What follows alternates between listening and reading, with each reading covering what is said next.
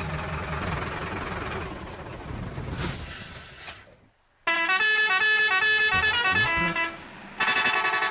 गोली अखियां न मारे कुड़ी ठा करके गोली अखियां न मारे कुड़ी ठा करके गोली अखियां न मारे कुड़ी ठा करके गोली अखियां न मारे ठा ठा करके सुनिया कि तेरी गेम बड़ी स्ट्रॉन्ग पंगा ले आनी तू मुंडे नाल रॉन्ग मेरे उत्ते तेरा चलना नहीं टैक टैक दिल रखा विच बुलेट प्रूफ जैकेट मुंडा देसी ना मैं बर्गर बॉय बंदा मार दे मैं पुछदा नहीं वाई टेलीस्कोप विच होया जेड़ा फोकस हेडशॉट निशाना एडा चौकस लगी आया पैराशूट ते like I'm falling on a flop जीवे तेरी सोचा तो above जीवे तेरा चलना नहीं गोली अखियां न मारे कुड़ी ठा करके गोली अखियां न मारे कुड़ी ठा करके गोली अखियां न मारे कुड़ी ठा करके गोली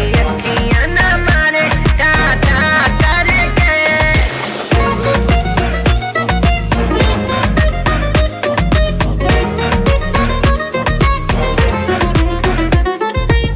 Oh boy, don't cry.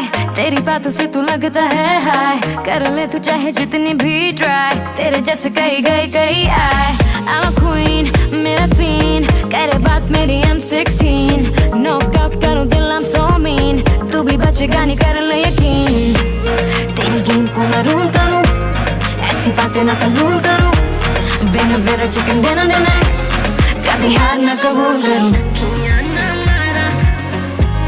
कभी हार ना कबूल करूँ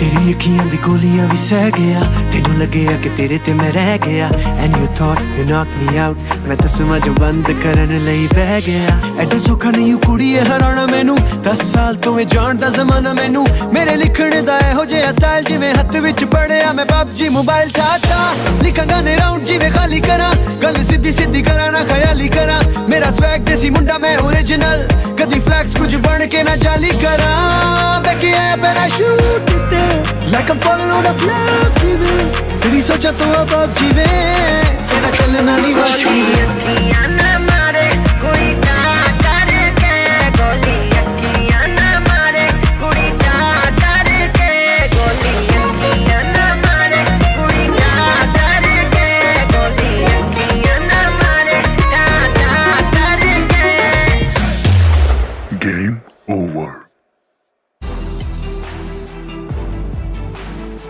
Team QWERTY in this one.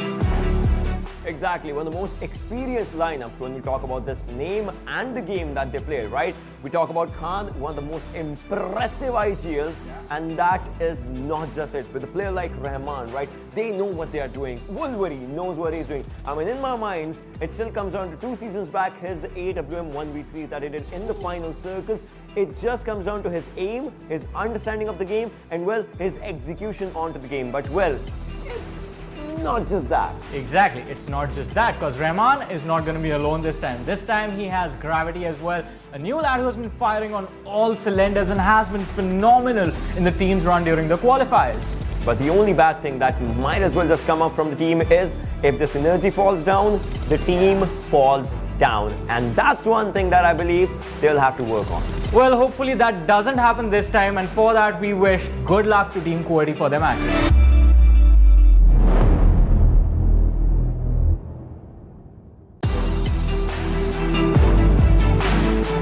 3x Esports. Well, definitely a team that we have seen the sheer gun power in the recent qualifiers. So a team known as I8 has the real gun power. Apart from that, if I see any team that can match the sheer aggression, it is going to be a 3x Esports. I think the 3x just represents their gun skills inside of the game. But let's not forget Miracle and Ali. The duo is also super amazing to watch. I feel like these two have capabilities of taking down entire 4-man rosters all by themselves.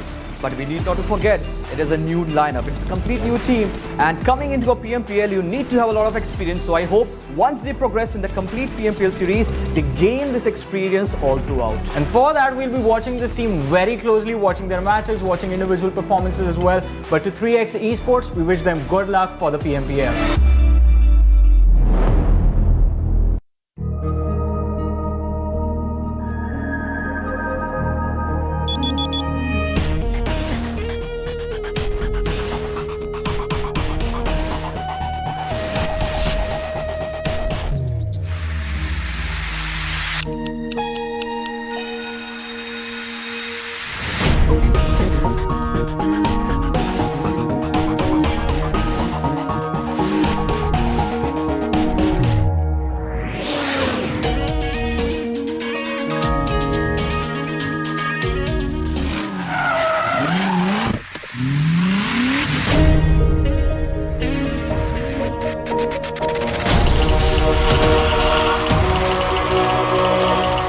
PMPL exclusively for Pakistan.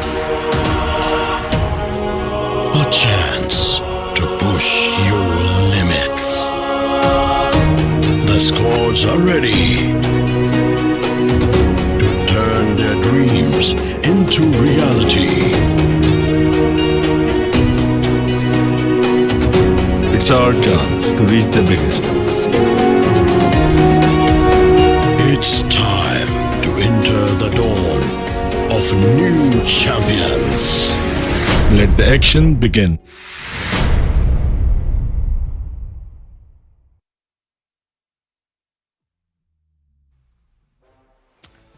Hello and welcome, ladies and gentlemen, to the final day of the first Super Weekend of the PUBG Mobile Pro League Pakistan Spring 2022. Of course, before we have the event started, a huge shout out to Oppo, who are of course PUBG Mobile Pakistan Esports official smartphone partners. As we head along to the day, joining along with me is of course going to be LakshaI as we head in to yet another fresh day. What are you expecting, mate? Dude, again, when it comes down to summarizing day 1 and day 2 of the Super Weekend, it has been absolute chaos and mayhem that's been created in the lobby. So when it comes down to final day of the Super Weekend, I'm keeping my fingers crossed that the teams that find themselves on the bottom of that leaderboard, I mean, when the day started off yesterday, we had FMxR3D walk away with a chicken dinner. An amazing turn of events for their side. But as the day progressed on, they were not able to sustain that sort of a lead that they created. So today I'm hoping that the few teams from the second page are able to just bring that lead forward and then sustain that lead as they progress on through the day. So I think, long story short, you would want the teams on the bottom half to rise up and get some position in the higher order is, I think, what you want to say. And yeah, of course, we would love to see that, especially a few of the names that we do have. Magnus, Regicide, who showed some promising signs yesterday, but eventually, still they've got to find their way through that kill department that they kind of, bugged around with. But right now, before we have the day started, for all the new viewers out there, let's take a look at the format explanation as to how this year's PMPL is going to be panning out through. So as you know, teams have been divided into 5 groups each, and in every group we do have 4 teams that will be battling it out during the league days. Now the top 16 teams from the league days will be heading to the respective Super Weekends, and Super Weekends is where it's going to be a battle for 3 days, and that is where they'll be all battling it out, and the points that you sort of accumulate during the Super Weekend will only matter. And towards the end of the 3 Super Weekends that we have, the top 16 teams head into the finals, who will be contesting for this whooping prize pool of 1.76 Pakistani rupees, 76 crore Pakistani rupees. And well, if that's not some big money, I do not know what is, LakshaI. Well, again, as you talk about money, we do have to mention that when it comes to the Super Weekend, every single team that walks away with a chicken dinner already has $500 in the bank. And that itself has been quite a big leap from the side of Quantum Rage, where they have been able to accumulate quite a big chunk of that bank, of that Super Weekend chicken dinner winner money. Yeah, I mean, they've already managed to get $1,500, and that's a Yes. lot of money, almost around 2.4 lakh Pakistani rupees. And how did they do that? They accumulated a lot of points and got that chicken dinner. So if you are getting a chicken dinner, you're gonna get 15 points. And so what? The point structure sort of says that the points keep on reducing till the point where you, from 13 to 16, you get nothing. 8 to 12, you get just that 1 point. So clearly understood, if you are the bottom half, you've got to settle with at the very best with just 1 point. So you've got to keep your focus, trying to be always at least around the top 5 to make sure you have accumulated a decent amount of position points. But now we're going to take a look at the squad rosters for this Super Weekend, as we do have SALTxi8, amazing comeback. We do have Quantum Rage with us still on that TBD top position. QWERTY Esports, this is also one of those teams that really made a comeback in that final game yesterday, as 52 Rage Esports, they're still somewhere down the line struggling to find their groove. Absolutely are. And as we move on through to the next set of teams that are part of the Super Weekend, we've got Freestyle FS, who have had a wonderful run, is what I would say, when the journey started off for them. And of course, as the days have progressed on along, there's been a little bit of a hiccup situation for their side, but nothing taken away from their position, which is comfortable on the 8th as of now with 72 points. As we move on through to Team H2E, now this is a team that has definitely showcased a different resurgence altogether compared to the league play days, because this team find themselves on the second in the overall standings, 112 points to this team. The consistency from the side of H2E has been so very immaculate. On the other front, on the contrary, in fact, would be the side of FMxR3D, who yesterday, as I was talking about it, Erangel first game, they got a wonderful chicken dinner with 16 elimination points, but as the day progressed on, they were not able to sustain that sort of a lead for themselves. Oh yeah, I mean, the consistency is somewhere they're still trying to find a good position in.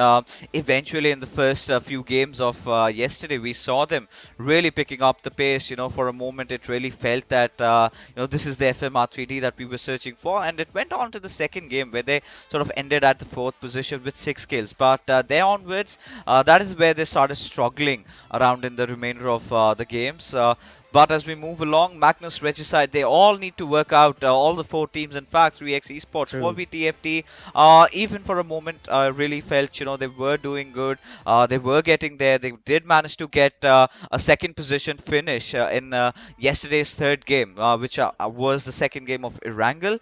But one look at the overall rankings before we have our first matchup of the evening getting started off. As you can see, SALTxi8 making some huge strides, as they've already crossed that 100 marker, and clearly you can see that 63 elimination points is something that all the remainder of the teams would be looking out for. They've been aggressive, they've always showed that sort of a compassion. But today, they've got to focus on getting a few more position points. And if they sort of maintain that consistency, Lakshya, I think they might just topple over Quantum Rage. It is very much possible from the side of SALTxi8, because the way that they've been able to play second day of the Super Weekend, it is definitely a resurgence from their side. As we move on through to the second page of the leaderboard, where we do definitely want to be able to see some comeback stories. Right off the bat, we're looking at 52 Exchange on that 11th position, along with Team TUF on 12th, and then comes the teams that you were mentioning a couple of minutes ago as well: Magnus, 4V, XTFT, Regicide, 3X. All of these teams, they are going to have to try their level best, because today is their final opportunity to be able to make that sort of a comeback story, not necessarily, but still get closer to the point structure that has been created on the first page. Oh yeah, I mean, of course they will have to do, as we take a look at Team TUF, who managed to scrap off a chicken dinner yesterday, right? Just stealing it away from SALTxi8 in the final game. Not a lot of kills though, but still, they're getting there. As long as you're getting those chicken dinners, you're getting yourself those 15 points. But as we take a look at how this team has been performing, Joker surely has been the standout player, accumulating 21 eliminations for himself, and not by far behind. We do have Edgar with 16 eliminations to his name as well. Now we've got to consider the fact that Joker has managed to get 21 eliminations in just 15 games played. So clearly shows that he's in here for some serious business. As you can see, the graph for TUF is steadily increasing, and hey, that's a good news. It definitely is. I mean, we did see some resurgence as we were talking about it in the final game of Erangel yesterday, where they did steal, actually, literally, they stole that chicken dinner away. But nevertheless, I mean, they got those points for themselves. And as you so perfectly mentioned, when it comes down to the final game that they had, yes, that was good. Now, let's just hope this upward graph slowly and steadily keeps on progressing for this final day.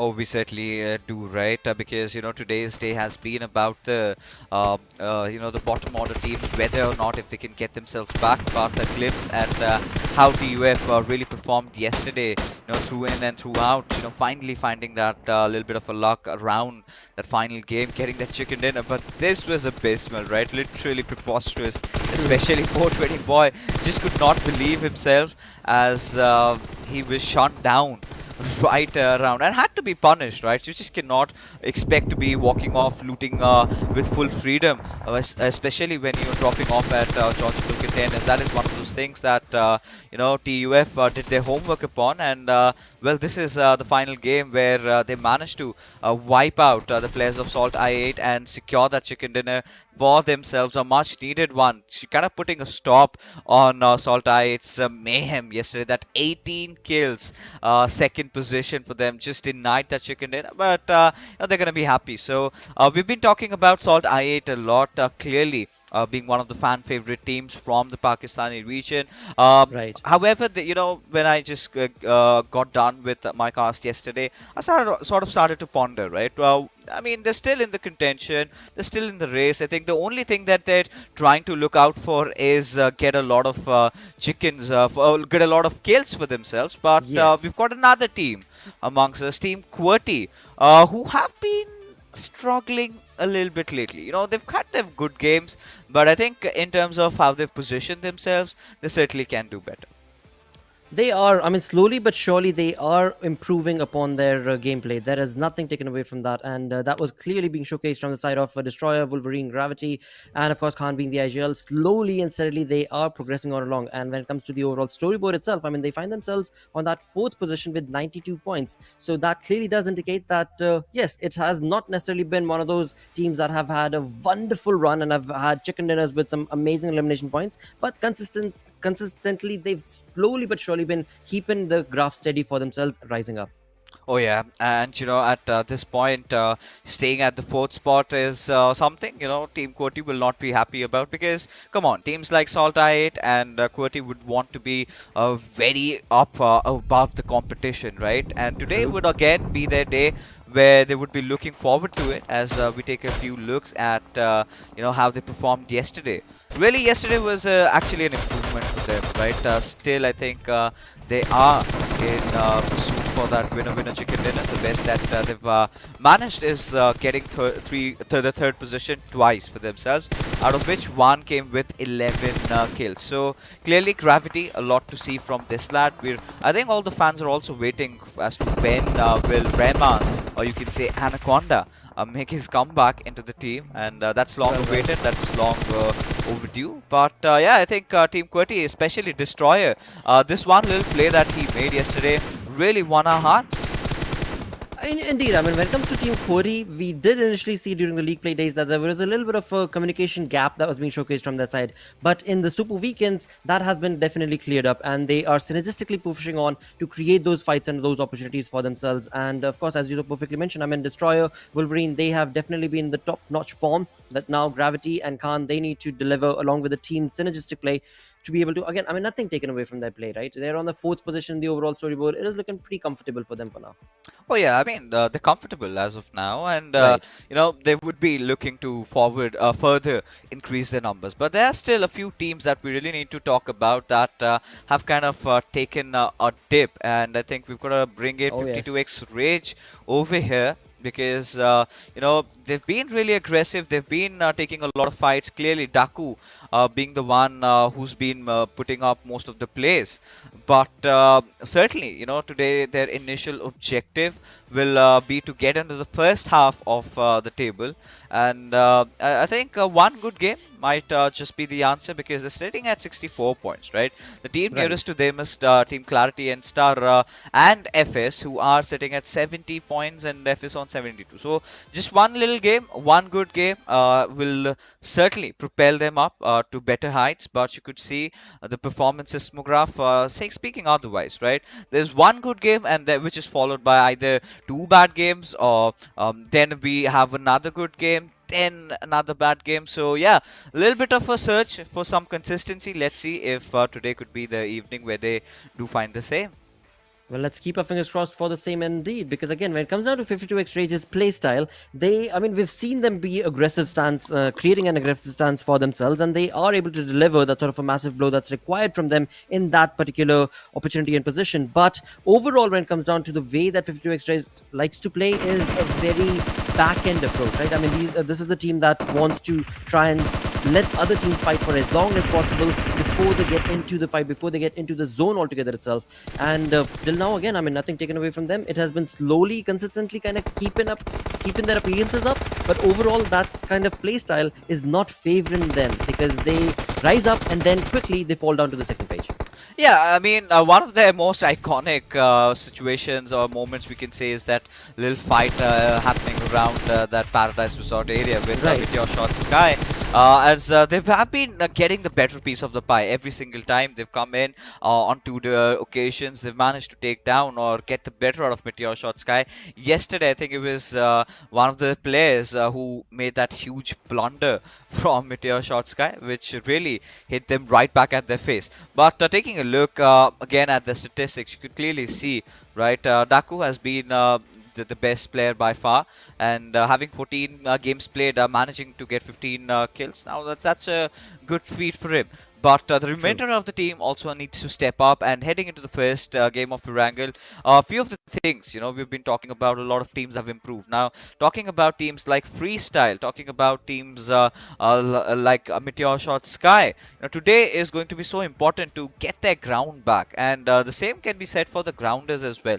They started off the day on a really good note. I think they were in the top 3 position, and since the 8th game, we did see that a little bit of a dip in the performance. But as we take a look at the schedule for today's evening, it's going to be the same for throughout the Super Weekend. We're going to start off in Erangel, then move on to Miramar. We're going to have 3 Erangel throughout the day. The 14th game is, of course, going to be Sanhok, in which we really expect a lot of unexpected things to happen. And yesterday was one of those moments where SALTxi8 finally managed to get that chicken dinner, get that extra $500 to themselves out of a match which nobody has a lot of expectations from, especially in Sanhok, and they took early casualties, right? They lost one of their players. Despite that, they still came out through. But taking a look at the Erangel map chances, we do have Quantum Rage being really consistent, right? Even in terms of if they're not able to succeed with getting a lot of kills, they somehow make up for it in terms of the position points that they accumulate.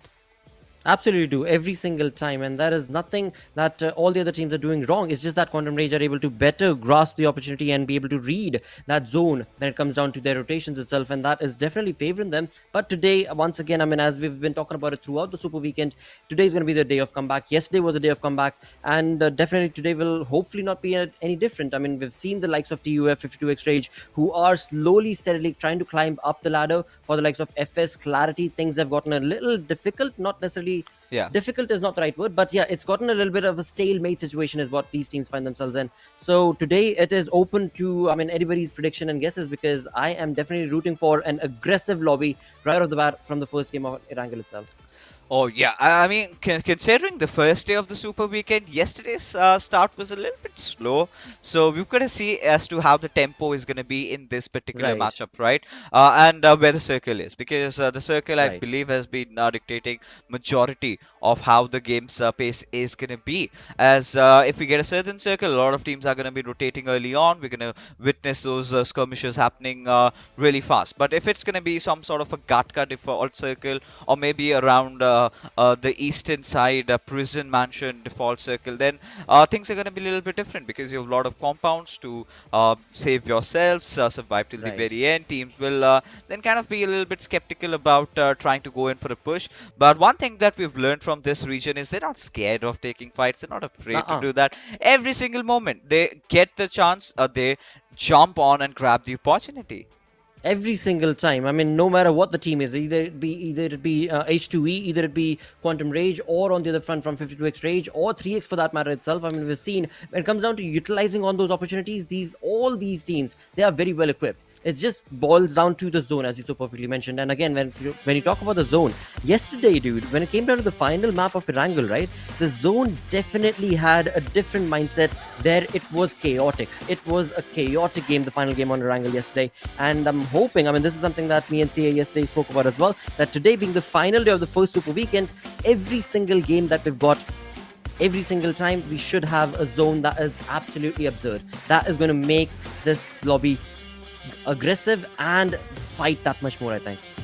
I mean, we'll find out, and let's head in directly as the flight path trajectory heads in from Peripere towards shooting range. So a lot of teams that tend to go towards Yasnaya Polyana, especially teams like Quantum Rage, now they will have to take some second thoughts at that. However, Clarity, they've got to make sure that they come up with a plan as to how to deal with TUF. And for sure, one thing out there, 420 OP boy is not going to be coming in alone today, because if he does, he's going to be in for a bashing out around here.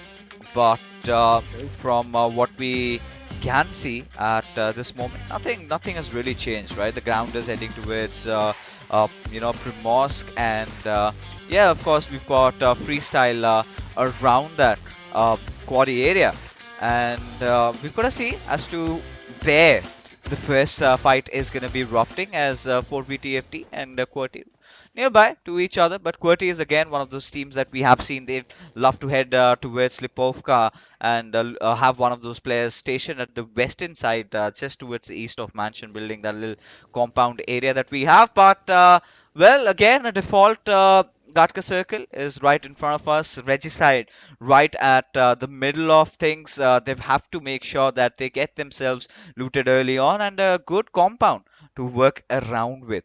As for now, SALTxi8, they're going to make sure that they're going to be looting a lot faster. And this is where, I would suggest get your loot done really fast and quick. Head inside the circle, hold a good position. Eventually, they're going to find a lot of kills, but still yet to see what their approach is going to be as Team QWERTY. They've been taking a longer parachute traveling distance, as Gravity right on finding the vehicle spawn, as he will get along with his teammate Wolverine, and would be heading towards Lipovka. That has been the go-to approach for the boys. And now this is where the concern really arises, right, Plotter? Because for the fact, they've got to be they're going to be heading towards that eastern side. You've got to go there. You do not have enough time, because in the next a minute and 30 seconds, this zone is going to shrink in soon. So we're going to be expecting, the boys from QWERTY to be having a little less loot compared to the other teams in the lobby, who are really comfortable inside the zone. They're enjoying that moment. And for now, let's see what can these boys do.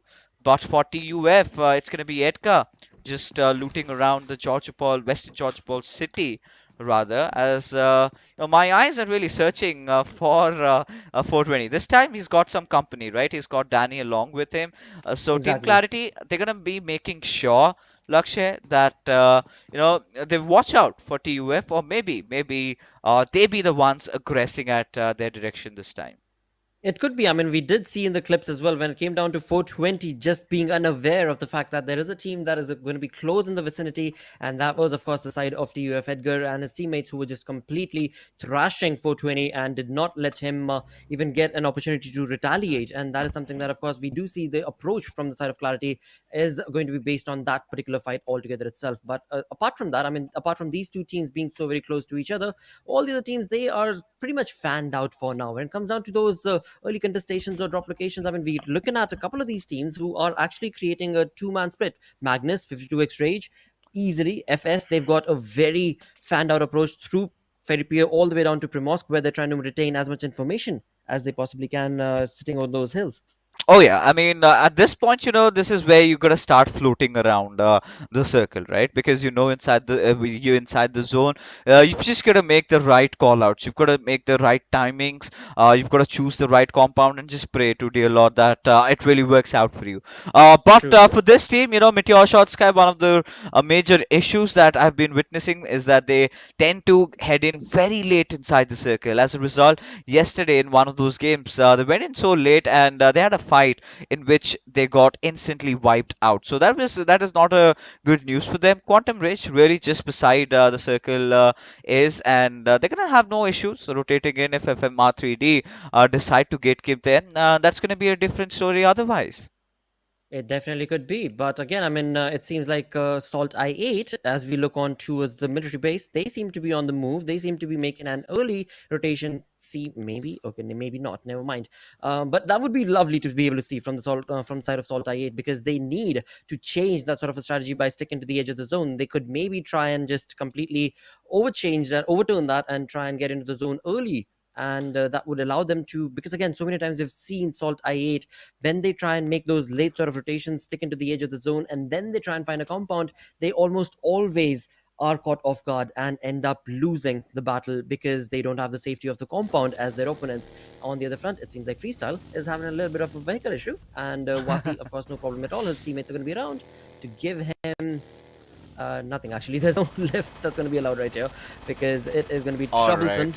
for them to actually get this thing fixed. Yeah, now it's just gotten worse.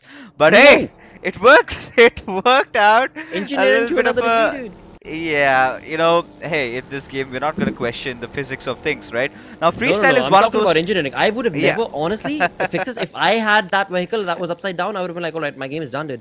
I cannot do anything. And look at the resilience from these dudes. Oh, I mean, they don't give up, do they? But one thing with freestyle, I think it was during the PMSC, the boys were having fun. They were just using the glider and just hovering around the map. And we would love to see a glider, especially in the PMPL, right? Gives you so much of vision, gives you so much information to work around with. Of course, does come with a lot of setbacks that you become the delicate darling high up in the sky, and with the way these players are really adept at their shooting skills, they might just go for a bird hunt, and they're going to succeed at that. So you've got to take your trades properly. So let's see what, or rather, if we do get to see a glider in this one. But yes, Salt I8's Crypto, one of the best players that Pakistan has ever produced in quite some long time, has been struggling in lately with a little bit of form, especially in those close win situations. But still, one of those players that you can always rely on, as Right. he's slowly but surely getting there. But we do have some initial skirmishes, some kerfuffles happening between FMR3D and 3x Esports, as FMR3D wanted to rotate inside the circle. They meant no harm, but were caught by the players of 3x Esports. See, this is the second or the third time that I'm looking at when it comes to 3x Esports' approach to a fight. Ali is the man who always goes out for those flank angles. And he is, I mean, again, nothing taken away from the way that the team is sitting on the leaderboard, but the play that they're making, that is top-notch, crisp and clean. And that is how you're supposed to be able to create those sort of angles to be able to take the fight in your advantage. So that is commendable, of course, but somewhere along the line, overall, when it comes down to just from one game to the next, sticking to that rhythm, that is where 3x just completely loses the momentum, sadly. Oh yeah, I mean 3x Esports, I think their primary issue has been with the positioning points, right? Nothing else. I think in terms of taking fights, they have been looking sound. They've managed to pull off a lot of disappointments, and they've got that little bit of a rivalry going on with the players of Salt I8. Now they might deny the fact, but we've all seen that. There's been so many occasions that they've been heading along fighting against them, and somehow they managed to tend to meet against each other. As we speak, we've got the first airdrop right in front of us. It's going to be the AWM, as Teen Wolf would be right walking at Thor's direction, this time being a little bit careful, but 420 boy, he is going to be kicking himself in the foot as he gets knocked down right out in the open, and Danny, he's gotten in to get that res back up. But TwEsports, this is the moment which they should really capitalize, and they're not doing it. Well, they're taking it slow and easy. I mean, they do know exactly where the opponent is, but it seems like the sight is going to be an issue where we do see a red dot being used from the side of Joker. So we did see Edgar try and bring in a little bit of, I think it was a 3x that he had, but yeah, that does make a little bit of a difference as well, right? If you don't have enough information, even though you've been able to get a player knocked, you end up double questioning your own self that should we not, should we not? And those couple of seconds itself is what the opponent needs. And that is where Clarity, of course, were able to get that revival done. And no team stays the wiser as no elimination was confirmed for any of those teams. Yeah, I mean, somehow they've managed to escape, and yeah, I think Clarity will be breathing a sigh of relief over there. But Malik finding Shaw out over here as yet another casualty for FMR3D, as they were just trying to, traverse around. Still, this time as well meant no harm really, but being caught off guard by the boys over there from Freestyle. As Malik, he's going to try and get Pika as well, as he's going to pepper down a couple of bullets. Nothing really connecting, and now it's a wise decision just to back off, get yourselves a good position, find some decent cover, get yourselves maybe to a higher ground, somewhere around a little bit of a dip, and that is what the intention is going to be. But for Pika and Finisher, they've been dropped back. Or they're playing on a back foot right now, as they've got to focus a lot on those position points in this game.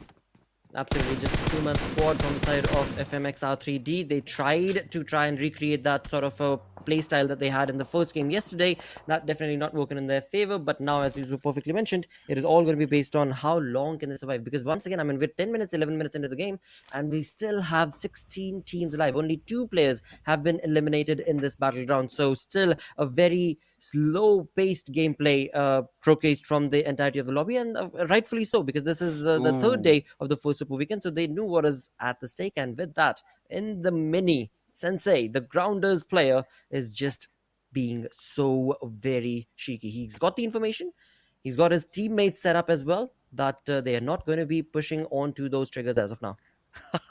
Look at how they've positioned themselves. Right? Sixo could do better with hiding his buggy a little bit if he wants to maintain that stealthy play for him. But this is a replay as to how Anubis really got caught off guard, and he was in such a dire situation, could do nothing about it. A little bit of a glimpse over at Edgar's knock on 420 OP boy as well, as things did not work out then and there also. But Malik making sure gets the better out of Shaw, as we do have QWERTY this time getting the better out of 4v Now this is again another of those rivalries that we've been witnessing for quite some time, as if my memory serves me right, it was yesterday where QWERTY again wiped out the entirety of 4v somewhere around that particular area.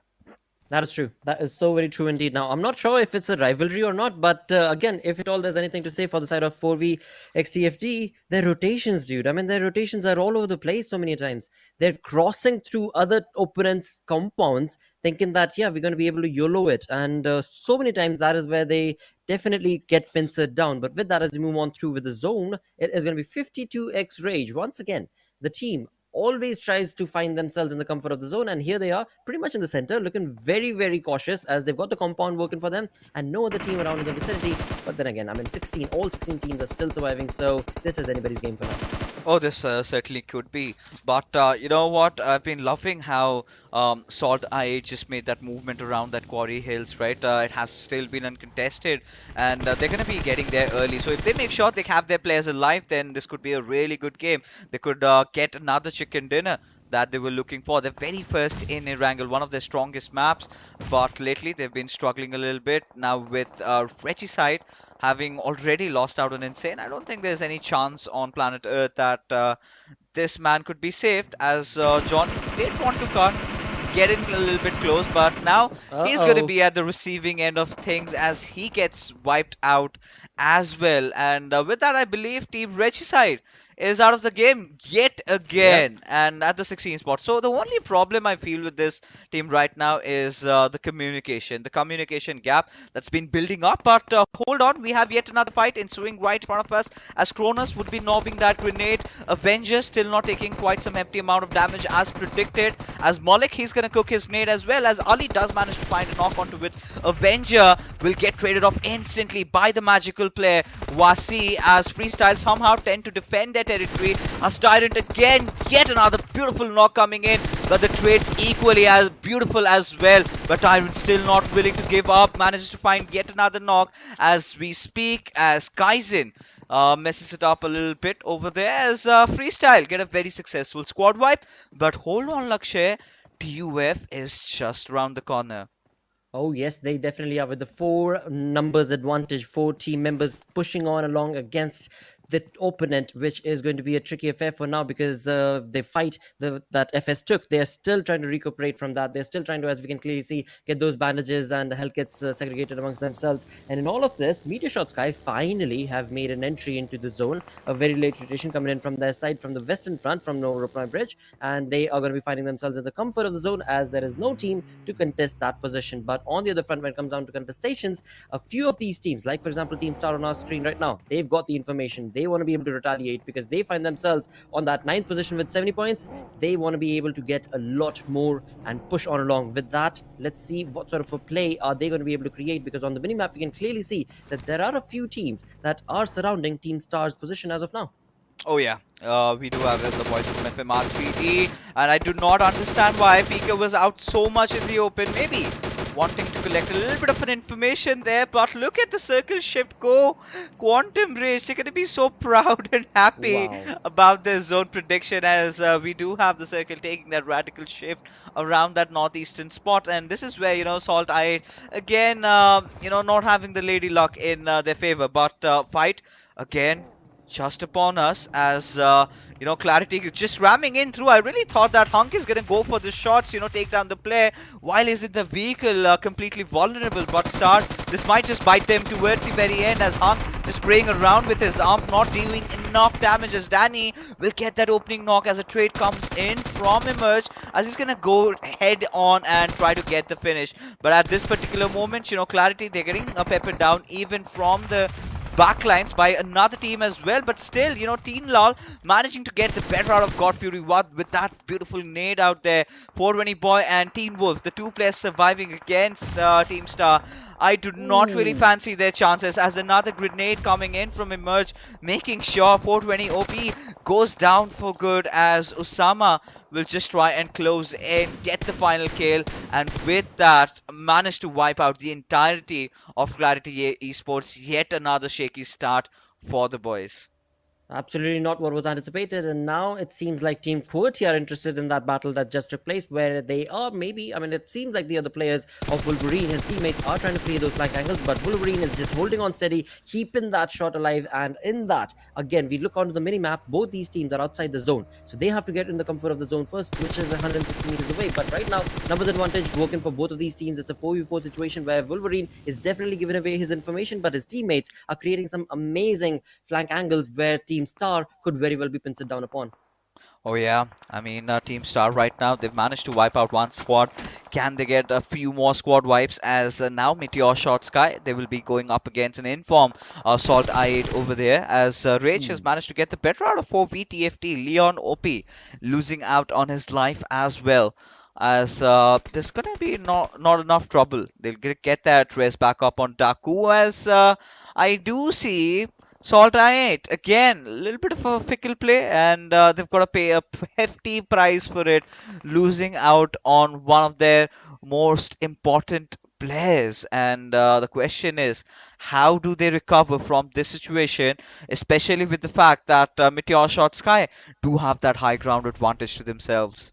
Exactly, and their teammate Ghost is so far away from the position that SALTxi8's players are going to be in. It is going to be Metershots picking, but is it going to be that easy? We shall have to see. On the other front, it is going to be the Grounders, who seem to have finally caught up with 4vxTFT, and 4vxTFT find themselves in a little bit of a ditch situation. But one side is going to be 52xRage, the other side is going to be the Grounders, and 52xRage, having the comfort of the compound, are going to be pinstring down on both of these teams. Now, a utility setup from the side of 52xRage. There we go. Zen bringing in that perfectly set up nade, and this is where things are going to be that much more tricky for the Grounders. Well, the Grounders as well as 4vTFT, but it seemed like the Grounders had the better Oh! fight against the players of 4VTFD, but that's definitely not seeming to be the case, where 4VTFD did do a little bit of damage where Mr. Black was brought down, but now is the moment for 52x Rage to shine with 3 defeats already confirmed for their side. They push on along. Daku with the UMP, absolutely going to be princing it down. His opponent Sensei goes down, just a one-man squad that's going to be sharp there. What exactly is he going to be able to deliver against the 3-man army? That is going to be Daku, Pharaoh, as well as, again, I mean, all 4 players actually. They are looking absolutely in control of this fight. The Grounders have to run away, and that is exactly what the final player does. But now getting back to yet another beautiful fight as Ghost also gets wiped out. One with the dust over here as Ash is going to continue that spray as he finds Tyrant as MetershotxSKY. Well, this is a team on a mission today. The way they've started off, you know, getting the big guns taken down. You know, now SALTxi8 again reduced to a 2-man squad. But for Dread, that has to be one of the best grenades that he has lobbed right now. Getting one of those players off star knocked out. But where's the cavalry? Where's the backup? Is it even going to come as well? As SALTxi8, they do want to put a little bit of assault on Star's wounds as they managed to steal a few kills out of there. Hunk's kill being stolen over here as SALTxi8 successfully are able to wipe out Team Star. And getting a few elimination points, they're going to be happy with what they have accrued for themselves. Absolutely, and as they move on away from that position, now we've got 18 surviving in the zone. 52x Rage looking very comfortable, but right next to them in the vicinity is going to be H2E, and above all of their positioning is going to be Quantum Rage. And look at that, Quantum Rage, they were a man down, in fact 2 man down. They're going to get that revival done, and along with that, they've been gifted from the PUBG gods a crate right on top of them. So that is definitely going to be helping out Quantum Rage's performance, maybe if they choose to end up going for that. But right now, it is going to be just information that they have been able to accumulate because they are on top. And right next to them is going to be Team QWERTY. So a very tricky situation where these teams find themselves in because every single team has a third-party situation going against them. Oh yeah, and MetershotxSKY, just when we were thinking that this could be potentially their game as Quantum Rage steal it away from them yet again as Magnus Esports. They're also going to be biting the dust as you know, Quantum Rage could just be in the best possible situation over here. IQ having been knocked out, there's not going to be enough harm done as he's going to get himself back up in that situation. As Zen this time, he's got his eyes on the players of Team QWERTY as Gravity also falls down as now Zen does manage to shift his attention elsewhere, this time at the players of HDE as Alpha, one after the other, he's going to be accumulating those knocks for himself as he's managed to take down Abdullah in the process. Now this is where we were sort of anticipating a cover fire coming in from Joker, but it's going to be Assad who manages to deliver as this another circle shift, this time favoring the boys of H2E. Now the question still prevails, what can they make out of this? Well, they find themselves in a little bit of a ditch where both the sides are hills where teams are set up. So for the side of H2E, they better start utilizing those smokes and get away from that ditch. That again is a cover as well as their demise because the zone has moved on to them now. And when it comes down to the minimap itself, we can clearly see for the side of Quantum Rage, things are a little tricky because they're going to have to get out in the open. Team QWERTY, the same case for their side as well as 52x Rage. Then there we go. Perfect utilization of smoke. H2E find themselves in a little bit of a back-end situation, which is absolutely fine as long as they're able to hold that position strong. But in all of this, the team in the purple still holding on steady, and that's going to be the side of SALTxi8. Yeah, again, the 2 most dependable players of the squad. Yep. Now, they've got a very good position to really fight around with. You know, they're away from a lot of traffic. They do not have to worry much as Assad. He's just going to go ham at the players of Quantum Rage. Still not being able to find much. But now SALTxi8, the players have been spotted out. A little bit of a spray coming in over there, trying to get the better out of him as Faster finds a beautiful knock on Dread. As the trades are going to be from QWERTY's side rather. As Faster goes falling down as Team QWERTY decide to charge upon the players of 52x Rage, but they've got to count every single movement how they're making. As Pharaoh this time, he's not gonna let Khan slip by with his Uzi, manages to get that knock, but how long or rather how deep can they dig as it's gonna be nothing at all as 52x Rage just wipe out the entirety of QWERTY and now have their attention shifting towards H2E. Absolutely do. With 8 elimination points already confirmed for the side of 52x Rage, sitting on the 11th position as the day started off. They are looking like they're going to be making a pretty big jump. But as soon as my word, H2E's Hacker comes in along and takes down Zen from the side of 52x Rage. So 52x Rage also not going to be able to push on away from this position. With that, 4 teams remaining. Team H2E with 4 players still surviving. Pan is going to be able to get that revival done. Quantum Rage being very, very quiet. SALTxi8's 2 players are being very quiet as well. So let's see how exactly is this going to turn out, because for the side of Team TUF, they are wanting to deliver some mayhem and chaos, and that is what is going to be delivered in the name of that perfectly set up nade from Abdullah. Oh yes, and this is what the UF really desperately needed, and yesterday we do know they managed to get the chicken dinner. Can they do it in style? Quantum Rage right at the backlines, but Spark, somehow he's kept his team alive over there.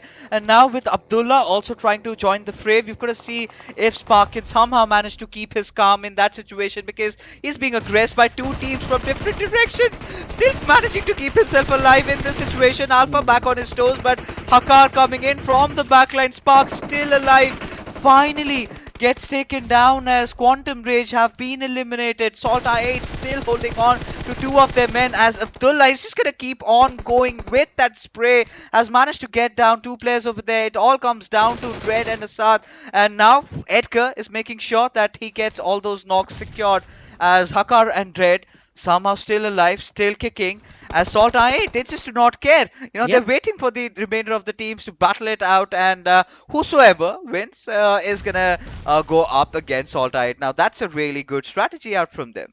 It is definitely going to be working for them, because for the side of H2E as well as Team TUF, I don't think they even have an idea or a clue as to where that 3rd team is. Of course, they know that there are 3 teams around in the vicinity in this zone, but where exactly is that the case? Well, nobody knows for sure, because again, TUF is being pincered down with those nade parades being showcased from H2E and vice versa as well. And along with all of that, Abdullah is down. So Team TUF, they need to get that revival done as well to be able to get that numbers advantage still working for their side. But again, so cheekily, very low-key play being showcased from the side of SALTxi8, and this is where chaos could very well ensue, because SALTxi8 have reached the edge of the zone. But now, as these teams, for example, Team H2, I mean, they've got 20 meters to go, so that cover is not going to be able to survive, make them survive for long.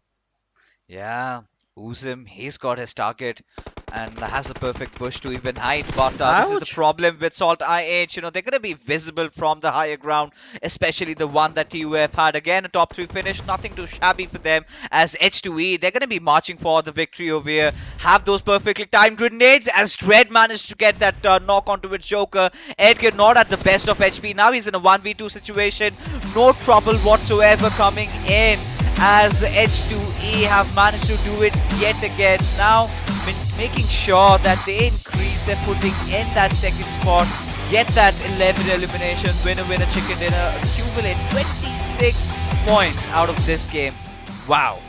Wow, indeed. As the day started off, we were talking about how Team H2E is a team that has completely changed the way that they play during the league plays compared to the Super Weekend. And again, they are here just delivering the exact same sort of onslaught to the lobby altogether, where we did start the day off with H2E finding themselves on the 2nd position with 112 points. Now, with 11 eliminations, along with the chicken dinner confirmed 15 placement points, this is a team that is on a roller coaster boom, and they just want to be going up and up and all the way through the chart of this of course match ranking. You know, I think they have reduced the gap that they had with MetershotxSKY, considering the fact that, you know, for a moment MetershotxSKY, well, they were looking good. They were looking good, no doubt at that. They're still holding on to that 1st position, but now they do have H2E right at their tails, and you know, never know. You know, once DRS gets activated, they might just cross over. And here in the realms of PUBG Mobile, of course, DRS means a chicken dinner, a good game. And if that happens, then, you know, we of course do have the Formula 1 racing also happening around in Jeddah. So that's a different story altogether. But we're in here for enjoying this entire beautiful journey, as we're going to be talking a lot about this match, but after this short little break. Go!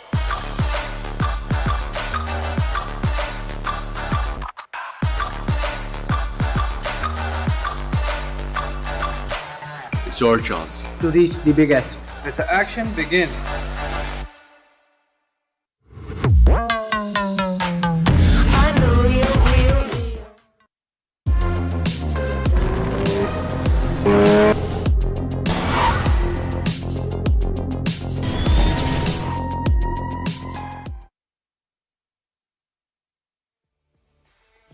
Right, And- ladies and gentlemen. Yeah, of course, Blotter, you had a thought there. No, nothing. I was just going to say, and first game comes to an end. 4 games still remain for this first ever Super Weekend right here at PMPL Pakistan region. Oh yeah, I mean this is exactly what we came in here for. Now it all came down to the top 3 teams being alive for quite a long time, but Hacker finds himself to become the MVP, and I think this is the second time for this player. He's been doing really well. 6 Yep. elimination in this game. We did see H2E picking up a lot of fights, right? They were not shying away. They were being very opportunistic, so as to speak, right? They found the right areas to capitalize. They found, when the teams were at their weakest, and they made sure that they punished them for it. As H2E, they were just waiting for all the fights to happen around, got the right opportunity, took the call, went in for it. Assad also providing that important cover fire from the backline. And this time, 52x Rage, my heart goes out to these players. The way they have been performing, especially Zen. They looked really aggressive from the very start, but the same old problem still persists. Consistency is where they're Yep. kind of struggling right now. Quite a lot. That is definitely going to be the case. On the other front, as you move on through to a team that has been pretty consistent, that's going to be the team of Quantum Rage, where IQ definitely sitting on that 5th on the top players list. Once again, Quantum Rage in this first game, they were caught in a very weird situation. In that small little dip where they had 2 individual teams trying to bury them basically with the nade parade that was being showcased against them, but nothing taken away from the play altogether in the previous 2 days of the Super Weekend for the play of QR. So that is going to be working in that team's favor. But as you move on through, Team H2E, this team is making strides. 2,325 damage dished out with 11 eliminations and 14 knocks, compared to the side of Team TUF, who are also delivering a massive blow when it comes down to the comeback story for today. Oh yeah, you talk about TUF. Yesterday they finished their evening with a chicken dinner. This time a second position. Well, I think they're picking up the pace, right? Now the players have sort of figured out. They've cracked the code. They know how to survive and still get a few kills for themselves. 7 kills they've managed, and 19 points out of just this one game is definitely gonna propel them up further, even in the standings. And clearly, this is where I'm gonna be anticipating them to be in the top 8 so far. But as we take a look at the match summary, it's again the majority of the players being from Team H2E. IQ, however, finds himself the longest distance elimination, and Zen dishing out the highest points of damage, because the teams that they had to go against, and somewhere down the line, I was feeling a little bit nervy in all those fights, especially thinking about how 52x Rage, they were being surrounded from every possible direction by the enemies, but still somehow managed to keep their guards up and still managed to get some decent points out of these games. Absolutely, and that of course is going to be favoring them, because when the day started off they were on that 11th position, but now after this sort of a play that they showcased, 14 points to the side of 52x Rage will definitely be boosting the morals as well as their position in the overall storyboard. Same of course the case for the side of TUF. But as we move on through to the latter half of this leaderboard, look at that again. R3D sitting right there on that 16th position. Regicide, Magnus. This is definitely a big cause for concern, I would say now.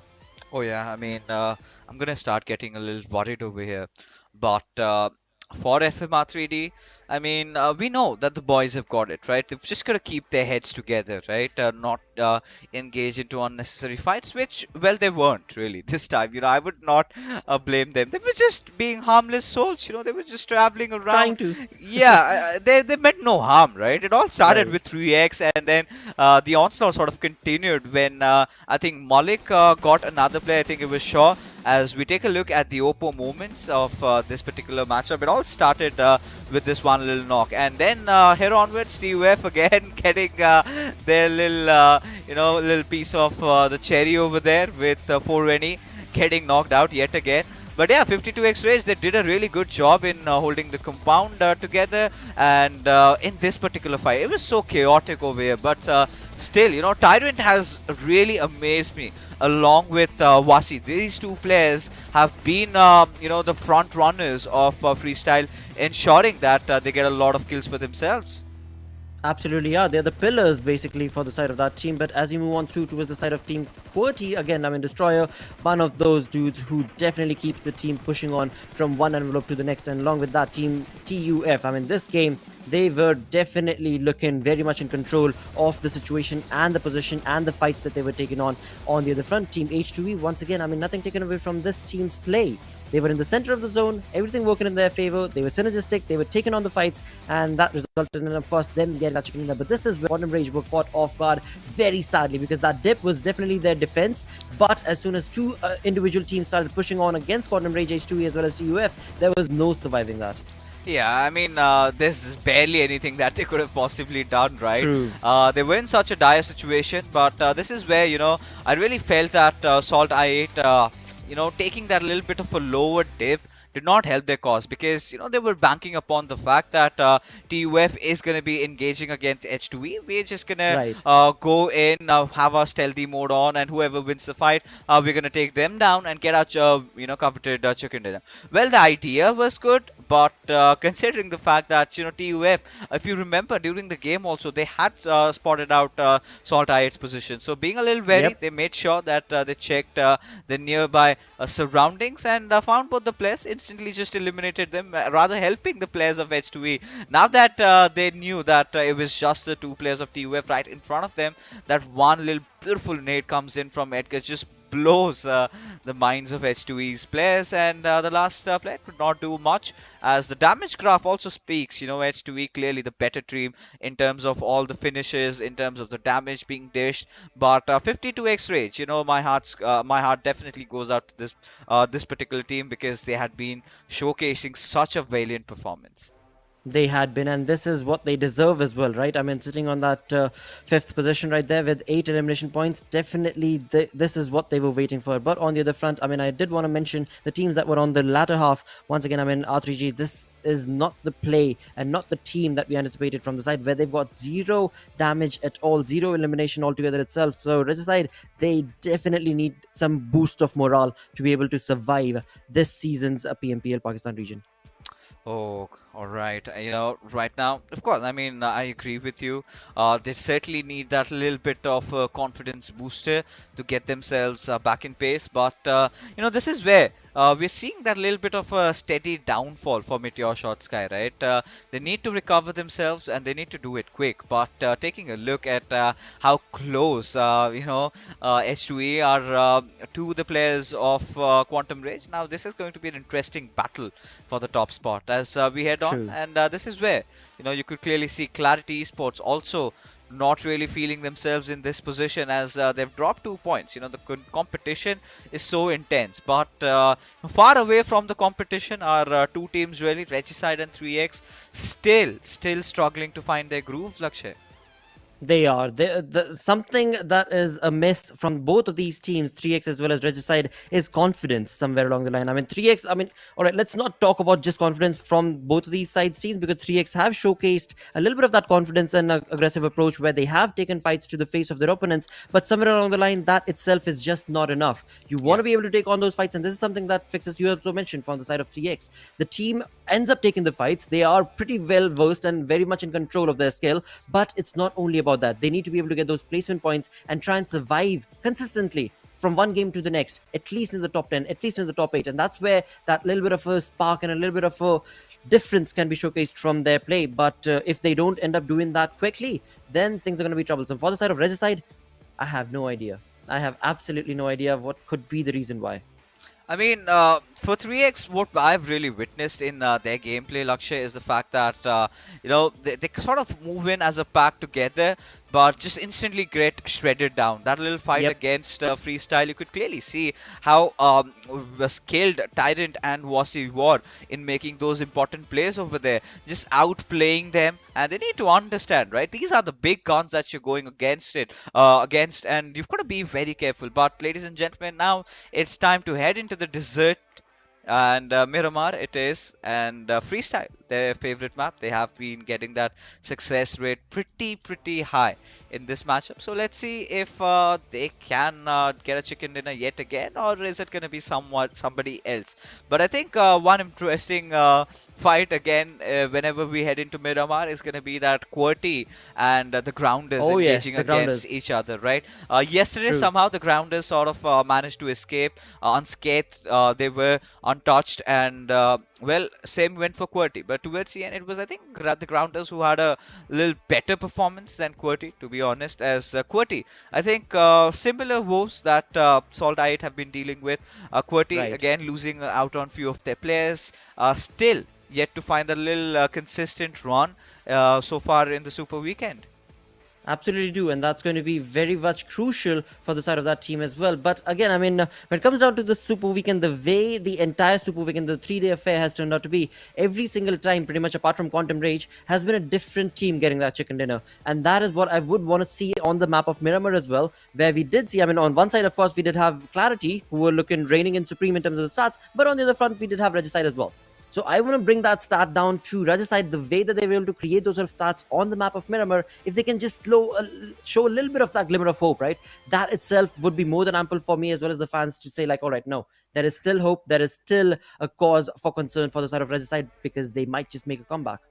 Oh yeah, they certainly can, right? It's still the early phases of the PMPL, and now heading into the Super Weekend. At least they've done a decent job in qualifying, at the very least. And they still have one more week to go. They've got to make sure that they get into the second Super Weekend as well. I think they're looking at the bigger picture, right? They're looking at qualifying for the finals, be one of those top 16 teams to be making it to the PMPL Pakistan Spring 2022's finals, and then just battle it out for the crown. Now, the biggest issue so far I've faced, or rather, observed with this team has been with the comms, right? They're just never on to the point. Now, of course, you do have players like Johnny. Of course, you do have players like Voltrux, but it's not going to come down to anything at all if they cannot work in tandem with each other, right? You've got to show that team play within yourself, as I can clearly spot out Tyrant really happy with the way he's been performing. He's got a little smile on his face as I'm taking a look at every single player, making sure that they are sitting up, making the right postures. As we did have a discussion around it, it's very important that you sit straight and you have the entire attention on towards the matchup. As here we go, the big bird in the sky, the match number 2 for the third day, ladies and gentlemen, right in front of your screens. As the flight path trajectory, quite interesting, at least for Los Leones visitors, that is going to be SALTxi8, as they have to find a vehicle to get in there. Absolutely do. And as we look on to the overall ranking, I mean, Quantum Rage sitting on that 149 points, but only 11 points shy. Correct me if I'm wrong, if my math is wrong, fix this. But 11 points shy is going to be H2E. And then as you move on down south towards SALTxi8, there's still a big hope and possibility for any of these three teams to make it into the top as long as they have a good game. Team QWERTY, they are just holding on steady on that 4th to 5th position, but as so perfectly mentioned by Fixes earlier as well, when it comes down to MetershotxSKY, there have been ups and downs, and that is something that started yesterday, because they were doing pretty good, but then after the day moved on from the third game, MetershotxSKY kind of started faltering down. I mean, they were having decent games, but not the playstyle that we have seen from them as they try and get into the top 5 to the top 8 in the match rankings. On the other front, when it comes down to the Grounders, FS, both these teams, they are looking ferocious as soon as they get into the fight. And as we clearly saw in the previous game, Team TUF made a very good run for the money as they moved up from the 12th position all the way to the 9th. So in the top 10 they are sitting, and just 1 point shy, they can move all the way up to the top 6. So definitely a possibility for the side of TUF as well. And with that, we've got the zone being drawn. Los Leones going to be the center of this entire saga, where Team H2E, we can clearly see, are going to be making that eastern jump all the way down towards Impala from the looks of it, and FS are going to be finding themselves near to the junkyard. But again, this is map of Miramar, so you do know for a fact that it is going to be a slow-paced game. Miramar teams like to take it slow. They want to be able to get the best loot possible for themselves, and that once is done and accomplished, that is when the zone starts pushing and constricting, and that is when the teams end up wanting to choose to take a fight. And that, of course, can Well, again, I'm looking at this team, the Grounders. I was going to say something else, but I just noticed that they have jumped in with just a 3-man squad this time around. So the Grounders not off to a wonderful start on the map of Miramar. Yeah, I mean, I was kind of surprised over here, Lakshay, to be honest, because, yeah, likewise, understanding the fact that dropping with QWERTY is not really benefiting any of these squads, right? It's not really healthy for them because they've always have that little bit of a doubt at the back of their mind. What if we face a casualty? So it's again going to be a wise decision just to change their drop location. Just head into the neighborhood, right? Go towards the house of the boss. Make sure that you get your loot done. But just in Hacienda del Petron, I don't think the entire squad is going to be finding all the loot. So they're going to be starting to enter in through the edges of San Martin.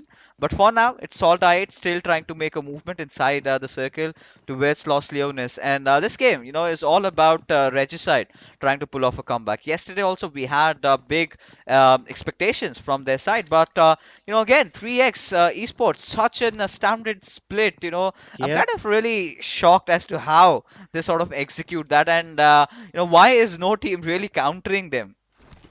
Well, for now, again, I mean, 3x, they're playing it safe. They're trying to keep themselves very close to the compounds, near to the edges, not letting their teammates, or rather their opponents, get to know that they are in the vicinity and getting all the information they are as they try and converge all that information to their teammate who's sitting at the edge of the zone. But once again, as you so perfectly mentioned, I mean, this is a very ballsy move coming in from the side of 3x, where they are sitting on that 16th position. But then again, I mean, you can look at that conversation two ways, right? One is it's a very ballsy move and definitely careless. On the other front, it's like, what do they gotta lose? They're on the 16th position. Bring in YOLO approach, go on all aggressive and try and take as many elimination points, as much of control of the area as you possibly can.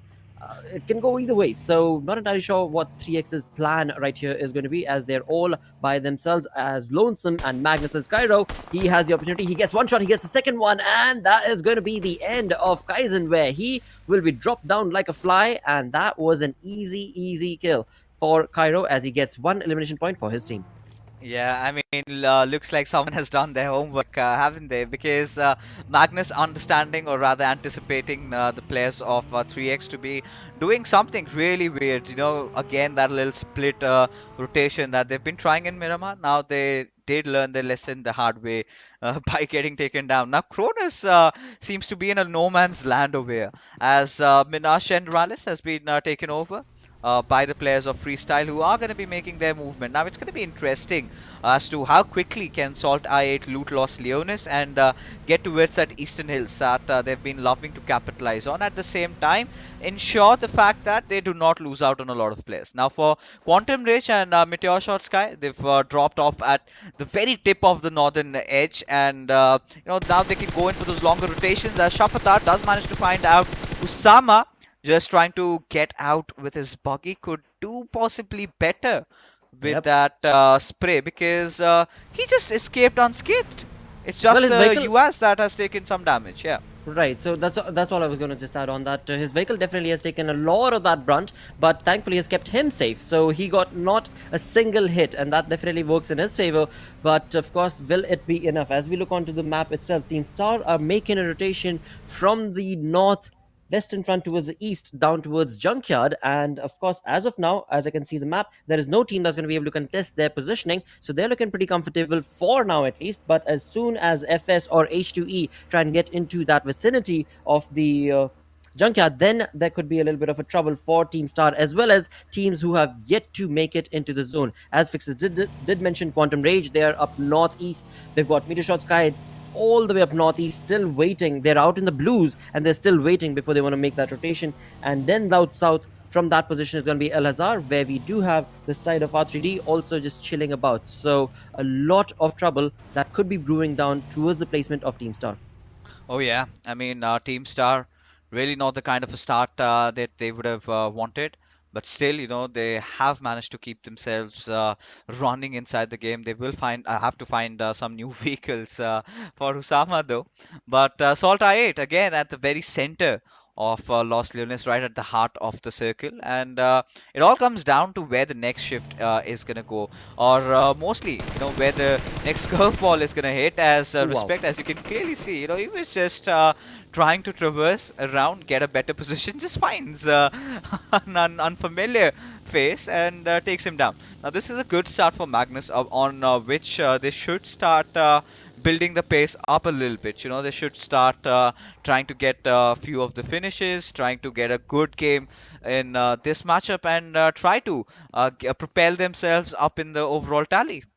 They definitely should, and they definitely have the capability to be able to do so. It's just what the other teams in lobby are going to be wanting to provide, because that again ends up being a big thing on the map of Miramar, where we do have teams who find themselves at the top of that hill. They've got the information, but then also they're not able to capitalize upon it, because the other teams, they are that much more synergistic, and they push on together and try and take that advantage away from you. And that is something that a few of these teams that you were just mentioning, who do need those points, but they're going to have to be really, really careful. And one of those is going to be R3G right here, Regicide, who are trying to do exactly the same thing as I was just mentioning. Get up top, get that information, relate to your teammates, but they're also easy targets. I think this is what I really like from Regicide. They need to go back to their previous approach. That is, if you remember those chicken dinners coming out, all they had to do was just hold on to that high ground, right? And pray that the circle really favors them. And if these two conditions are met, I think I'm looking at the comeback, right?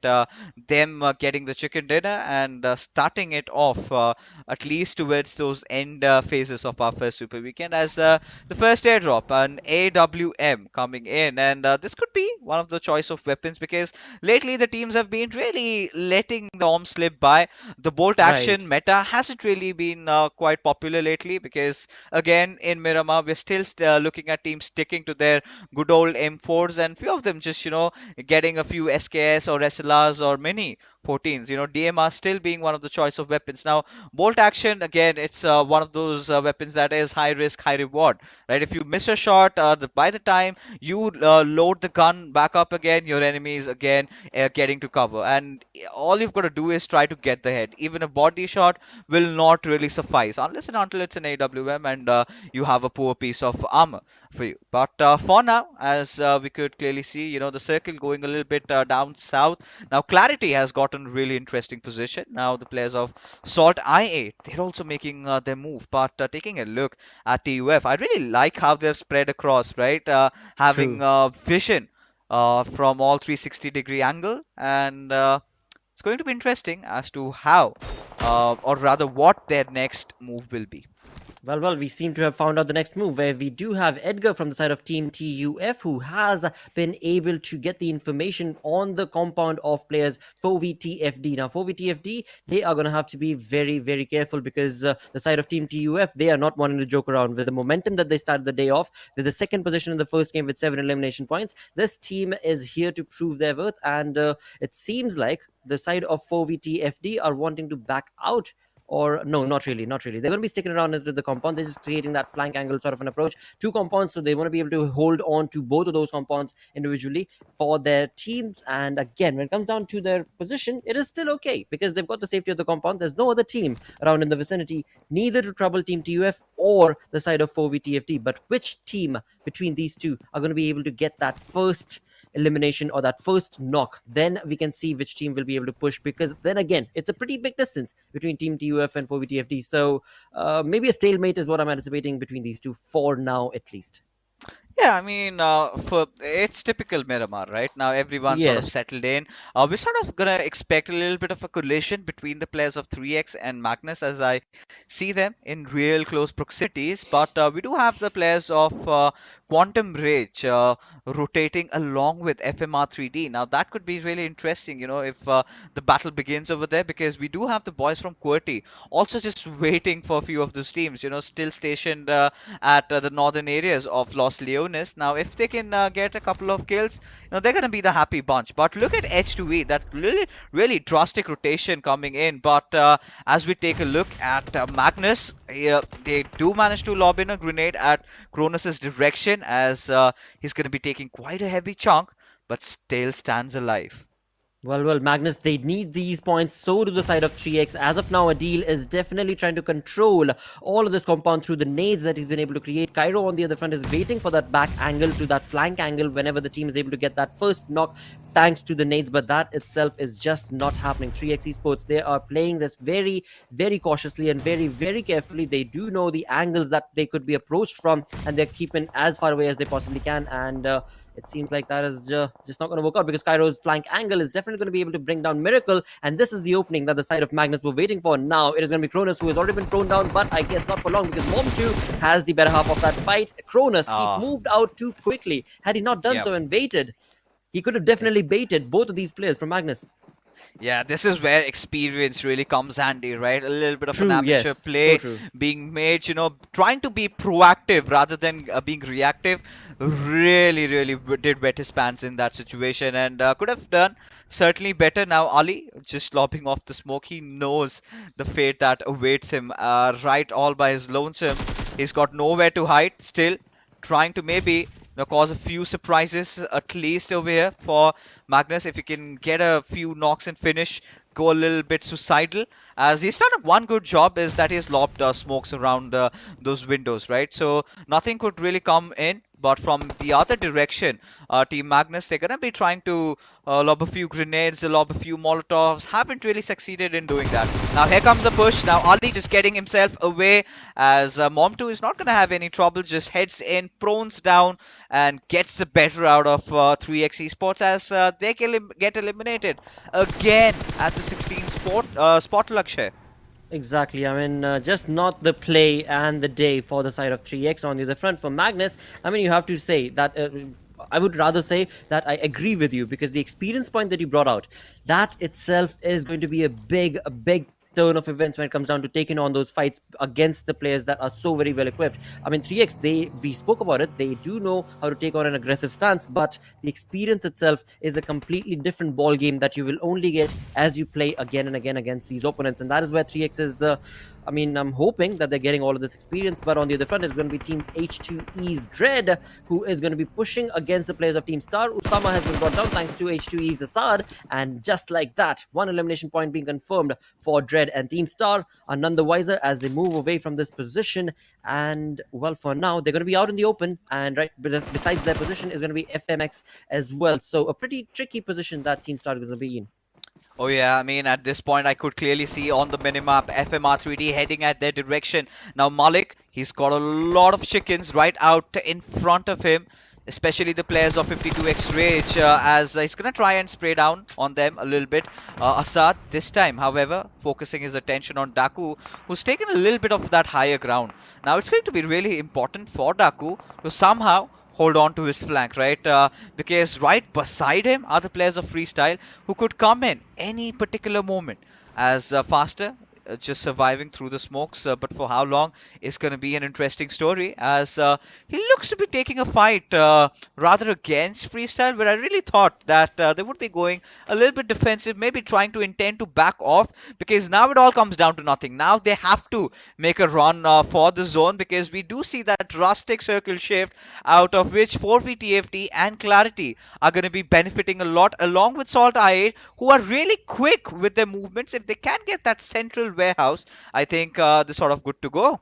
They definitely are looking very much in control of that zone for now. That is going to be for the side of SALTxi8. On the other front, for the side of 52x Rage, they have been caught in a very buttery situation against the players of Team H2E. And for now, it is going to be Team H2E who will be able to pincer down Daku and definitely get that elimination point confirmed as well. With that, Team H2E, all 4 players still surviving, slowly moving on across from this fight into the zone itself. And far off in the distance, we can see Team Star, a 3-man squad, is also going to be able to find themselves in the comfort of the zone. But as perfectly mentioned by Fixes, when it comes to the center of the zone, SALTxi8 have made it. From the eastern front, we do have the only team SALTxi8 entering into that compound. Behind them is going to be FMX. Alongside it is going to be the side of Virus's team. But will that be enough? Because when it comes to the aggressive stance we've seen, SALTxi8, I mean, they're not going to be backing down. They want to be able to get as many elimination points as they possibly can, because they want to be on top of that leaderboard. You know, but right now they've got to hold on to Fort Knox, right? They have to show some amazing display of a defensive gaming. You know, a lot of teams are going to be pushing at the compound that they have found themselves in. As Tyrant spots out the players of MetershotxSKY, will definitely take a few couple of shots at them, not doing enough damage, but making his presence felt in that particular situation. Now, my eyes are really searching out for the players of Regicide, who are still a little bit out of the circle, but IQ engaging against the players of QWERTY, finding the better out of Destroyer. Now, that is some amazing spray control as Magnus, they're in the nearby fray as well, as Spark makes sure that he confirms the kill for Team QWERTY, as now they're on a little bit of a back foot, as they're going to be susceptible from two different directions. You know, Quantum Rage also intending to push upon them. We've got Magnus also trying to make their movement. All they're searching for that is that good one knock. But right beside Team Magnus, we do have the players of 4VTFT, as Uzum out of nowhere gets a knock on Wolverine, and Adele is going to be making sure that he steals it away. Khan surviving. Look at it, just by a sliver of HP, just by a thin margin, as Gravity, he's gonna try and fend off the attack a little bit, but unsuccessful. Absolutely, and along with that, Magnus's teammates have also pushed on along. If you look onto the mini-map now, all 4 players are going to be here taking on this fight, where they do know that there's a team across the street, but also right behind them, that's going to be in the name of 4VTFT. So 4VTFT fight between Magnus is going to be a tricky affair, because both the teams, they are going to try and take their fight, but as soon as they do so, the third-party situations are also going to be very close in the vicinity. With that, as we move on to the edge of the zone, the south edge, it is going to be 52x Rage. We're going to be entering faster with his Brado. He's going to be looking to try and take on a few more elimination points. No, he will not. He's just a one-man squad. Going to try and play it safe, but that Mirado that moved in, that vehicle queue, that audio queue that's been given away to Ash, will definitely retaliate in the name of a nade. Oh, look at this. The circle has gone away from them. And this is where MetershotxSKY do realize that they have to move inside the circle really quick and fast. But Tyrant not making this possible. Now here comes the push from Freestyle, as they intend on clearing their backlines first, with Malik already leading the charge, as Faster will get the better out of Mary, as 52x Rage also chime in, as it's going to be such an interesting fight for MetershotxSKY as they try to make a run for their lives, as Malik is going to be shot from elsewhere, as Kian still trying to provide that quintessential cover fire. Wasi comes in, does put him down 6 feet under, as MetershotxSKY in a whole world of trouble right now. A big troublesome situation for their side. Thankfully, 2 of the players did walk away from that fight altogether itself, but FS, I mean, they steamrolled into that conversation. With that, we finally reach back to the team that found themselves in the center of the zone. That's going to be SALTxi8. The compound is definitely going to be theirs, but right around the vicinity is going to be the side of FMxR3D, as Finisher just gets another elimination point for his team. QWERTY Esports are also at the edge of the zone from the southern front, and trying to get into the zone itself is going to be lot easier than said, because, well, not going to be a lot easier than said, because when it comes down to the zone itself, there are so many teams who are going to be waiting for Clarity to make that open push, and as soon as they do, it is going to be a troublesome fight for their side.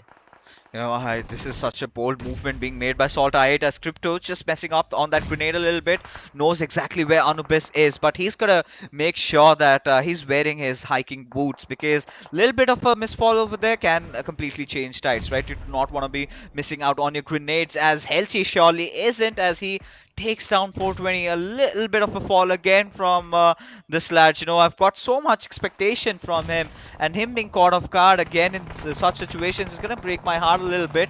As Team Clarity, they've got to make a move inside the circle, but how can they, with MetershotxSKY being the watchdogs over there, as right now H2E in a collision course against Freestyle, as Assad forms a beautiful flank angle, finds Avenger, but not being able to connect his shots. You cannot whiff at such margins, but still H2E managed to get the job done. This time Panel knocked out, but Dread is going to make sure that he gets him back up. Well, H2E, they are a different beast. They've already got 6 elimination points confirmed for their side, and the fight keeps on pushing on with that. 4v-TFD, a team that definitely do need these points for themselves in terms of elimination as well as placement, are going to be able to get that done easily, where we do see Leon taking on that aggressive stance in the name of the nade against the players of the Grounders, thus pushing themselves all the way up to 4 elimination points. But there's no stopping the side of Team H2E. This team is absolutely pincering down whatever information that they've got, and in doing so, the elimination points just keep on getting increasing in the favor of Team H2E. SALTxi8 now finally chiming into the fight as well, but will it be enough for their side? Because SALTxi8, they're also outside the zone. You know, a little bit of an extension from Assad, and he's going to pay the price. But good news for him, still has 18 seconds to get himself back up, and then patch himself up and make a rush inside the circle. And this is where, you know, SALTxi8, they are the strongest competitors to win this particular game, because finally, you know, after so many games in the 6th circle, they have managed to keep all their players alive. So this is definitely a good omen coming in for them, as SALTxi8 still do have the better of those compounds for now, at least, as FMxR3D. This is again one of those good games for them, making it in the top 8. Do have that one finish, really. Have lost out on Breakup, but they're not going to scoff about it, right? They've sort of building up that smoke path over here. 4v TFD managed to wipe out the entirety of H2E just from that one vehicle. That's a huge disaster movement being made, and seems like well, the team that was on the 2nd position, that was looking really good, had to pay a hefty price, as Quantum Rage tried to charge in on SALTxi8's compound. Koos proning in at the right moment. Now they know about the threat, as they manage to deal with it, as Crypto gets that opening knock, as another ghost nade coming in does some massive amount of damage. But is the push going to come in by the players of SALTxi8, as Spark is still struggling, still battered and bruised, as Sirius is really low on HP. Let's see what he can do. Well, he's left all by his lonesome, where Quantum Rage, final player Sirius, is trying to cook a nade to try and stop the possession and aggression from the side of SALTxi8, but it seems like a bit too late, where indeed it is just a 4v1 situation against Quantum Rage's Sirius, where SALTxi8's all the players are keeping an eye and angle onto that exact same place. But Sirius, he is definitely serious for this fight. He has been able to absolutely knock and stop Uzum in his tracks, and now with that Molotov, he should be able to get at least 1 elimination point confirmed for his side. Maybe not. Uzum will be given that revival, and still standing strong is going to be SALTxi8 with 3 elimination points for their side. You know, surviving by the whiskers is what I can perfectly describe the situation. A little inch apart, and you know, there you had it. Uzum was almost a dead piece of meat. But 4v-TFT, after wiping out the entire squad of H2E, they're gonna start feeling themselves now. QWERTY with Gravity and Khan, they find themselves in a really good position now. SALTxi8 making the move. They have their weapons holstered, as they're gonna be jumping and punching to avoid that sound cue coming in. As Blade will find Khan, will get the knock on him instantly, as he's gonna take a fight against Gravity right now, who's lost a nade. Blade looks in the in the wrong direction, but still SALTxi8 somehow managed to see it through, and now they've made it to the top 4. They have their eyes on the big prize, they have their eyes on that $500, but 4v-TFT, a full squad, and right in front of them stands Magnus. Let's see what happens in this situation. Absolutely, and in all of this, the cheeky player is going to be the side of Clarity, where TmwEsports, he is surviving by his lonesome. 6 elimination points in this game for the side of Clarity, but now it all boils down to what these two teams are going to be doing. 4v-TFD on our screen against the players of 3-man army, Magnus, where Adil, Mom2 and Cairo we've seen bring in those amazing flank angles. Adil and Mom2 push on along and get those aggressive nades set up, but will that be enough? Because in the vicinity is also going to be the 4-man army of SALTxi8. Now, SALTxi8 we've seen in both the positions, where they try and just hold it out and let the other teams in the lobby fight, or they try and jump in along and take those third-party situations as well. So we shall have to see if they try the latter, if they jump in to take those third parties, or are they going to wait for Magnus and 4v-TFD to take on this fight. And it is going to be a deal with the UMP completely pushing on in the open, and will be able to bring a lot of damage, but not a knock as of yet. But there you go, Uzum getting the success, gets to Ash, and with this, Adil is going to push onto Wits' squad of 4v TUFT and does manage to wipe them out as TeamWolf, the IGL from Clarity, could pull off a few upsets over here as SALTxi8. They're going to be making the move. They know that they have the players of Magnus pincered down and a little bit of a trench, but now they just cannot push right out in the open because Mom2 still does have a little bit of a ridge to play around it. Now it all comes down to the fact as to how many grenades do they have, but look at this bolt action shot coming in from Anubis.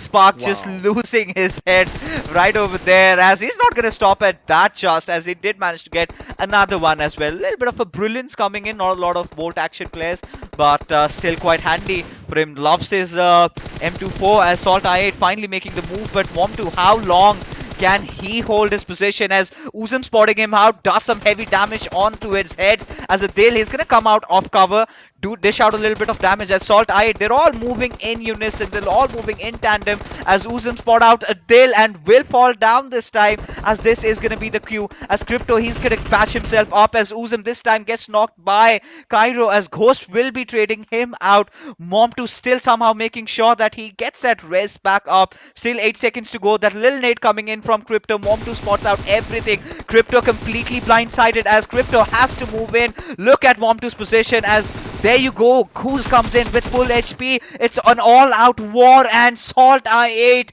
somehow have managed to see it through as Clarity Esports. They may have managed to make it to the top 2. Still, TeamWolf gets a better out of Crypto, gets a Danger Man out of the situation. Ghost on really low HP. TeamWolf is making it happen as Ghost again might get knocked and he pulls out a chicken dinner out of nowhere. I'm gonna lose my mind with what he just did.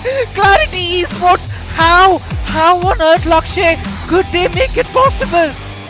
Well, we've got 420 boy in the house, mate, and that's the reason why he was included in this lineup, and that is just phenomenal use of that advantage for Clarity. But again, an OP play being showcased from the side of 420 boy, and in doing so, he gets his team, along with the 8 elimination points, a chicken dinner, and $500 in the bank.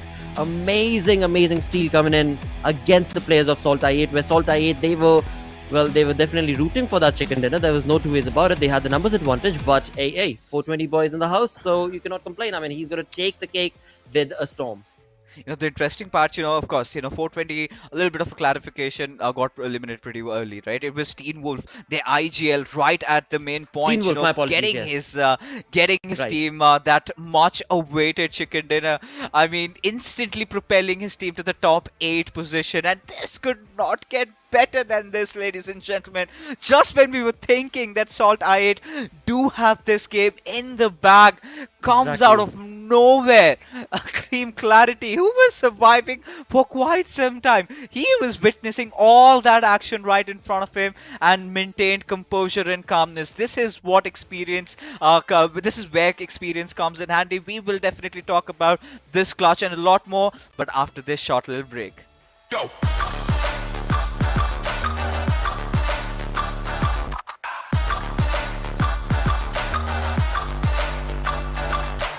It's your chance to reach the biggest. Let the action begin.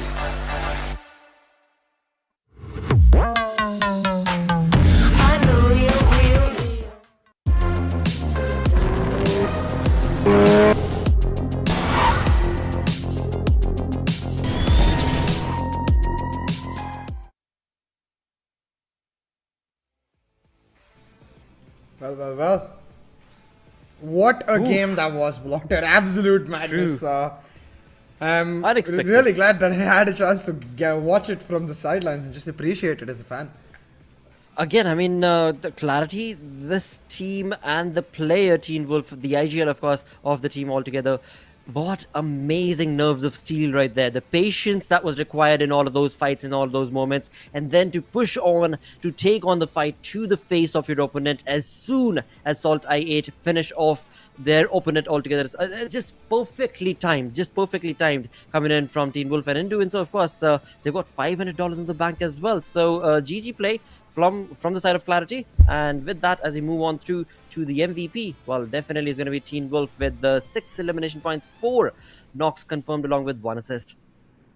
Yeah, I mean, it's exactly the player you were talking about, right? TeamWolf really stepping up to the mark when a team needs him the most, leading from the very front. I think he's going to be proud of his performance, and he's going to give a lot of momentum to his team, as well as a lot of credibility to his future pep talks. Be like, bro, you remember what I did there? That's what I want you guys to do every single time. And again, I mean, nothing taken away from the side of this team because they're all very, very well versed when it comes down to that aggressive stance, and that is definitely working. But on the other side, as we move on through to the top players list, they've got 4v-TFDs, 2 players actually chiming in this time around, with Ash and Leon OP with 4 elimination points for both of them. So amazing. Definitely ludicrous and an important game for the side of 4v-TFD as well. And same can be said for Magnus Esports, where Adil chimes in with 3 eliminations but 804 damage. Yeah, exactly. I think really for 4v-TFD, the weight of this game cannot be understated. Remember, of course, this is the last day of the Super Weekend. Both of these teams, every single one of these teams out here are trying to make their best mark at the end of Super Weekend 1. So for Magnus as well, a decent performance. They're going to look to build on this going on forward. But you could see this battle between Titans towards the end. QWERTY and SALTxi8 really gave it their all. But really, I think for QWERTY, it was just a matter of that experience factor, like Fix has also mentioned, coming into play. Absolutely, and once again, I mean, for SALTxi8 as well, they do have a very experienced lineup that is working for them as well. But it is all down to the nerves of steel, is what I can think of for QWERTY Esports, and that definitely will take the cake for today as far as the moments are concerned. But then again, I mean, there are 3 games remaining, but there are still a few more moments that can be anticipated from this lobby, as there are the comeback story teams that are popping up in the name of Magnus, in the name of 4v-TFD. Yeah, exactly. I think the comeback stories have been extremely fun to watch so far, and I hope they continue. I hope they don't die out right here, right now, and they're able to build up on it. Maybe give us a chicken dinner or 2 as well. Especially for Magnus Esports, that'll be a big deal. 4v-TFD as well. But you can see in the match summary, 4v-TFD dominating on almost every front. Highest damage, highest assists, highest knocks. So clearly a team that came out all guns blazing in this match. They definitely did. And along with that, when it comes down to Regicide, I mean, we do have the longer distance coming in to the favor of Johnny. And for that, of course, his teammates are going to be very happy because they are going to be sitting at that 9th position in this match ranking. But with that, as you move on through, Magnus, 4v-TFD, the teams that had to make a comeback story are sitting on that 3rd and 4th position respectively, 19 and 17 points. So very much required for these teams. But now we move that conversation away from 4v-TFD and Magnus down to R3D and Regicide. Yeah, exactly. R3D, FMxR3D and Regicide, not that great a performance right here. Some points, yeah, sure, but it's not really going to help them push back, especially Regicide, who are currently languishing towards the bottom half of the table. So they'll look to build back somehow. They need to find a chicken dinner. That's the only way out of this right now. They need to find a chicken dinner one way or another in the remaining 3 matches that we've got today, because otherwise it's going to be a super weekend for them to forget. True, that is very true. And again, that thing is going to be haunting them the next Super Weekend as it comes on around, right? This day comes to an end, but that's the teams, or rather the points, of course, will stick around, as the points will meet these teams once again in the next Super Weekend. But before we talk about any of that, let's have a look at the rotations that were being made for the side of QWERTY as they moved on along from one zone to the next to get the chicken dinner for themselves. Yeah, and really, you can say even in terms of the survival time, how important it was for TmwEsports to hold on for dear life, because that skirmish near the 20-minute mark, he lost most of his team members and with very little damage done. You know, it's not like they did a chunk of damage to some of their teams, so it came down to TmwEsports purely at the end over there. And I think really we're going to see his primary rotations over here now, as this circle, when it moved towards the compound away from the ranges, now early move from him to try and get into a bit of a open area, a bit of a closed area, to make sure that he is in a position where he can just be sneaky, and you can see that sneaky playstyle coming in. Just went from edge of the circle to edge of the circle till the final circle where he just went and sat down in the middle. So I think clearly for TmwEsports right there, that macro strength, that experience factor playing a humongous role in getting him that victory. Of course, he showed that he has the micro capability to pair it up as well with those 6 eliminations. Absolutely does, and that's the reason why he's the IGL of the team altogether itself, right? But as we move on through to the second Erangel of the day, now, I mean, what are your first things first? What are your anticipations going to be? Because the first game, he had H2E walk away with a chicken dinner. And Team H2E have been able to do that over the Super Weekend, majorly only on the map of Erangel.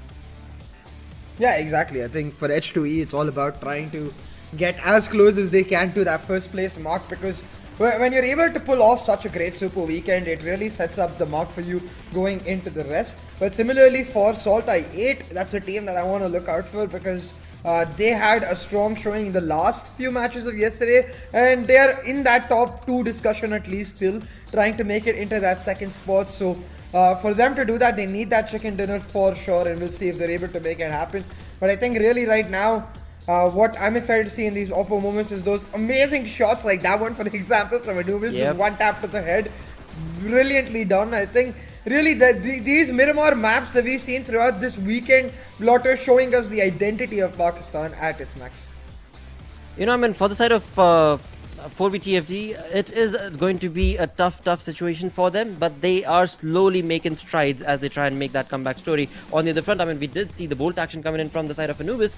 FMxR3D, this team, they are going to be able to push along if the likes of Anubis just keeps that sort of a bolt action spray from one game to the next, from one map to the next. But this is the final moment where, again, I mean, TmwEsports, the way he just completely annihilated the competition. Ghost, look at him. He had ample amount of health working for him, but that was not going to be allowed from the side of TmwEsports, because he had that UMP perfectly set up, and he just progressed on, got one knocked, got Ghost down, and then it was just the end, and stole that chicken dinner away. Yeah, and in the damage graph, you can see how close it was between several teams. SALTxi8, Magnus, 4VTFD, all dominating in terms of the damage. H2E as well, quite close, but it was QWERTY who ended up walking away with all of them points, every single one in the bag for them. So really, I think what this tells us is that teams, yes, of course, for making sure you land the right fights is extremely important, but making sure you're able to get into those right positions and ensure that there are no lone stragglers, because it's easy to catch a team out, but when there is one solitary member, like we saw even yesterday in one Erangel, the final Erangel, where JD from Quantum Rage ended QWERTY's hopes, that lone straggler can cause so much damage unwillingly. We've seen that multiple times, actually, right? I mean, from the side of Sirius as well, we saw that. For the side of 52X Rage's Pain, we saw that exact same thing happening at the edge of that coastline, right? So again, I mean, these are so many individual moments that have taken place throughout the days that we've been part of this first week of PMPL Pakistan region. But with that, as you move on to the storyboard, you have QWERTY making a pretty big jump, actually. 6 positions up. 94 points is where they're at, 1 point shy from the 5th position holder, MetershotxSKY. Yeah, and it's such a cool thing to look in terms of overall ranking. The first 3 teams, they're in contention for those first 3 slots. And then from 4th all the way, I imagine, to 12th, there's going to be teams in contention. A single chicken dinner can get you really close in that regard. So QWERTY now just 14 points away from Team QWERTY in that 4th spot. And I think Team QWERTY is one to talk about, Blotter, right now, because they had an underwhelming performance on the league stage, underwhelming performance in the Super Weekend day 1 as well. But since day 2, day 3, they've been consistent, building up points slowly in terms of the placements and eliminations, getting themselves into that top 4 mark. That's a brilliant accomplishment altogether. Definitely is for the side of that team. Nothing taken away from their play. But as you push on through to the next page, now this is where Team TUF once again find themselves down low. Team Star, but as was perfectly mentioned by CA as well, when you look onto those points, right, those total points, all the way down to 14th position, 4VTFD, 73 points. And as we move on all the way up through to the 6th position, there is still a valid chance for these teams to be able to make it into the top 10, or in fact into the top 8 as well, as the day comes to an end. Yeah, exactly. And at this point, really, for all of these teams, it's going to come down to whether or not they've got it in the back to cope up with the mental pressure that is going to be created in these last few games of the last day of this Super Weekend. We're going to end up going into our second Erangel for the day. We've got one more after this, right after our Sanhok. But right now in this Erangel, it's going to be full focus as much as they can as these teams try to pick up a chicken dinner. Well. Let's just see and pray and hope that the teams on the second page are able to get themselves closer to this chicken dinner, even if it means just stealing it away from the chicken dinner winner team, right? And of course, everything is fair on that battleground, in fact. And as we move on through to the map chance, we do have Quantum taking the lead along with Team H2E, thanks to their consistent play. But in all of this, I mean, look at FMX. I mean, FMX are also there, but somewhere along the line, that stat is just not proving justice through to their games on the Super Weekend. Yeah, exactly. And we're going to have to see if they can prove justice in this second Erangel right here, because of course they were the ones to pick up an early chicken dinner in day 2 on Erangel itself. It really came down to appropriate placement in the circle, so we'll look to do it here once again. But really what we can note is teams like Quantum Rage, H2E have been the extremely consistent ones when it comes to those Erangels time and time again. And it's usually those teams that end up, especially H2E, consistently they manage to get themselves into the top 5 almost every single time this Super Weekend. That is so true. Somewhere, somehow, I don't know what exactly pops on into the heads of Team H2E's players, but they know exactly the position that they want to be jumping into the zone, and then they just slowly move on along as the zone constricts, and somewhere along the line they find themselves exactly in the position that they need to be at to get some decent placement points as well as some elimination points. And well, that consistency is definitely keeping them on the high horse when it comes to the overall storyboard. But now, the second Erangel of the day. And when it comes to the predictions, I would love to see a resurgence story from 4VXTFD. I mean, in the previous game we saw they're slowly making those strides. The first game as well, they were trying. And if they just keep on pushing slowly and steadily that envelope over and over and over, they are going to be getting away from that loophole that they are going to be stuck in, at least as of now on that second page of the leaderboard. Yeah, most definitely, and they're gonna have to try and build on that momentum from the last game, where they had a decent showing, a better than decent showing, really, I'd say, and try and make it happen right here, right now. But I think it's easier said than done, because every team will want a piece of that cake. Every team will want to turn up in terms of performance. So you've got to find the X factor. You've got to find the player that is just feeling himself. He's had the right amount of chicken to be able to pull it off and hopefully get that winner chicken dinner.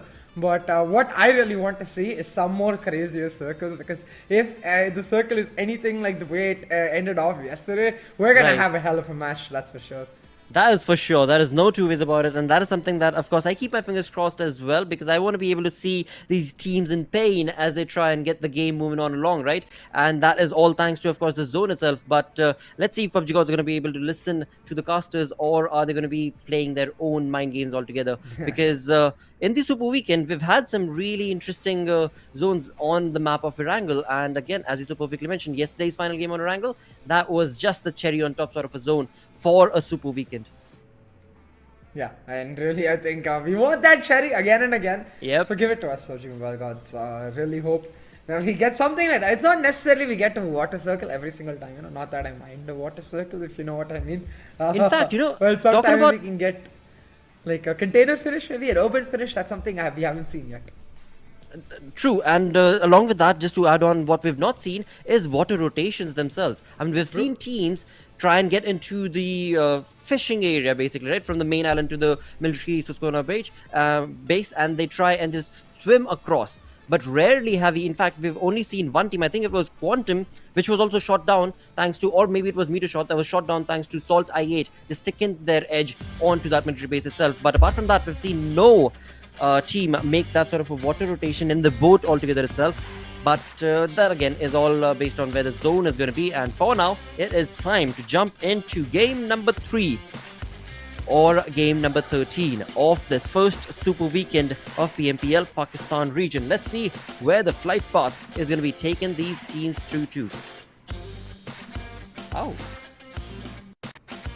Starting from north-west, Zarki shooting range. They go in southeast towards Novorupnoy. So a lot of opportunities that are going to be available for these teams. But the grounders, I mean, I shouldn't really even point out grounders. They love to go down to Primorsk. Even if the zone is going to be all the way up to Stalberg, the team of the grounders is still going to get into their vehicles and drive all the way down to Primorsk, wait for that blue zone, and then jump back into the arena. So that again is already stated, written down in stone. Nothing can change that. But what about the other teams? I mean, Star, we can see Team Star that loves to go around towards Severny. We've got Magnus as well as TUF, the Grounders, and Clarity, who seem to be making their way towards Giorgio. Of course, on Giorgio itself, we'll have Clarity and TUF, but what exactly is in the minds of the Grounders as of now? Same can be the question raised for Magnus, because on the map of Erangel, I've seen Magnus, they try and have a very fanned out drop when it comes to the early drop itself. Yeah, and it's going to be really interesting if there are teams who look to switch it up right now, with regards to the fact that you've really got to make every play in your book to try and pull off as many points as you can in this final day of the Super Weekend. We saw Clarity somewhat doing that yesterday in the final circle when they went for the Ferry Pier drop instead of the standard drop. You can see they're going for right now towards Georgopol. But in that regard, I see TUF, Team Grounders and Clarity all around that school, hospital, Georgopol area. So maybe we see some drop contestations going on there. And well, we also some interesting circles. It seems like we've got a western circle formed right here for our first circle in our third match of the day, and it is going to be several teams left outside the circle. So for teams right now, the priority is going to be get yourself some basic loot ASAP and then get those early rotations going. You don't want to be in a situation where you can be gatekept. Absolutely, and along with that, I really do want to be able to see what the Grounders are doing at that South Giorgio, right next to the TUF team. And with that, TUF, of course, is not all alone by themselves, because Clarity is also right there at that Giorgio place. So it is going to be three teams so very close into the vicinity against each other. Who will be the one taking on that first blood situation? Because all the other teams, they seem to have moved on to their own drop locations, and there does not seem to be any contestations that can be anticipated from their side as of now. Carry on. Now you can see for VTFD, just in a 2-2 split, I believe. I don't see all of the players nearby, but that drop contestation round, Georgopol, we get to see it in action right now. Joker will find Danny and eliminate him as well. Danny suffering the fate of 420 boy from yesterday's matches right now, as Clarity lose a player quite early. They're not expecting that Georgopol contest because they've rarely ever had it, but TUF, they sense an opportunity, they pounce on it, and they've got the reward. And in fact, you can see on the map as well, Team Grounders are away from the Georgopol area, so TUF, they only have Clarity to contest with, and they might just get that entire Georgopol as a result. But in these rotations, I noticed Team Grounders and Freestyle now potentially on a path that could end up with them colliding, because Freestyle making their way towards Quarry, and Grounders, the way they're going, they have to either go towards Quarry and maybe Primosk. Either way, as they be quite close to each other. And just like that, you can see Team Grounders in a position where not really sure where they want to go for, because they don't really seem to be heading for Primos. They're going to slow down, just individually loot those smaller compounds along the highway. And for now, that must settle most of the action, because I doubt Clarity will go hunting for TUF, especially with the member disadvantage. They're going to just look to hold on, make sure that they don't end up giving another fight here and losing too many members. Similarly, for most of the teams, their drops haven't been contested, so it's just looting season right now. H2E in Pachinki, a team that has consistently managed to bewilder us with their ability to finish in the top 5. Dude, that is the perfect word. It has definitely bewildered us. The gameplay from the side of Team H2E. Definitely a different beast that has come alive in the Super Weekend from the side of Team H2E. As we move on through to the team still making those, getting their loot segregated and sorted, it's going to be Freestyle, Basi, who is going to find himself, there we go, on the minimap. On the map, you can see they are up north of Primorsk, and they do have the Grounders, if they want, they do have the Grounders kind of surrounded if they would want to take on that fight to the face of the Grounders, because I'm sure FS knows that down at Primorsk, there's only going to be one team, and that's going to be the Grounders. But on the other front altogether, as we move on through to the northeastern front of the map altogether itself, they've got 52 X range, a very fanned out approach being showcased from the side of that team. And again, nothing stopping them from doing so because there's no contestations, as was mentioned by CA as well a couple of minutes ago. So early minutes into the game, all the teams are just finding their own little area that they are getting comfortable in. But in just a few minutes, the zone is going to be constricting, and that is where these teams are going to have to start making those rotations. And that is where, once again, CA's point is going to come into play, that those teams who end up wanting to choose for a late rotation are going to be in a world of trouble because, well, again, I mean, 30% of the zone is already in water, so you won't really have that many compounds on the land to be able to get into the comfort of once you've made that rotation. Yeah, I'm curious to see where the zone actually ends up shifting even after this, because if it keeps going in that western manner, then the teams who are on the late rotation, they'll be on the eastern edge of the circle right now. They'll have to keep going. They'll never get a time to really settle down in one particular area, find a compound to their liking, find high ground to their liking, and it will mean that they're continuously on the back foot as compared to teams who are already in the circle right now. Teams like QWERTY, TUF, like Freestyle, Team Grounders, Magnus, all of these teams who've got in quite early, even HUE for that matter, who are in Pochinki. So I think really it's going to come down to how the second circle takes our shift. But right now, it's not something that we're going to find out soon enough, and neither is action that we're going to get. But actually, I noticed Anubis on this Cronus' screen. I wonder if they spot out FMxR3D's rotations here, 3x Esports. Uh-oh, that would be trouble. That would definitely be trouble brewing. But will 3x want to retaliate, or are they gonna just retain that information because it's still too early? It's only 7 minutes into the game, so it's still a little bit too early. And again, 3x knows what they're up against. They're sitting on that 16th position with not a lot of points, so they have to be absolutely 100% clear about how and when they decide to approach a fight. On the other front, it is going to be FMxR3D who are slowly making I was going to say slowly make an easy rotation, but it seems like Magnus have retaliated. Till now, Magnus was absolutely quiet and waiting in the compound. They allowed the team to move and make that rotation, but the final player was stopped in his track. You can see Magnus, they're going to try to shut down the rest of 3x right here, as QWERTY seem to have found themselves at odds with Star. Now you can see Magnus, they have found themselves in a very bad spot as Cronus and Kaizen will combine from long and short range to shut them down. One player eliminated, but Cairo comes in from the back. He finds Cronus, and suddenly Miracle is in a world of trouble. But strafing around that window, he plays that to perfection, and Magnus Esports, they are eliminated, and not a single player from 3x has been finished. So 3x off to an outstanding start in this Erangel right now, and they need it, because as you can see on that live ranking, they're at the bottommost of the table. No, exactly. They've got 33 points plus 4 based on the elimination that they were able to just get, and absolutely just shut down the lobby for the side of Magnus. That is incredible. See, again, when it comes to 3x, when they perform, they outperform their competition, and when they're not able to perform, they completely just pause and stop. But that not being the case right here on the third game of the day on Miramar, where things are looking very much in control for the side of 3x. As we move on through, it is going to be MetershotxSKY against the players of Regicide, and this is going to be a tricky affair for both of these teams because they are in the zone, in the blue zone. They're far, far away from the comfort of the zone altogether itself. And they're not even at the ferry pier bridge. They're at the Nova Point bridge, and not entirely sure what's going on between them. Look at that, 2,700 meters away from the zone. Yeah, they're quite far away, and in a bit of a Mexican standoff situation right now, as neither team is willing to make the first move, fire the first shot, commit in any regard.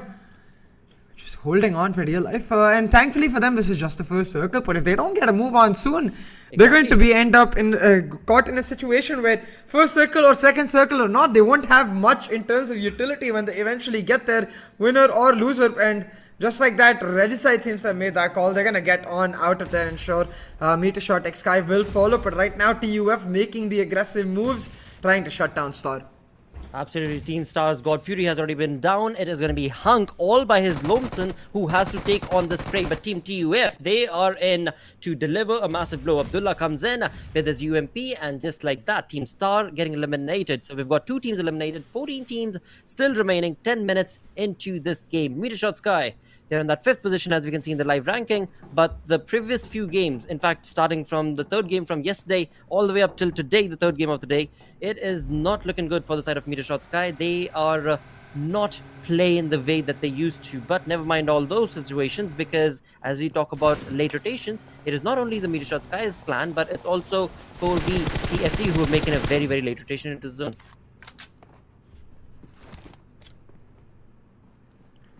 Yeah, and you can see right now, for both of these teams, Freestyle and H2E, Malik is just single-handedly holding H2E down as Freestyle comes in for the slam. They knock Dread up, but the slam did not work perfectly because they found themselves knocked down as well. Now, the trade comes through for both of these teams. Avenger trying to make sure that he doesn't overextend, but H2E, they've decided to cut losses, and you know, at this point, not surprised whatsoever, Blotter. H2E, their priority is placement points, and they say, hey, well, the rest of you, you can hold on for dear life. You'll get finished off. But I wonder at this point where the rotations worked it, because the knocks were 2 for 2. If they had come in for the backup for the other 2 teammates, maybe they could have finished off Freestyle, one of their key competitions in the later stages of this tournament, and dealt a severe blow to them while keeping their teammates alive. But instead, they give free revives to Freestyle over and the 2 eliminations of their teammates. Well, it's still not yet done. I mean, FS, they definitely are still in the crosshairs of an opponent team that are taking on those sprays, right? So out in the open, we shall have to see once that revival is done, will FS be able to move away from that position. On the other front, as so perfectly mentioned by you, when it comes down to H2E, I mean, they cut their losses and they were like, nope, we're not going in there. Alright, fine, we'll try and work towards those placement points once again, but we're definitely not going to get in there to try and get that revival done. And here we go. This is the opponent team that I was talking about, FMxR3D, who have their crosshairs set up exactly at the position where H2E were a couple of minutes ago, and now FS find themselves. Now the circle, oh, it's taking another western shift here, Blotter. What a shift from the circle. George per container circle is what I wanted, and it certainly looks like it's possible right here, right now. But our eyes are going to be on the rotations that teams like, really, as we saw, TUF, we see from the southern side, SALTxi8 and Team Grounders trying to make, and then MetershotxSKY, meanwhile, if you remember, all the way back, still near Sosnovka, now making the full rotation happen. Surely they're going to end up getting caught out. We'll have to see. For now, though, ooh, that looks good. Where is that? Ramen Bull. Oh yes, the power of that Ramen Bull. That is what is needed in this lobby right now, and that is what is being delivered. I mean, in the name of H2E, definitely always standing up to take on those fights, take on those placement points. And, well, again, I mean, the spray was showcased from Assad, but sadly, none connecting to 3x's rotation with that. Look at that. Amazing looking vehicle. The shine, the glow, the appeal, and the power. And the power. The power is what every team right here is going to be hunting for, Blotter. Exactly. The power to finish Super Weekend on a strong note. The power to get yourselves that moolah with every chicken dinner that is available in these Super Weekends. And the power to be able to strike fear into the hearts of your opponents. Daku trying to do exactly that as FMxR3D come through on their rotations. But not much damage taken from FMxR3D. They will be able to get themselves in a comfortable spot. Now, most of these teams, they're all concentrated towards these small compounds towards the north of the hospital area. I wonder if this circle actually ends up taking a southern shift now towards the open plains, the open fields that are towards the south of hospital, and makes it a really interesting finish. Or if I get what I wanted for in the pre-match lobby discussion and it takes a northern shift, gives us that urban finish that we've been looking for. Both of them would be lovely, actually. Both of those zone rotations would be absolutely perfect. But right now, when it comes to 3x trying to take on this fight, look at 3x. They've got 8 elimination points, I just noticed. And this team are on a comeback and on a rise. This team, they started off with popping off heads, completely decimated the opponents. And now they have 8 elimination points and still not yet done. Take on the fight to the face of FS. And not only FS, because they are hungry for those kills, and in doing so, 4VTFD is also going to be a team that will be in their tracks. But the only trouble that I'm having from the side of 3x is they're all bunched up together. They're all bunched up together, and that could be the demise of their cause for now. It most certainly could be. But similarly for Freestyle, not in the greatest of spots. Malik is caught out, or another one of his players engaged with MetershotxSKY. Well, Malik just trying to get himself on out of here. They're all put under pressure by 3x Esports. As 4VTFD, they take the brunt of the damage with Freestyle.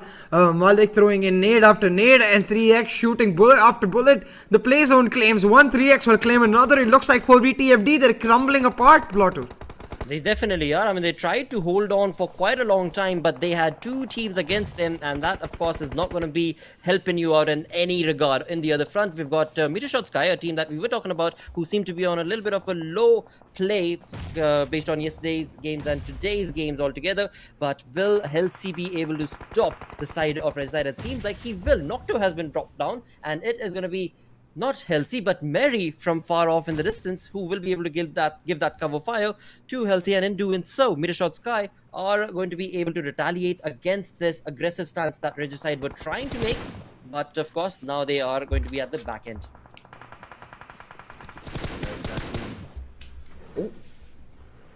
Oh, look at that. Right now at the edge of that southern edge of that circle, we've got MetershotxSKY pushing in on forward to Regicide. You thought this was the team going to get caught out. No. They're catching teams out instead.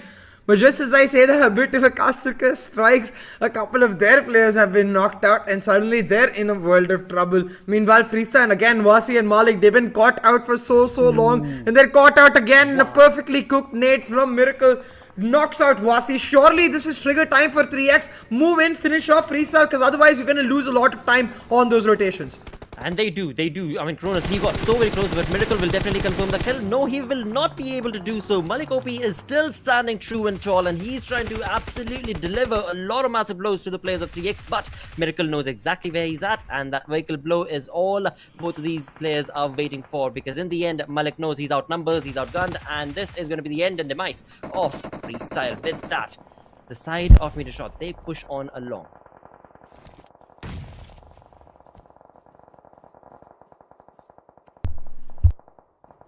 Now you can see the way these teams have been positioned. It's going to be quite interesting for them to catch up to the teams already in the central part of the circle, because most of our action, it is situated around the southern edge as well as the northern edge, and it is really coming down to teams to try and make their mark right here, right now, pick up as many points as they can. And you can see Regicide, they're trying to do that, but somewhat indecisive in that regard, where they're stuck in a situation where they don't want to push in on MetershotxSKY, but they don't necessarily want to just hang around here for too long either. But Johnny, he's making the calls, going in for the moves, brings the car head, but no, I thought he was going to go for the slam in, but that doesn't seem to be the case. Just going to slowly clear out the angles and try to find HealthXi. They will find him, but his teammate seems to have escaped. Killian holding on for MetershotxSKY. Uh-oh. I mean, R3G, they do know that they've got a lot on their line, because they are not looking too good when it comes to the overall ranking. And here we go with MetershotxSKY's final player getting crushed down thanks to Regicide's approach to this fight. The two-man army have been able to hold on their fort. With that, 10 teams remaining, and it seems like the Grounders just picked up a kill against the players of 3x. Yeah, we're saying now towards the northern side of our circle, Quantum Rage spotting out the rotations of Clarity, while TUF are in the background, just potentially in a position to third party these teams. Now Clarity, they're in a very bad position right now, because they're at the bottom part of a small hill, so they have like small cover against TUF, but not so great against Quantum Rage. We're gonna, as soon as they peek, catch them out immediately. But with 420 boy on the push back with these nades, they're not allowing Quantum Rage to go for those peaks at all. Instead, they've created a bunch of smoke covers for them, and they're just trying to hold on to their position for dear life as long as they can. But the circle has taken a shift, I believe, and it looks to be a western shift, because the teams on the northern side are 287 meters away.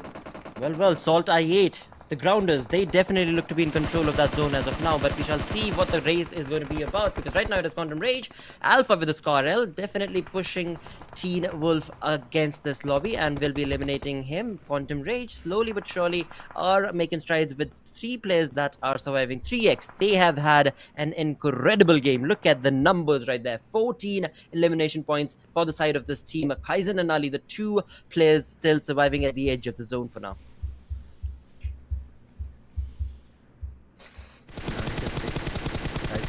For 3x Esports, it's very important they hold on as long as they can. They've already jumped 1 spot above Regicide from 16th to 15th in their live rankings. With all the elimination points they've been able to rack up, as long as they secure a good finish, they'll jump several spots or at least catch up to a large regard. But right now the slamming coming in onto Team Grounders TUF. They eliminate 2 players in a quick manner. Now they look for the rest, but a cook nade from Jigsaw deals a small chunk of damage, but not enough. That bounce though, wow. What was that? That was so close on the face of Joker and Edgar, but it is going to be, well, very, very tricky for TUF to now be able to get away from this position, because the Grounders know exactly where they're at and every single angle is being checked. Or, well, hold on. The Grounders, why are they pushing on from the right-hand flank? The left-hand flank should have been taken care of as well, but never mind that, because we've got Quantum Rage's Spark, who is here to steal them kills, and he is going to be able to deliver that thanks to his perfectly set up nades. But will he be allowed? Because Alpha and Spark, the 2 players remaining from the side of Quantum, they are going to pinch it down TUF from one side, the Grounders pressurizing the placement of TUF from the other, and in all of this, the Grounders are going to seemingly look like better half, and they will be able to get the points for themselves by Quantum Rage. Just get that 1 steal, and that is going to be all for this fight. But now Quantum Rage needs to be careful, because the Grounders are very close, and well, never mind that. SALTxi8 close that gap, and Quantum Rage are down to a 1-man squad. Yeah, now look at this. Quantum Rage getting a lot of pressure from Team Grounders themselves, who did brilliantly to hold on to that pressure from TUF. Quantum Rage have been eliminated, pincered by SALTxi8 as well as Team Grounders. And now SALTxi8, they face the pressure from 52x Rage. Crypto has been downed, but should be able to get back into cover for his teammates to revive. But can they really go for the revive without exposing themselves? That's the question. They don't have to answer the question, because 52x Rage make the decision for them. They go for the rotation a second too early, catch themselves at the hands of SALTxi8 and Regicide, and 2 players of 52x Rage mercilessly eliminated. Absolutely are. I mean, we've got Faster remaining at the back ends, but not for long, because the zone has moved away from them, as we can see in the minimap. It is going to be the purple, or rather the maroonish team that is on the left of that minimap, that is right on top of our screens, 52x Rage, who are going to be out in the zone. But look at that, Mr. Black with that mini tap shots coming in, and that is going to be the end of Regicide's play. An incredible turn of events for the side of the Grounders, because this team also needed and deserved these sort of points. They've got 6 elimination points right now, with 6 teams still surviving. Regicide, R3D, they have 1 player both.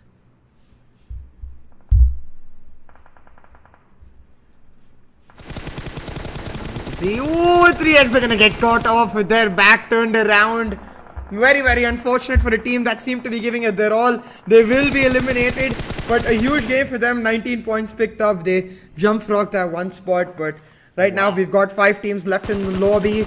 Blotter and SALTxi8 is the only team with all 4 players remaining. This is what I was talking about. For SALTxi8, a chance to push back. 3 teams remaining right now, and SALTxi8 with that northern edge of the circle, a chance for them to take the lead in the live rankings. If they get the chicken dinner here, they end up in that #1 spot. They definitely do, but the Grounders are still around in the vicinity. They've got 1 player, Pika. Well, again, I mean, Pika has apparently been caught, and it is going to be the end of his side. Jigsaw will get that final kill. Thus, we are left with 2 teams. 4v3 situation between Stalwart with 7 elimination points and the Grounders sitting at 8 elimination points in this game. But a 4v3 situation where, for the side of SALTxi8, they have the advantage in terms of the numbers, in terms of the way that they're aggressing and pushing, because Uzum, look at that flank that he's been able to create. He has not given away his information. So as soon as the Grounders start moving away from that compound to get into the fight itself, Uzum has all of that knowledge, and Ghost and Blade, all they gotta do is just knock some heads, and that's it. SALTxi8, they've spread themselves apart quite brilliantly right now, because they're able to deny any sort of flank while ensuring that no team can take this hill away from them. Team Grounders, they've only got Shaptar in a forward position, the rest of his teammates behind him. So as soon as the other two teammates try to make their move, they're going to get caught out by Uzum, and it's exactly that. Black gets downed out and surely eliminated as Jigsaw and Shaptar, they're quite far away from him. Black still holding on through the car explosion, but at this point he is done for. It is a 4v2 situation in favor of SALTxi8 Bloater. It definitely is, and with these perfectly cooked nades coming in from the side of SALTxi8, they are going to be absolutely controlling this fight from all the angles. Shaptar with his level best is going to try to hold on, because look at that level 3 vest and kit that he's got. He's definitely going to be trying to utilize that. I guess I spoke too soon, it's not going to be loud, because numbers advantage favoring SALTxi8, and as this team pushes on to get that chicken dinner, they are looking very much determined to confirm this game for themselves. And I just want to see what sort of elimination points are they sitting at. 8 elimination points for the side of SALTxi8. Same is the case for the Grounders as well. So a GG play for both these. Yeah, but winner chicken dinner goes to SALTxi8. 10 eliminations picked up, as well as the 15 placement points gets them with a net total of 25, and that does mean they take that #1 spot for themselves. The Titans of Pakistan coming into this PMPL spring season have proved after almost the end of the Super Weekend. We've got a few more matches to go, yes, but towards the end of the Super Weekend, it is SALTxi8 as the kings of the hill. Well, we were waiting for the team of SALTxi8. When exactly are they going to rise up to the occasion? When do we see this team climb up to the top of that leaderboard? And here we have it with the 10 elimination points confirmed for their side, $500 in the bank, a wonderful Erangel with all 4 players surviving for SALTxi8. Yeah, exactly. And I think really it was speaking to that fact that I was talking about, that if they are to find themselves at #1 spot at the end of this Super Weekend, they've got to make it count with this match right here. Yep. They've got to pick up, if not a chicken dinner, at least that top 2 spot. And well, they deliver this. They will get that chicken dinner itself. And it's not even a circle like it was yesterday, which completely suited them. No, they went for their standard drops. They had to go for the rotations, make it happen. But we'll get all of this analysis done after a small short break. Go!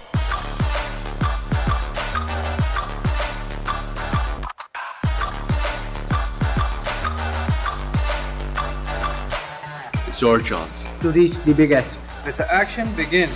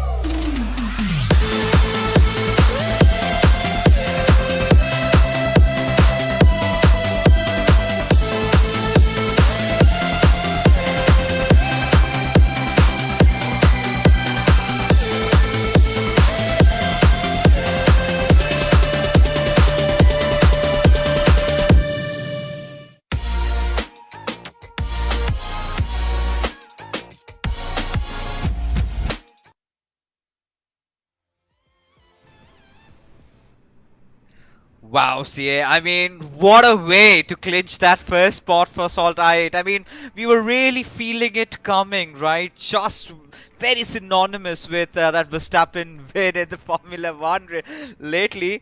But yeah, you've got to feel it for Miracle. You know, he was. This was the game that 3x needed. This time they were looking so aggressive, garnered a lot of kills, and Miracle made sure that he was stopping the kills tally, at least in this particular game. Yeah, Miracle and 3x Esports had a phenomenal game as well. They got caught with their backs turned around against Team Grounders, I believe, in the last moment, which ended their chances of getting a higher standing. But in terms of the eliminations, that will certainly give them a boost going into these last few matches that they're going to need, because they're looking to rally back pretty late in those rankings.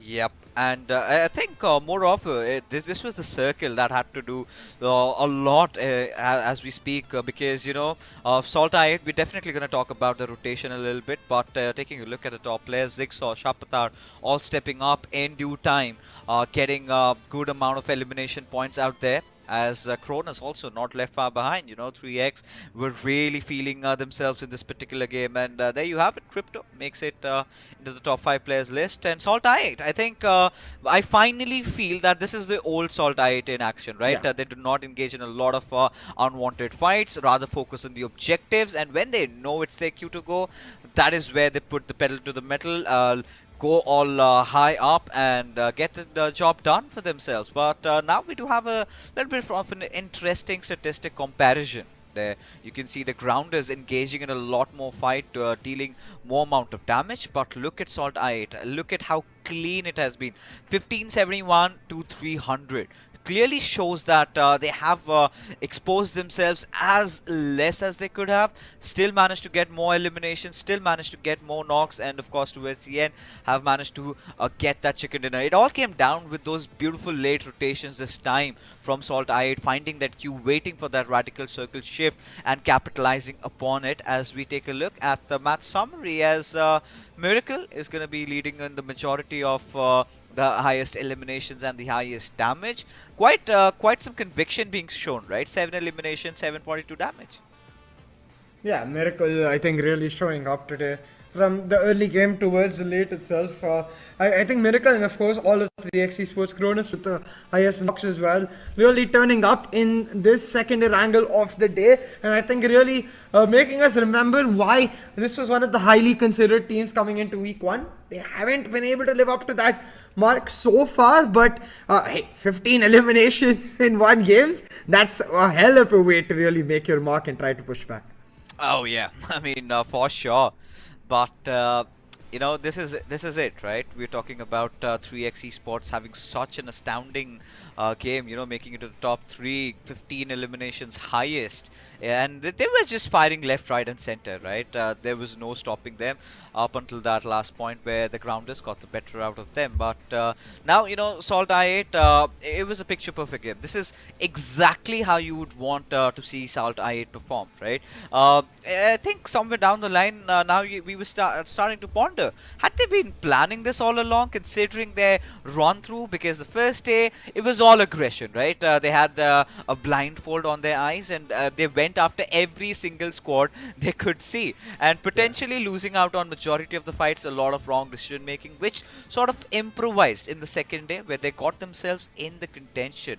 And towards the end, I think they've taken that first spot. All they need to do is hold on to it. But now, you know, a more clearer insight onto how SALTxi8 have really performed in this match. As you can clearly see, you know, they were the ones who sort of rotated late inside the circle, waiting it out a little bit, letting the other teams pass, because they were not quite sure about how the zone was. And now also you can see they are sort of having that edgy approach, right? They're not going directly head on, rather respecting. This is something like teams like Na'Vi or Nigma Galaxy do. They take that longer route, and this is the moment that they had been waiting for, right? This little bit of a shift towards that western side where they started to sort of anticipate, maybe this could be a shoreline circle, maybe this could be somewhere around the center of it. So they managed to take it, and that is the compound that really they held on to for quite a long time. And towards the very end, I mean, it was the Grounders who were stuck in that little yellow compound that you have. All they had to do was lob a few Molotovs, and it was job done for them. So clearly SALTxi8 steering away from the fights, making sure that they have their eyes on the bigger prize, that is the top spot. And I think by the end of this Super Weekend, I think that is where they would want to be at. Yeah, 100%. I think you said it perfectly. Like the fact that they're able to cover so many fronts at the same time, even towards that shoreline rotation, right? They're in that 2-2 split, two players staying near the shoreline in case it goes completely west, and they can go back, and two players holding on to the compound so that they, if they need to go further inland, they can capture on that. No, and it's quite enlightening to watch from SALTxi8 because it reminds you that this is why there was a lot of criticism that we were levying towards them towards the initial weeks. They were like, what's going wrong? This is the team we were expecting, and it seems clearly the case is, well, they only turn up when it matters the most, and right now in this Super Weekend final day, it matters a lot, and they are turning up. Oh yeah, but you know, again, definitely SALTxi8, such an amazing performance getting that chicken. They almost choked on the last one, right, with TmwEsports with such a beautiful clutch towards the very end play that I think we're all going to remember for sure. But I think the stars of this game, I think we can't really take it away from them. They are the boys in front of our screens right now with 3x Esports having such an amazing game, going after every single V squad that they could potentially see out there. And this is the 3x Esports that I think their fans wanted to see, right?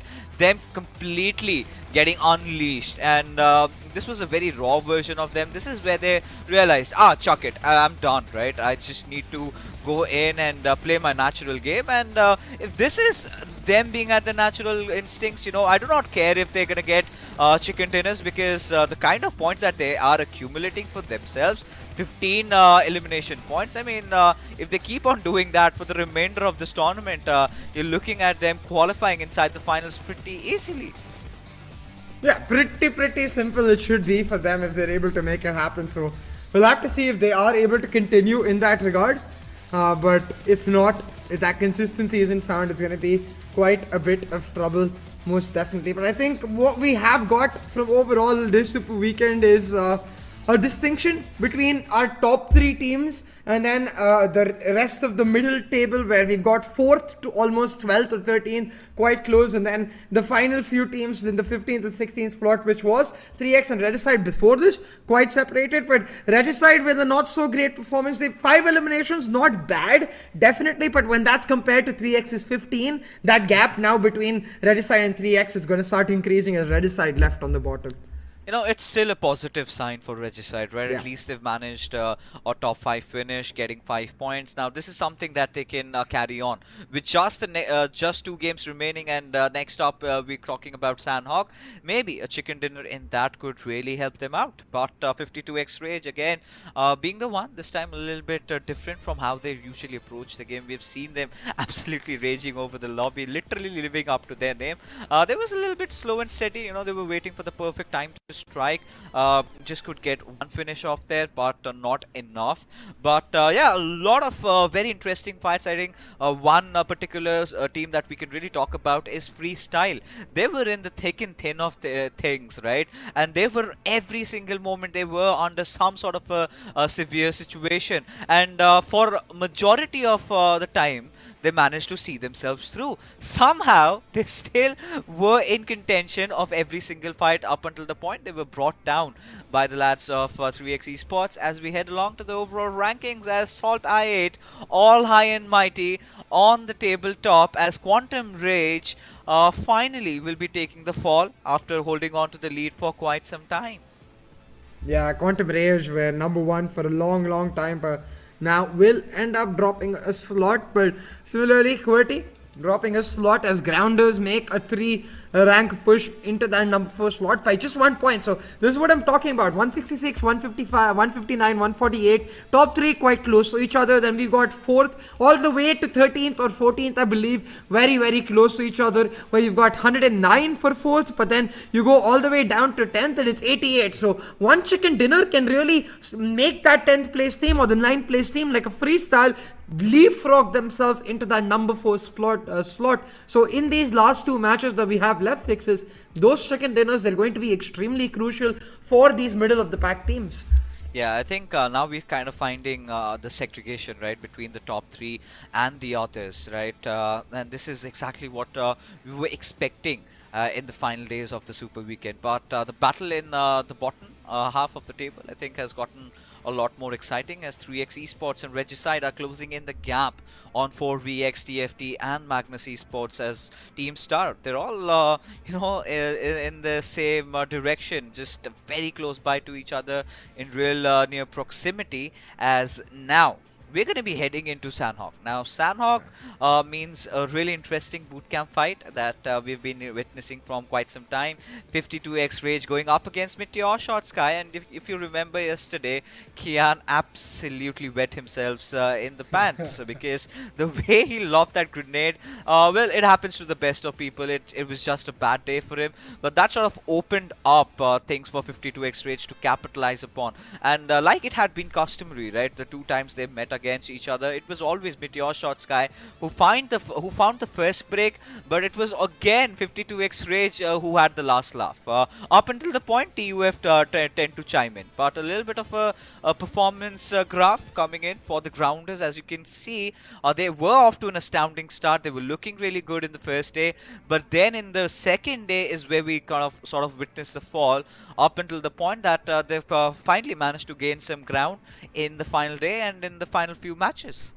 Yeah, lots of ups and downs near those league stage areas, but in the super weekends, especially with day 2 and 3, it has been an upward climb for grounders, and they look to build on that for sure. But back to the point you were mentioning, the Paradise Resort fight is going to be absolutely amazing to witness, because I think really, I would just want to say this time, if MetershotxSKY can get the first kill and capitalize on it, or 52x Rage can deny that first element and just dominate them from start to finish. Either ways, I want to see one team getting that fight done with before TUF comes in, so then they can push back on TUF rather than every single time as it happens, as TUF comes in, the fight is still going on and it's a freebie third party for TUF. Or, what we can expect is both of them going to their separate directions, right? Nobody's just dropping off at Paradise Resort. I've seen that happening. But as we take a look at the map chances over here, we've just had 2 Sanhoks overall, not a huge sample size to work around with. But yesterday we did witness the players of SALTxi8 getting that chicken dinner. The first day it was, I think, I believe Team Star. But the grounders have been relatively the most consistent team in this particular map. So it's going to be really important that they garner quite a lot of points from this, as well as they are going to be looking towards, getting a little bit higher onto the table. With 2 games there, of course, if you're having 2 good games, if you have a chicken dinner, there is definitely that possibility out there. But more interesting with Sanhok, it's always about the circle. I've always been time and again repeating this. Take it as your Bible. Just make sure that you are in the center of the circle. You have a high ground and you have a compound, and make sure you do not engage in a fight for more than 2 minutes, and you're good to go. Yeah, exactly. And I think really that simple philosophy is what we want to see teams inhabit when it comes to this next match right here.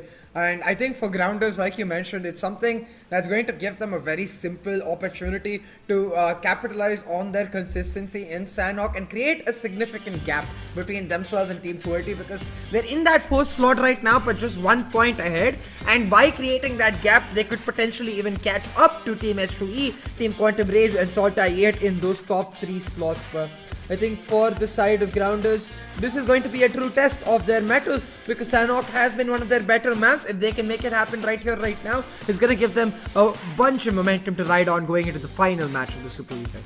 Oh yeah, definitely. As here we are, ladies and gentlemen, finally getting ourselves into the hot and humid, drenchy rainforest of Sanhok, as the flight path trajectory all the way heading from Camp Alpha to Camp Pong. Now, we've said this time and again, does not really matter where the flight path trajectory goes from. Considering the fact that it's a 4x4 map, regardless, you can drop anywhere. You might as well take a plunge and go towards Mongnai from around here if that seems far to you.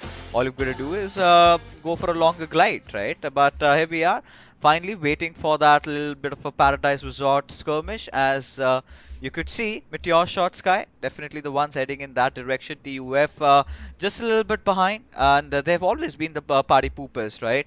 They sort of enter into the fight wherever MetershotxSKY and Team Rage sort of go up against each other.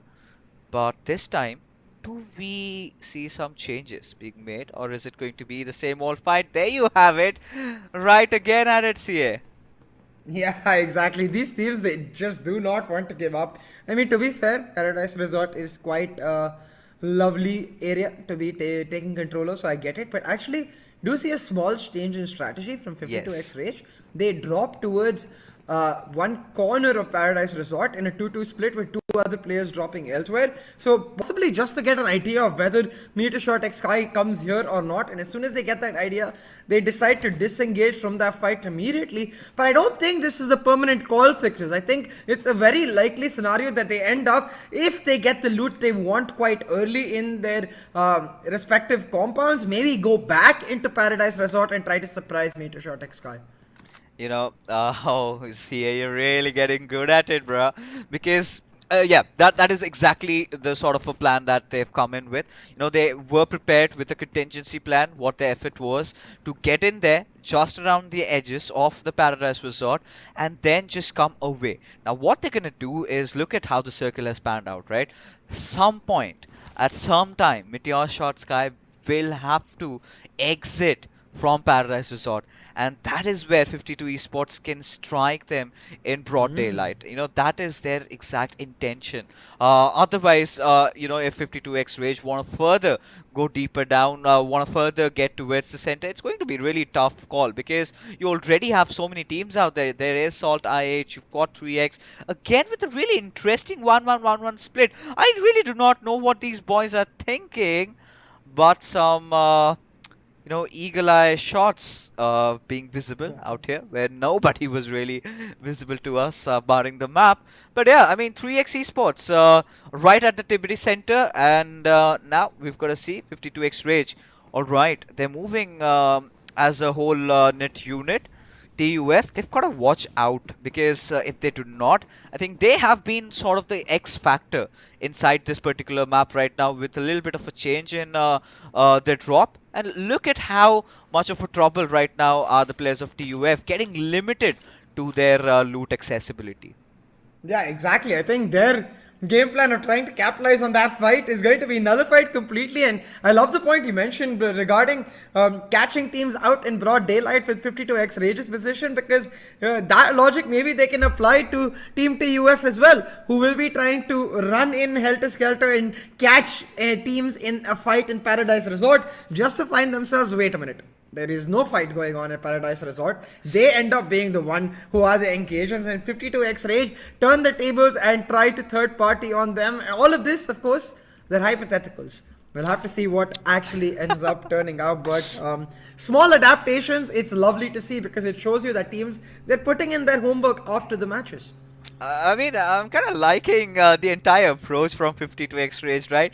Being outright sneaky from the very start. You know, they look at the body language. They have no intention to right now focus to get a good part inside the circle. Rather, they're just snaking in, keeping that stealth mode on for as long as they can. You know, this is where MetershotxSKY, they're going to be so scared. They do not really know what the intentions of 52x Rage is at this particular moment.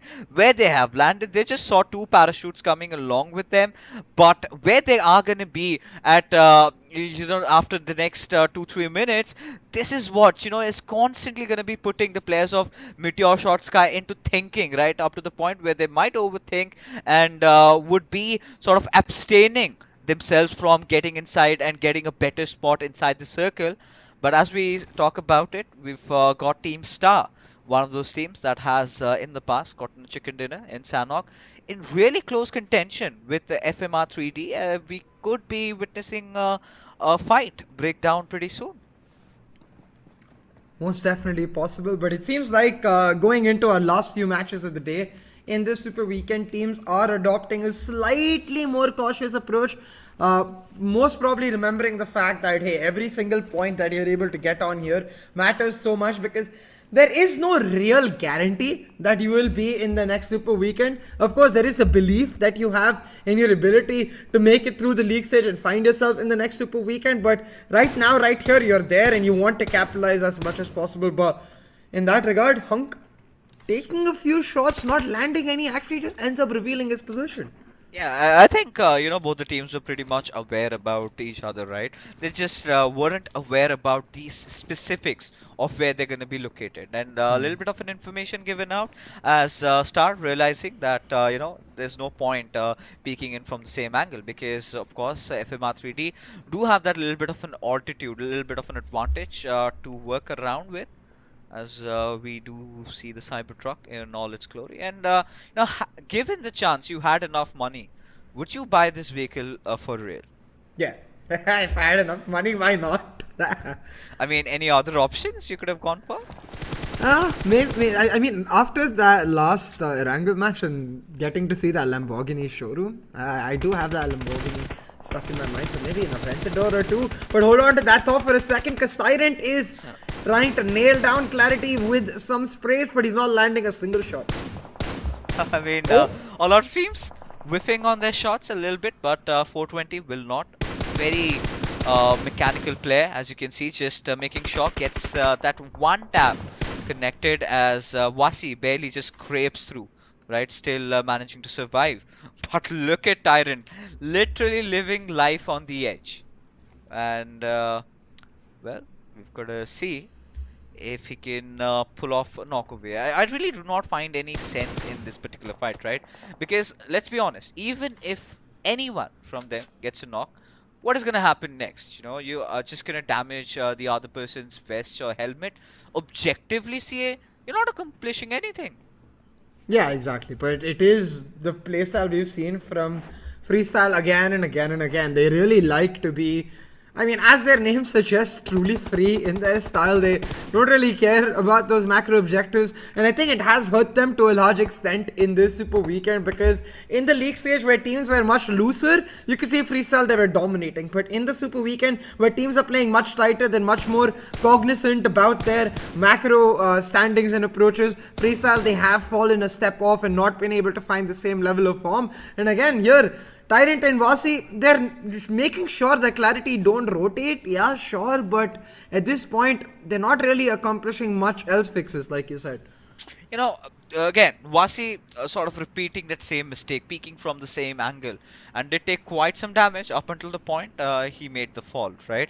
This is where, Freestyle need to understand that there's nothing remaining for them to fight for. They can just back off a little bit, go to a different direction altogether, because Clarity, I don't think they're going to let go of this position. Quite considering the fact that as to how the circle has really panned out, they've believed that they are going to find some success in near future. But this is what I was talking about. Yes, Tyrant got a really amazing knock. He's been in a stellar form. But what's next, right? All he could get was a knock. But at the same time, you've got to understand the fact that these boys have rotated pretty early. So you do tend to have limited amount of ammunition. And you cannot constantly be applying that sort of a pressure, because you've got to save it up for the next few circles, right? And in Sanhok, it's so difficult to sort of start off, get your loot done, and then again try and get back to looting, right? Because there would be teams everywhere around you. And it's going to be interesting, because we're sort of down to a stalemate, because not a lot of action is happening right now. All the teams are rather more focused on how they want to rotate, as you could see this sort of becoming a little bit of a quarry circle. Now with quarry, I've always advised all the viewers and the competitive players, never get inside the trench, because once you're going down, it's so difficult. It's nigh impossible to make it out alive. Yeah, exactly. And I think really we're going to have to see if which teams do end up using that philosophy, because with the number of teams around the area, I'm sure some teams will use the right approach, some teams will mess it up. So right now, the approach seems to be just to wait for the circle shift and figure out how that goes. And in that regard, we've got still MetershotxSKY towards that Paradise Resort area, FMxR3D and Magnus quite away towards the northern edge of the circle, and potentially going to find each other, with Magnus running straight into the hands of FMxR3D here. It's rather the other way around. FMR3D want to make that dash coming in and finding Mom2, as Shaw will get himself in a good position, taking down Respect.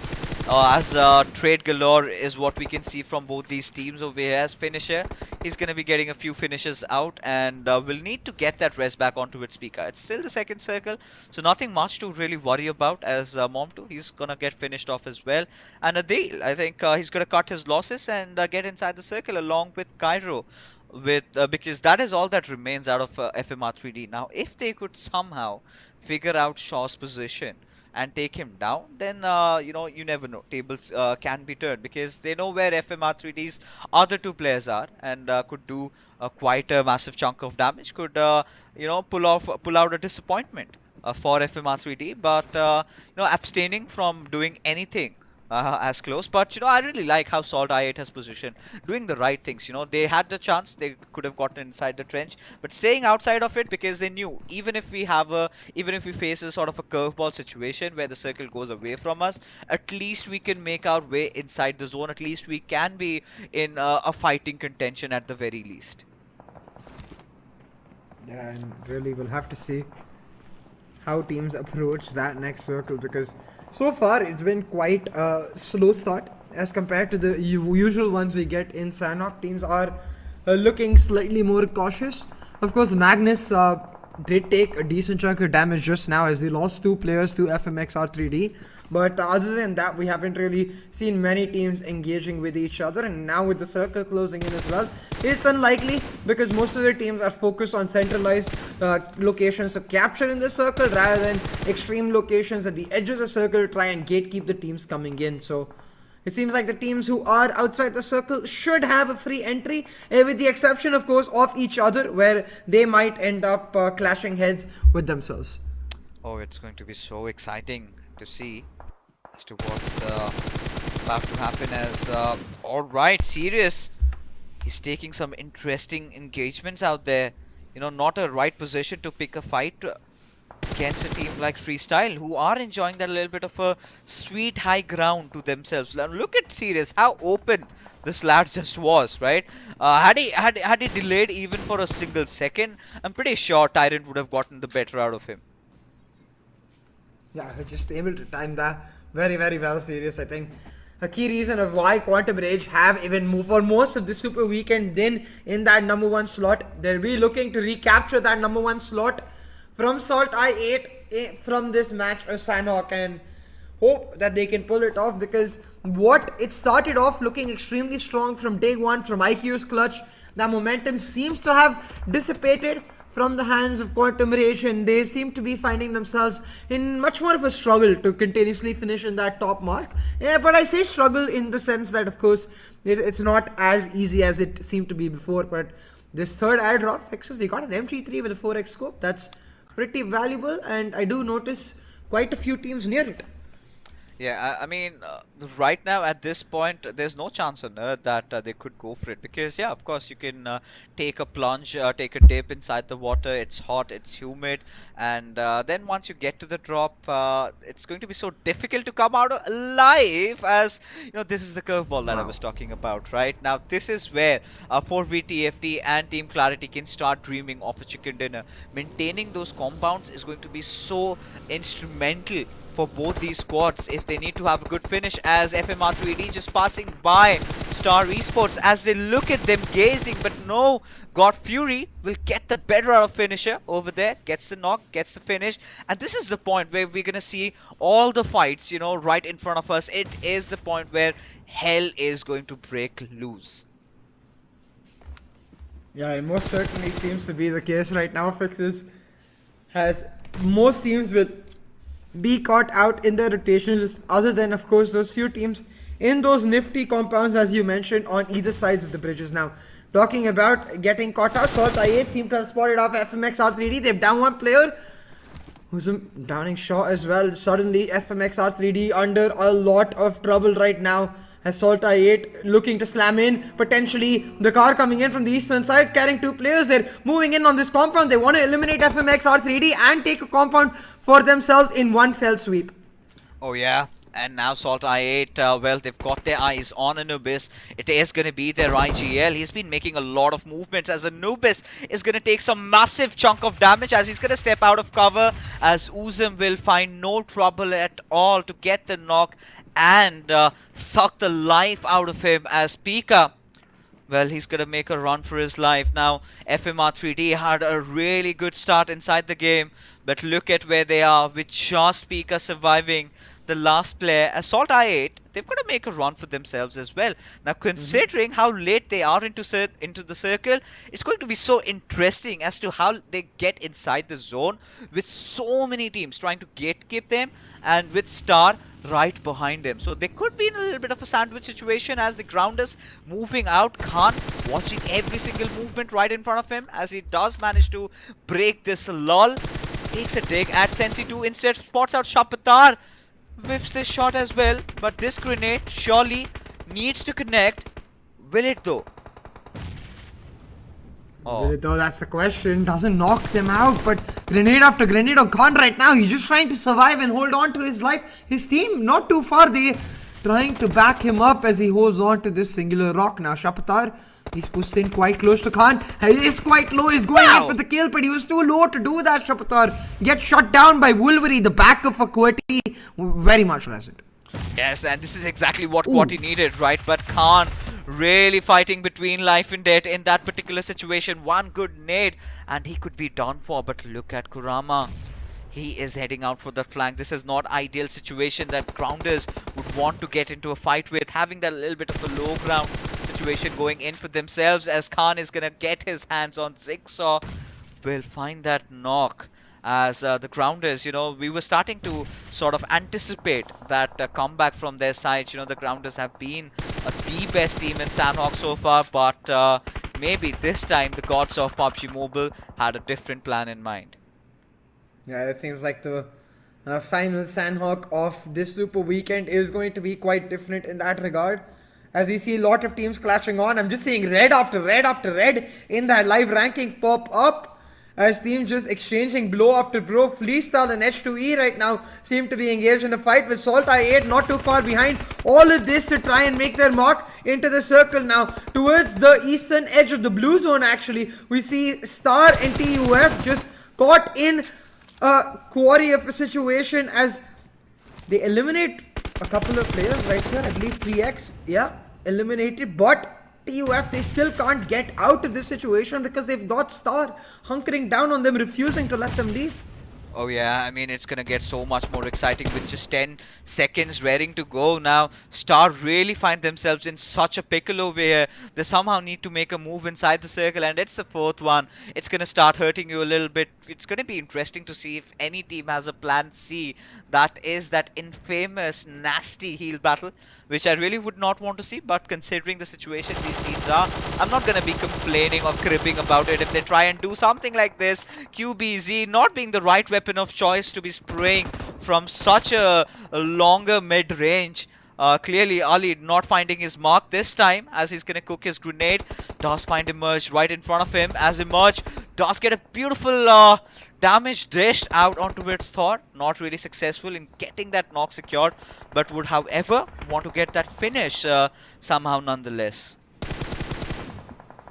Thor under a lot of trouble. He should get picked up right here by Star, but they're gonna have to make quick work of this because otherwise they're going to take a healthy chunk of damage from this play zone and potentially remove themselves from a situation where they can't even contest. Now Ali is just hiding. I think he might have taken plan C, like you mentioned, Fixes.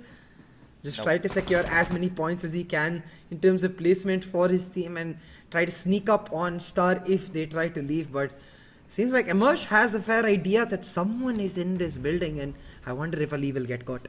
Now, very interestingly, you know, Star is still playing as a 3-man squad. I do not understand why. What could be more important than PMPL, the most important tournaments of their lives right now, as TUF finally fall down at the 15th spot, as there's sort of a stalemate situation going on between Ali and Emerge, as Emerge does advance at his direction, but we do have another fight, a big fight breaking down. Amit says it's going to be QWERTY going up against SKY. And CA, what do you think? Who's going to get the better piece of the pie here? Well, the way QWERTY are positioned, it most certainly looks like it will be them because they've got the revival on Destroyer done as well. Now, they will move into this compound looking to clear it out piece by piece. And with MetershotxSKY only having one player left standing, it looks like an impossible task right now for SALTxi8. But he's trying to move to that top floor, hold on to his position. How long, that's the question. And it doesn't seem for much longer. Oh yeah, and there you go. I mean, this is where MetershotxSKY have done it again, and this time it's gonna be Ash who self-naded himself, and they really need to work upon their nading skills, right? They need to make sure they do not have those slippery fingers, as I can see Zipion getting the better out of the players of SALTxi8 as Nocto coming back into action, and I was certainly missing this player, and I think he could be the one maybe trying to change things all the way for Regicide, as they are hammering down on towards the players of Quantum Rage, getting that knock on towards Alpha, but overextending a little bit, will get punished by IQ though, but Voltrox still making sure that grenade will get that trade that they were looking out for. Sirius with just that first aid, still out of contention from that coveted infamous healing battle, will however be heading at Voltrox direction, looking for some kills getting secured, but Nocto getting himself back up. Now he's gonna go ham after Sirius, and how on earth are Quantum Rage gonna come out of this situation, CA? It looks like they might just be done for fixes. But before they go down, they look like they want to take a couple of teams down with them. Insane has been knocked. Johnny will be too. And while Sirius might go down, he makes sure that Regicide goes down along with Quantum Rage. Brilliant gunplay display from them, but they're on out of there, and surely that will mean that SALTxi8 get to just continuously push on forward in terms of building their lead in that #1 slot. Now FMxR3D eliminated as well, as this circle takes yet another shift towards our northern edge. Again, that early control of that compound you mentioned, fixes for 4v coming up huge, because they're the only team with decent cover out here. Yeah, I mean, I'm sort of privy to these situations multiple times, so I sort of knew this one was coming. You know, it had to be either 4v or Clarity, either of them. But right now, you know, 4v this is certainly their game to lose. Having spotted out the players of Clarity, 420 boy. Well, he's just trying to keep himself out, hiding himself in that tree's cover.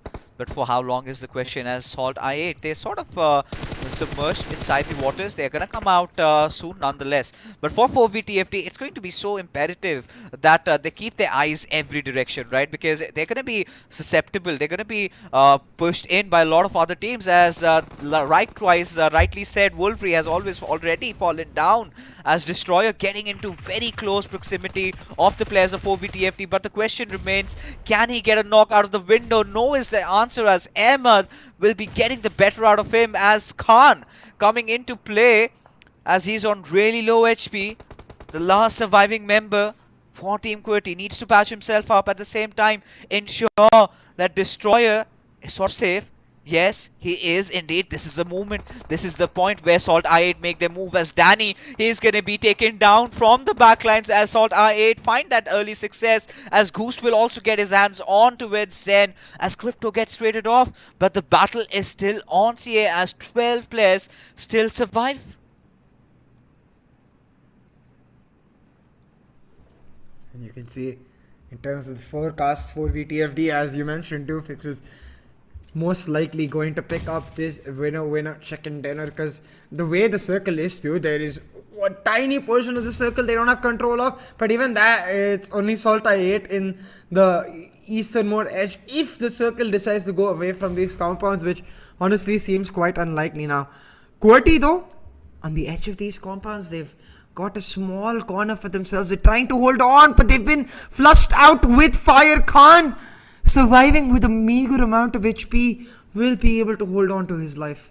Yeah, Blade trying to form that little bit of a wide angle, and Khan surviving the onslaught of that grenade. Yeah. Blade does find success, and with that, SALTxi8 make it to the top 3, as they are going to be charging in through, utilizing every little bit of that smoke over there, as Crypto would be the one leading the charge, but spotting out the players from underneath. Crypto does find that success on towards Danny, makes no mistake in getting that kill confirmed, as right now SALTxi8 are going to be charging, ambushing on towards that compound. Very good prone and spray for him, as he does manage to find out Ash in the process as as well. SALTxi8, they are men on a mission, and the next target right in front of their heads is going to be 52x Rage. A beautiful start in from Blade.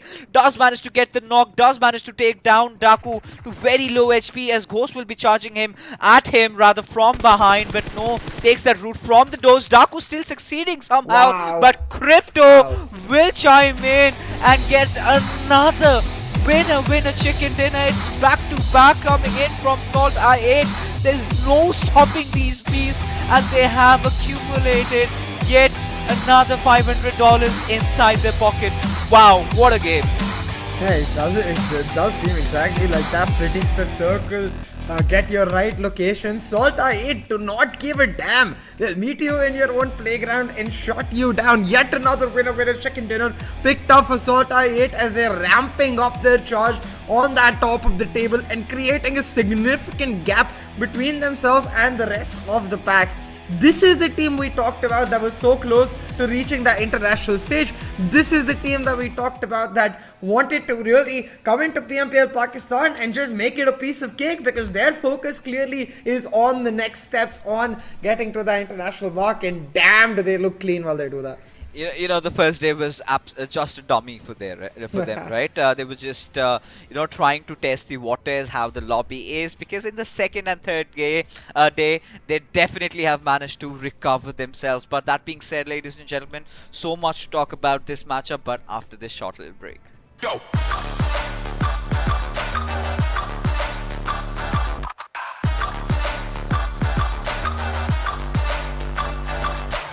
It's your chance to reach the biggest. Let the action begin.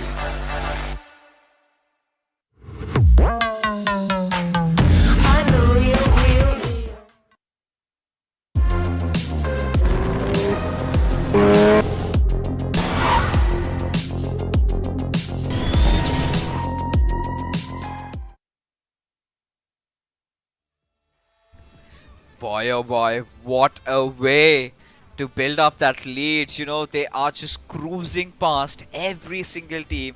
SALTxi8 against all the odds, they've managed to do the unthinkable, right? For VTFT. I mean, of course, you've got to feel bad for them, but this time it's not Crypto who was their star, right? It is indeed Blade coming in clutch. 7 eliminations for this lad. And the way things started off, it was looking a little bit gloomy, you know, having lost out on Ghost, being reduced to a 3-man squad. But still, Blade holding on to the helm and making all the right decision, all the risky plays, the risky maneuvers, and making sure that SALTxi8 excel to the very top. Yeah, exactly, and I think very well done by Blade in that regard. He went on a rampage when he shut down QWERTY as well. So clearly a player that was on an absolute tear when it came to this map. But Crypto not too far behind. Number 2 for him. It goes number 5. 3 players of SALTxi8 making it to that top 5 mark. That's what I call some domination. Oh yeah, but you know, again, you've got to give comments to the players of Team QWERTY, right? If SALTxi8 are going to be enjoying the fruits of the chicken dinner, quite wrong literally, well figuratively, but it was because of them, right? Because had QWERTY never engaged against 4BTFT, had they not drawn their attention towards them, SALTxi8 would have never gotten that little queue, that little opening to capitalize upon, and making sure, but we'll get back to that in a little bit of time, because we do have an head-to-head which is clearly dominated by SALTxi8. I'm starting to ponder, why was this even brought up? SALTxi8 just ahead in every single manner, as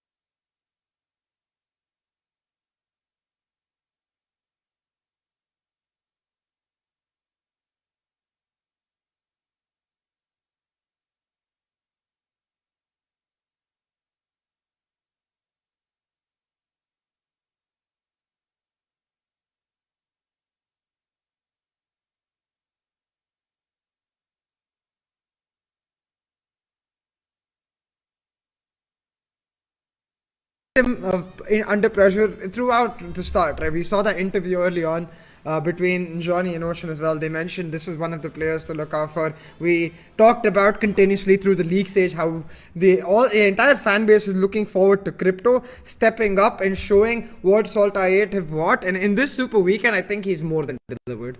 Yeah, I think they definitely have, especially considering those first day lapses where we were sort of wondering where on earth did SALTxi8 vanish, and here they are, riding the rocket up to the moon, and it is SALTxi8 at the tippity top, and it's a back-to-back, so it's a kind of a statement. Now it's going to be really interesting if they can get a hat trick, or maybe I'm just cursing it way too early, but.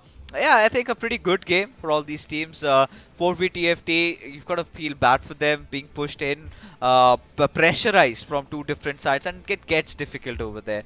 You have to make sure that you do not get knocked, and even a single knock can really open up, could be just the kind of a breakage that you're looking in your ship, and that is the sort of a leak that happened, and that is where SALTxi8 really capitalized on that situation. And even after doing that, they still had one more target, and it was the players of 52x Rage, who apparently just lined up for them, and all they had to do was be tunnel vision to a particular direction and just mow them down.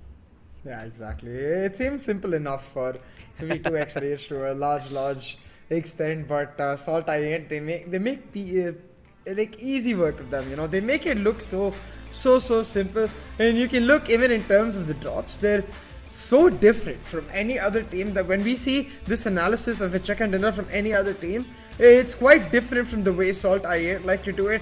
Quite split up early and really relying on the fact that they know exactly where most teams are going to go for. They're able to get these small compounds for themselves and really get their pick of choice in terms of loot. Oh yeah, I mean right now, clearly the biggest task for SALTxi8 was to get out of QWERTY, right? Because if you could remember, there were so many teams gatekeeping it, and look at the route that they chose, right? Going all around the edges, head off into the waters, take a dip, be patient. I think holding on, being patient has been the key through and throughout, right? And they made sure every single fight that came in front of them, they took it, right? They did not shy away from that. And once they got that moment to capitalize upon, once they knew that QWERTY has been creating so much trouble for 4v drawing in so much attention, as this really came handy. And yeah, I mean, I still do have the same expression. I was like, how are SALTxi8 pulling all these players off CA? I mean, this sort of kind of throws into thinking, this is exactly the SALTxi8 all their fans were looking for, and finally here they are. Exactly, and when you think back to the league stage, even in the first day of the Super Weekend, they were the one continuously being extremely aggressive, taking the fights, continuously being a little almost chaotic, I'd say, as compared to what you see now, which is structured, methodical, very efficient in their approach to the way they want to pick their fights, the way they want to move from circle to circle. So I think in that regard, SALTxi8 clearly have turned over, I mean, I want to say a new leaf, but it's not exactly new. It's what their standard style of play used to be coming into PMPL Pakistan. Yeah, and now they've just started getting the feel of it, and this is likewise the SALTxi8 that we were all eyeing out for. But more than that, apart from SALTxi8, we did witness quite a lot of changes inside this game again with this one little fight, right? Khan had his backs against the wall, but still somehow managed to see himself through in that particular situation, right? Especially the grounders not really having the perfect ground to fight upon, being on that lower scale, had so much trouble, but yeah, I think a lot of changes also being made. This time 52x Rage finally making sure that they keep themselves out of the harm's way, do not engage with MetershotxSKY, as it has sort of been a custom with MetershotxSKY. Someone or the other from their team tends to hammer the nail on their own foot, right? And these self-nades have always been such a huge problem. This time quite so was also the case when they went up against QWERTY and got eliminated on. But this is exactly from Blade's POV how we found the players of QWERTY, and then look at this little close range display. Now I was starting to ponder what went wrong with Crypto? Why is he losing those close range duels? And finally, you could see the King Crypto going all big, high and mighty, way above the others. And look at the damage graph. Now you've got to call it out. It is 2 back-to-back chickens for SALTxi8, especially in the map of Sanhok.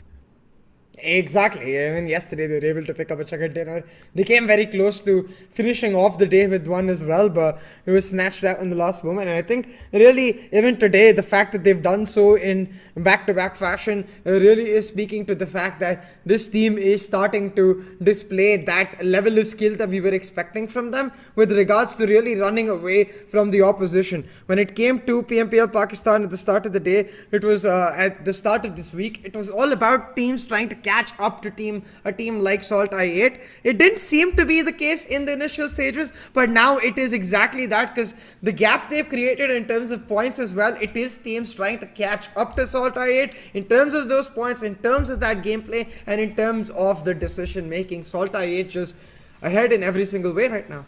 Yeah, I think, time and again, we might sound like broken records, but they've done everything just right. Look at them, where they were yesterday and where they are today, the way they are accumulating points for themselves. And, this could have been clearly the third chicken dinner of the evening, just barring that huge choke against Teen Wolf. But it was Teen Wolf supremacy in Miramar. But, SALTxi8 again, this is the kind of a performance we were all eyeing out for. Now look at how they've built up the gap. Yesterday they were catching up with the pace, a little bit of that chicken dinner to end that final game.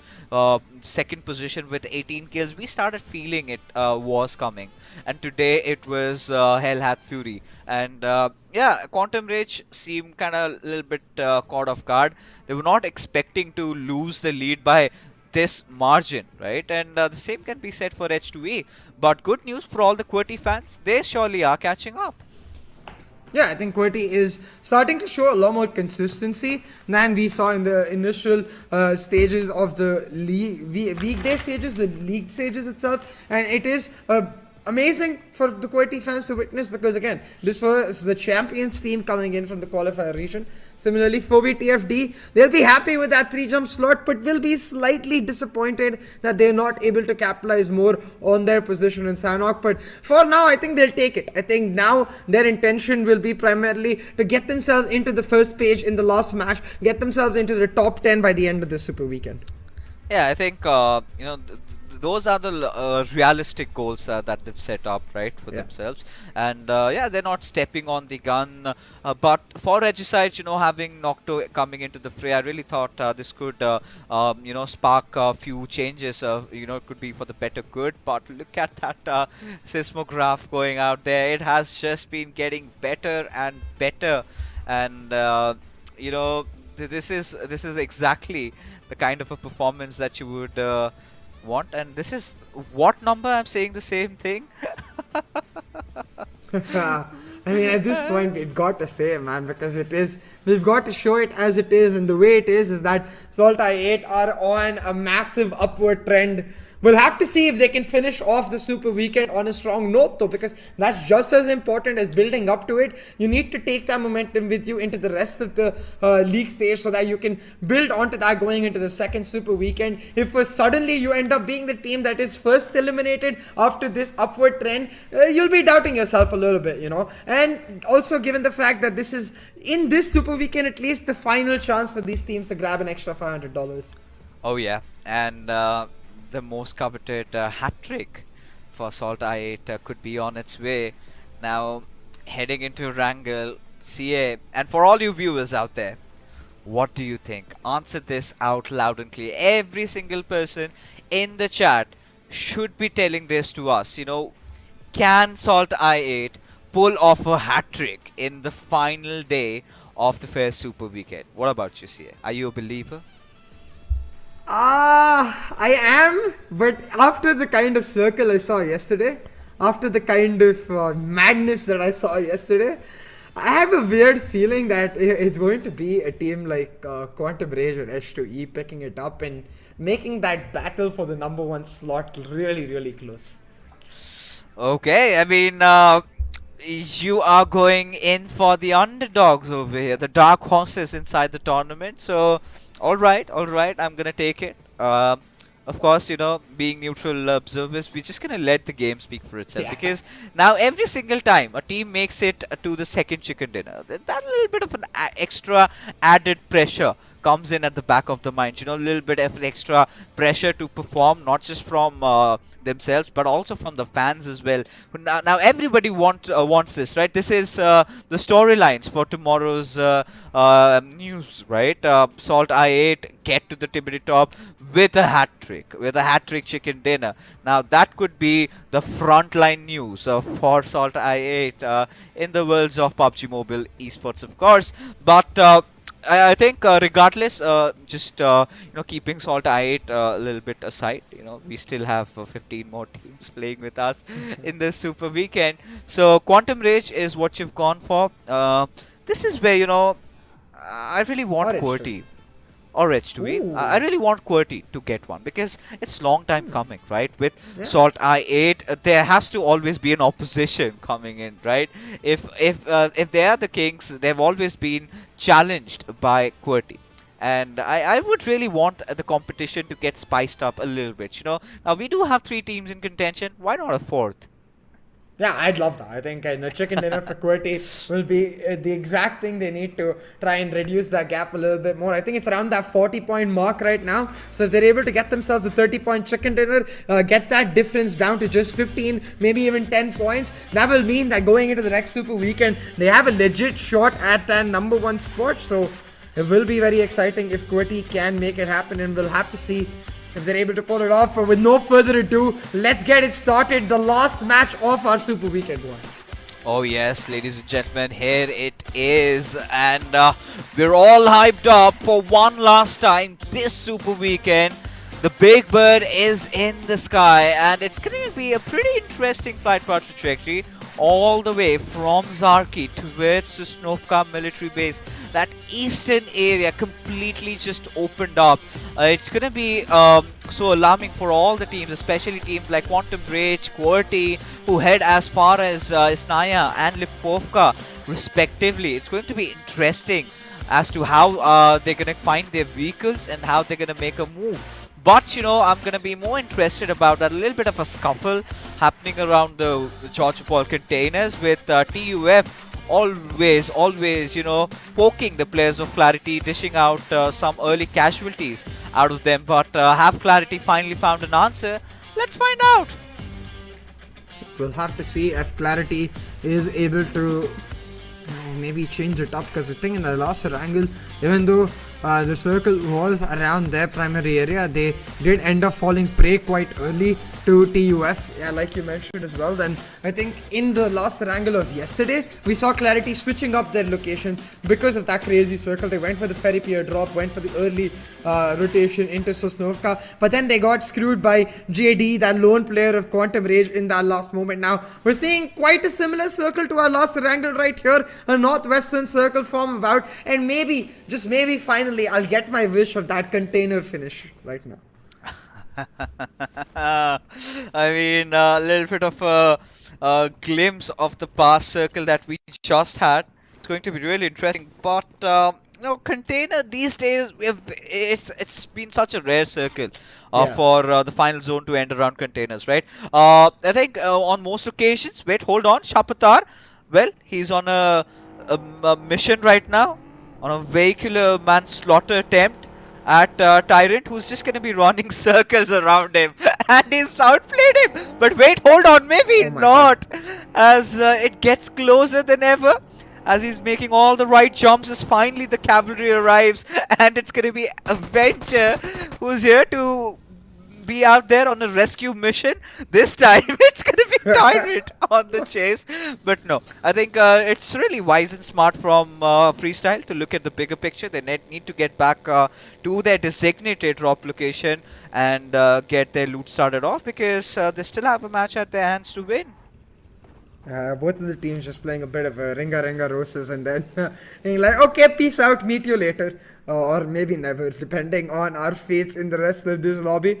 But right now, I really like this PMPL background right now here for QWERTY with those skins. I don't think I've noticed them carry this before. Maybe I've just not noticed it, or maybe they've just picked it up now. Either way, it looks quite nifty. But I think, again, in terms of that circle fixes, the conversation we're having, quite similar to that previous circle. And of course, the drops, once again, quite similar. I think a few things that the teams will want to change, though, is the way they end up approaching it. The areas they capture early, those are going to be the key factors in determining whether or not they do end up getting the victory right here. Oh yeah, it's going to be so crucial, but alright, I mean, I've had enough. I have had enough! Oh my goodness, MetershotxSKY, from being one of the most impressive squads in the PMPL this season, to be the one who are doing all those gags out there. I mean... Certainly, it's funny though, but it's fine, you know, no harm done. I think Mary's gonna get himself back to full HP as Team QWERTY. Let's see, what do they have to offer in this matchup? Now, this is the point, you know, we're gonna start looking out for Rahman, right? Mr. Dependable, because come on, I mean, all the viewers out from Pakistan will agree with me on this, you know. At a given day, when Rahman's feeling himself, when he's not a little bit cribby about anything at all, he's on an absolute rampage, right? If there's any player that QWERTY read at this moment right now, it has to be Rahman. You know, there was a certain time when he was touted as the best player in Pakistan, and he's been through a lot, right? Both on and off the screens. We have seen him in multiple tournaments, but right now, sort of throws me into thinking as to why is he not playing? Yeah, potentially maybe a couple of third-party circumstances as things he can't control either ways. I hope we find out, and I hope he comes back soon enough. But right now, what I am noticing fixes is around that Gatka area. We see Regicide, and I didn't get to notice which was the other 52x Rage, I believe. Quite close to each other is the team we see on the screen as well. So we'll have to see if they do end up colliding with each other or not, because again, we're seeing that slightly more cautious approach from teams heading into this final match of the Super Weekend. They don't really want to give away those freebies, well, with the exception of those little bit of, how do I say this best, the humorous moments that we had at the start with the cars. Yeah, I mean, it's been such an interesting start to the game, right? But hold on, Zen, just living his life on the edge, has spotted the players of R3G, Voltrox. He's got to make sure that he keeps himself out of harm's way. I think he's sort of oblivious about Zen sneaking in close. Oh, he might just be, and Zen will be able to get away as Voltrox goes in the completely opposite direction. Zen will just take a quick dip and head on out of there. Nocto as well, quite close to this, and it just seems like Regicide's players, they're more focused on their rotations rather than spotting R52X Rage, and I wonder if that's going to end up hurting them later, because while focus is great and all, if you're not noticing players quite close to you, free eliminations really, that close to you, it will end up meaning that they come back and bite you, because maybe 52 Rage end up taking that aggressive note and try to shut down either side. Yeah, and this is the moment where, you know, you would not want to get picked off, right? Yeah. But it's going to be interesting as to how SALTxi8's rotation in this game is going to be, because we're sort of witnessing that early traffic being built up around those southern side of Everest mountain, right? Now this is where you've got Magnus already there. That is where they sort of drop. You've got TUF. Look at FMR3D. They've made some really quick rotations. Now this is one of the circles that really can be decided after the third or the fourth split. Now we've seen these circles kind of go down towards the shoreline, on towards the west. If it is a really drastic one, if we're witnessing some early curveballs hitting, otherwise it's gonna tend to go around that ruins area. Or we've seen this pattern, right? On that one occasion where just ending around that northern side of the Georgia Pearl containers, right? On the top northeast compound. So we've seen these sort of similar circles, and teams are prepared. We've just got to see who executes, who times it all right, and who gets to have the final laugh. Yeah, 100%. And that execution is going to come in clutch for these teams to try and end off this Super Weekend on a good note. Now we're seeing standard rotations, so the teams come out. SALTxi8 on their Sosnovka drop a little later to the punch, but it is to be expected. I think another team that we're not getting to see in this screen right now, it's on the edge of our screen. I see a tiny MS right there, which is MetershotxSKY on their standard Novorepnoy drop. Will come in quite late on the rotation. It's something we saw in our third match of the day as well in Erangel. But what I am noticing, Texas, is Magnus going for that mountain range just to the south of that Georgopol area, getting that early control towards the center part of the circle. I wonder if that ends up taking a key role in later circles. See, now this is the problem that I have when you're going up top, right? If the circle is ending at you, well and fine, you're good to go, right? You have the highest point inside the map right now. You are spotting out absolutely almost everybody. But that is where the trouble arises, right? The moment you start to fire shots, you have everyone's undivided attention at you. And imagine the circle shifting away from you. That is where the trouble begins, right? The moment you take that downhill journey, that is where you're going to be sprayed left, right, and center. And it is almost impossible for any team to make it out alive, right? Without any casualties, without even taking a scratch. So that is something that Magnus really need to look upon, because I have seen this in the past happening, but the way this circle has shifted, right, gives us a little bit more clarity. And I look at this zone kind of tending to go a little bit towards that Georgopol squad house, or maybe take another shift towards that eastern side around where 3x have stationed themselves. So this is going to be really important to see how the teams are going to be playing this through. But I really like how 52x Rage are rotating. Regicide's position shows a lot of promise, but Freestyle also coming in, chiming. So a lot of teams around the southern side is going to mean a lot of trouble. That means a lot of action. That means something that I think you and I both are going to enjoy. Yeah. 100%. And I'm actually curious to see maybe the PUBG Mobile gods, throw in a twist right here. Because you see, all of the circles, they're all of the teams are concentrated around the Georgopol Hospital, even Ruins area to a certain extent. But there's almost no presence to a Zorki, to a shooting range, especially the mountainous areas there. So I just wonder, maybe with a small twist, even though it's rare, teams end up shifting on there. But right now, that's not what we've got to wonder, because Freestyle, they are under a lot of pressure. Malik is trying to get away, but the chase is on. Vroom Vroom style is ready side trying to catch up.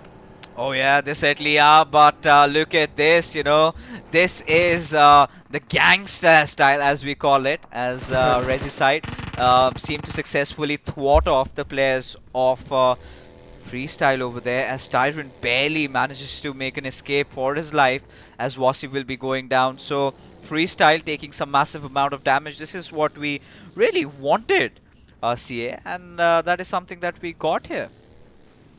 Yeah, exactly. We wanted teams like Freestyle to be able to, teams like Regicide to be able to step up to the mark. You can see in terms of the live rankings, Regicide were able to reclaim their 15th spot from 3x. They seem to be in a battle of their own. But for them right now, with this final match of the day, it'll be about trying to get much closer to the teams right above them, because throughout this Super Weekend, there's been a huge gap between those two teams and the rest of the table. So if they're able to reduce their gap end off this Super Weekend on a decent note, it will remind them that, hey, you know what, we had a poor first Super Weekend. That's okay. As long as we consistently feature in these and continuously build on our form, that's what matters, because ideally you want to peak during the grand finals. Oh yeah, of course. I mean, right now, we're still talking about the early phases of the PMPL, right? Yeah. We cannot be driving ourselves into conclusion, because this has again been customary. A team dominating in the first Super Weekend kind of tends to fall off a little bit, because a lot of teams sort of do intense research on them, and their tactics kind of get figured out. But look at SALTxi8's rotation this time. You know, this time they did not come down from that southern western side, but rather have taken that longer route all the way from Rozhok Bridges, and this time they've got their eye set at 4v TFT, because that is where I look at them advancing at, and could get a couple of freebies for themselves, as Leon, he's got to watch out for himself, but instead gets a better out of course. And again, SALTxi8 stepping up on the gun, little overwhelming, you know, and have to pay a hefty price for it, as deciding to sort of rotate back from that mainland, not from the northern side. This is not good. Yeah, exactly. The moment we've been talking about, you know, about their smart, methodical plays, about the fact that they always took it safe in the last few matches today, the fact that they're able to consistently pull it off, it's where they get a little complacent. Almost, they almost like turn off for a second, they let loose, and they pay the price. But they've lost only one member so far. We'll have to see if this can be a wake-up call for the rest. You know, this again brings us down to this little conversation that we were having, right? Overthinking at certain times, and that is what happened, right? Ideally, you know, you tend to commit towards the north, you've hit north. There's no reason why you've got to doubt yourself. Oh, there's a shift, no, we've got to get back. And being unaware of your surroundings, they had to pay the price, right? And they were all high on confidence, and that clearly did not help them out. But a little bit of a replay with Regicide really picking up the pace here, as they managed to take down one player of 52x Rage, as Quantum Rage haven't really been raging like they have been doing in the past couple of days. Could this be their chance at redemption? Could this be where they want to be getting a chicken dinner? Because, well, mind you, in the first day, I think it was Quantum Rage that managed to get both the games, 2 games chicken dinner out of the 3 that they had to play. So clearly, one of the teams that really find themselves comfortable. But this is where we've got to see where the circle takes that drastic shift at. Yeah, really, Quantum Rage has been a team that you know, got off to an astounding start in that first day of the Super Weekend. Since then, it hasn't really been poor. I'd say for them, it's just been more not as great. I mean, it's quite hard to recapture that level of greatness, like the clutch that IQ was able to pull off, for example, the momentum that was able to create for them going into day 2 as well. But they've shown a decent level of consistency. They managed to hold on to the #1 slot for quite long. Only today did they get overtaken by SALTxi8 in that regard. But a single chicken dinner can change that again, and for that, they're the team that walks away from this weekend as the team with the most number of chicken dinners in terms of that prize slot. So hey, we'll see if they're able to make it happen. Right now, this circle shift going towards that northeastern area, bringing us into play with that small river as well as that mountainside area as well. So FMxR3D especially in a decent position, but given the fact that they're quite in an open area, I wonder if any other team decides to aggress on them early and take away that position from them.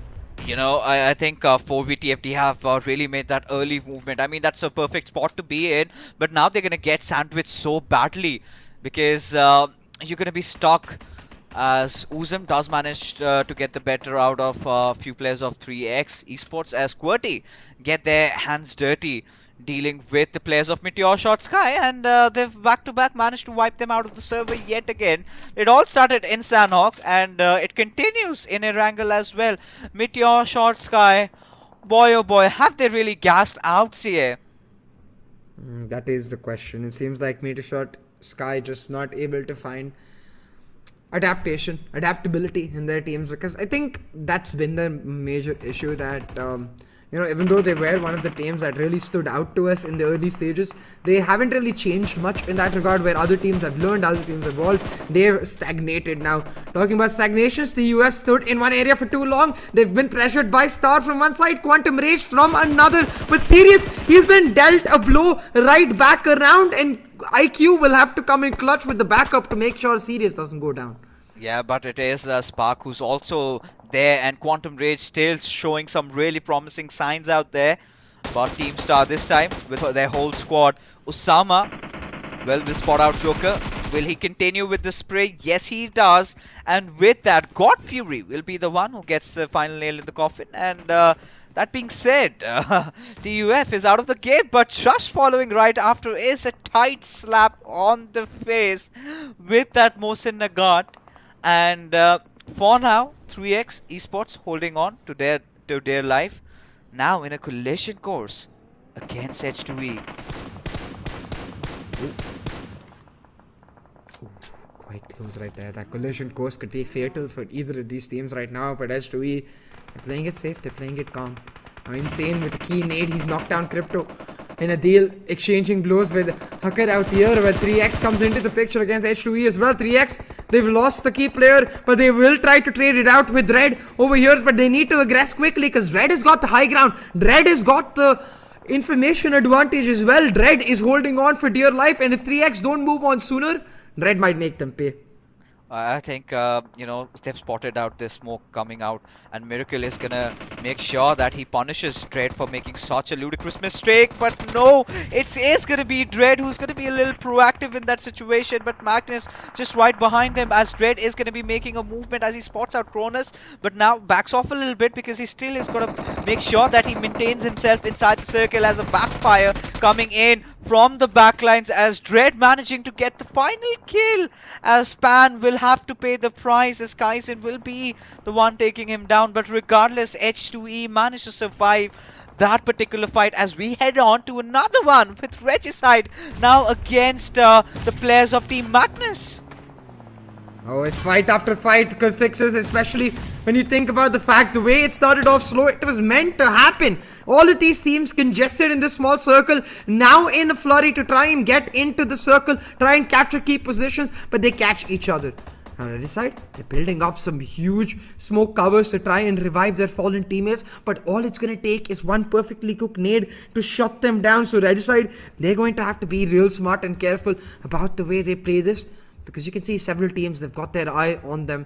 Meanwhile, on the other side of the map, we see 4v eliminating 52x Rage. Suddenly, just like that, another team out of our hands. We've lost, I believe, 5 teams so far. But this, oh my god, you could see from Sensei, wow. He was waiting for the right moment, took it appropriately, and then again. Yep, and we're witnessing a few of those bolt action plays. They are going to be all of that in on everyday basis, right? We do have those players who tend to love their bolt actions, but right now Regicides find themselves in a little bit of a pickle over here, as they've got to deal with multiple squads. And now Teen Wolf making sure that he gets the better out of Osama Star under heavy pressure, as Respect is going to be building that a little bit of a smoky wall for himself, as Magnus now all under the covers of those trees. And there you go, this is the shift that we were talking about. The grounders still somehow, Zigsaw making sure he gets a little bit ahead, manages to get that knock as they head up against FMR3D. Shaw getting knocked out, and Nubis will be cooking up that grenade, but now is in flames, literally burning. But how long can he stay alive? And that is where he falls down, as the grounders finally feeling comfortable in this particular situation. And nade coming in at Pika's direction. Kobe must be proud, CA, as the grounders, they are doing it. It all comes down to finisher, the last player surviving, as the players of the grounders are rather prioritizing on towards the healing battle. This is starting to get real close, and chaotic fixes. Danny's gonna be spotted out by Alpha, but he manages to get his strokes in time, running away from them, and that ends up revealing Alpha's position. Wolverine would end up downing him, and it's all to play for all of these teams. Clarity coming out for the water for a single moment to take out Leon OP, and Danny, he looks to return the favor, but Clarity, again, they survive against all odds, but not for too long. Zabion's been taken down. Look at Teen Wolf, he's being sneaky. He's trying to come in from a flank angle, potentially surprise Danny. Look at who's being more sneaky here. It's Team Star right inside the water, sitting in that pilot seat, and all they are doing is dishing damage from behind, but this is the hottest property right now in the server. This squad house, which sits at the very center, at the very heart of where the zone is, as we do have 3 squads contesting for this little compound. We're finally hearing some shotgun shots being in that nearby distance, as Kurama has gotten himself inside the vehicle. It's absolute carnage, it's absolute mayhem. Who finds himself at the better end of things, as it is Pika coming out from the stairs, gets that knock on the players of the grounders, as SALTxi somehow is inside the garage, alive and doing well, as FMxR3D, Finisher and Pika have done such a good job at recovering in this particular situation, as Cairo makes his way inside this little bit of a house, as he's going to deal with the players of Regicide running out of ammunition, needs to reload on his AKM, does find the player of Regicide proned in, steps out of cover, Voltrox on a sliver of HP, still somehow he's making it happen, but gets taken down at the final lick of moment. It's absolute madness here. Absolute madness indeed, Fixes. Carnage and mayhem is all we get to witness, and it's not over just yet, because FMxR3D, they're on the edge of the house. QWERTY, they've seen all this destruction, they want a piece of it, they're coming in, slamming in, but are they coming into their deaths? It most certainly seems like it. The garage has been turned into the graves of QWERTY, and they will find grounders digging up those graves right here. FMxR3D, they're surely the next ones to pay. But amongst that chaos, Gravity, he's managed to sneak into this house. 3 teams still in this one tiny house. You know, the last thing he would want is pull attention towards himself and steer off from the competition. Just keep himself inside that little murky smoke patch that he has going in, but taking quite some damage. But Gravity still coming through, manages to secure that one knock. Can he get another grenade going in? And he needs to find the right direction, needs to find that right window pane to throw that grenade from. But before that, needs to patch himself up a little bit, as Gravity looking to dish out some extra amount of damage, as SALTxi, he's gonna be cooking up that grenade as well. A nade lobbed at Gravity's direction. Is he gonna survive? Yes, he does, as it gets out of the window. But look at Regicide finally finding themselves comfortable in that little bit of an open area, as Magnus have control over that little bit of a compound, as Pika manages to get the better out of SALTxi, as Zigsaw will just blow that vehicle right beside Gravity. Will put an end to things, as Pika finally emerging out from that first floor, still playing around the stairs, still safe and sound. We've got 6 squads remaining, but no squad with more than 2 members alive.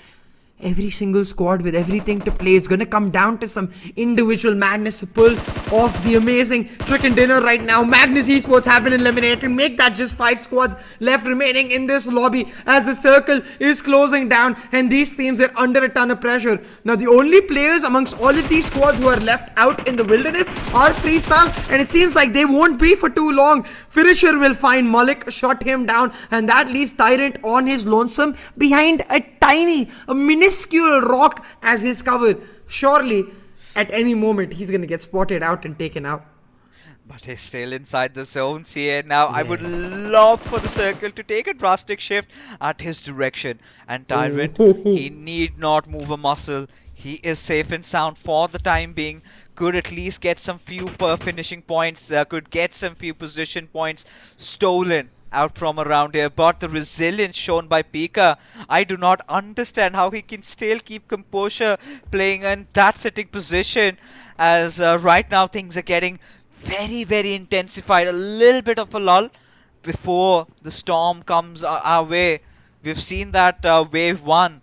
This is definitely going to be the reckoning of wave 2 happening just after this circle comes to an end, when we see that little bit of a circle inclining to someone. Who is it going to support? Is it going to help the players of the Grounders and FMxR3D? Is it going to help the Regicide? Or is it going to help Tyrant? I have been loving Tyrant this entire Super Weekend. The kind of clutches that he's pulled out, definitely one of my top 3 players in the Super Weekend. But this is his moment of glory. If he can do something like Teen Wolf did in that Miramar game, he's going to be a legend for sure. On this circle, almost done closing out. It's gonna 7, 6, 5 more seconds right now before we find out which team is it going to end up favoring? Will it take a shift towards Regicide? Will it take a shift towards Freestyle? Or will it stay at the compound? FMxR3D and Team Grounders find themselves in? That is the main question, and we'll have to see, because right now none of these teams, they want to make a move. They're waiting for that circle to try and decide. And look at this, fix this. Not exactly in the way of Tyrant, but enough for him to make the final move when it comes to shifting into the circle. The rest are going to have to expose themselves first. The rest are going to have to take the fights first. And that's exactly what's happening in this house. FMxR3D and Team Grounders decide that if they are to leave this house, well, only one of them will leave it alive. You know, everyone's just rattled at this particular point, right? Everyone's shaking. They know they've got to make that push, and it is going to be Finisher who is going to be going down the stairs a little bit, takes a little bit of damage over there, deals a few, and finally Pika right now, he's going to be in a collision course, but it's going to be Regicide, insane, managing to find that knock on the players of the Grounders. This could be the perfect opportunity that FMR3D were looking for, but insane snare comes out, and it's going to be Finisher who's been taken down from FMR3D's side. And they have no time to get that res back up. It's the 8th circle trying to close in, and Insane saving all these utilities for the very end as Kurama has been taken down. It's going to be Zigso who's going to be taking the Wrath from the circle. Some massive damage being dealt upon him as Insane is going to be taking down Pika from up above. Oh my good lord, what on earth is happening as Tyrant? He's just proned it. Finally his moment of glory comes out, and this time in a 1v2 situation, can he clutch it out with the Stormy Gone? Finds out Insane in this process, does manage to take a few shots at him, but no is going to be the answer as Regicide, after 14 games struggling in the 15th one, get that chicken dinner with 15 elimination. What a game that was here. Yeah, what a game indeed. A 30-point chicken dinner nonetheless with 2k plus damage done. Regicide, they might not have had the greatest of super weekends in this first super weekend right here, but they end it off with an absolute bang. Oh, they certainly do, but you know, the kind of a situation that we have really found ourselves into, you know, Regicide, wow, boy, oh boy, that has to be one of the most intense games that we have seen in the Super Weekend. Surely SALTxi8 did miss out on that hat-trick, right? A little bit of a wrong decision, not even a wrong decision, because well, it was not a full-hearted commitment, right? If you are committing, just go for it. Taking a second thought, trying to go for that reverse Uno card did not really work out for them, and they had to pay a hefty price for that. But still, right from the very start, we were witnessing fights after fights going on, and wow, what a game. But right now, we're going to talk about all the action, but after this short little break. Go!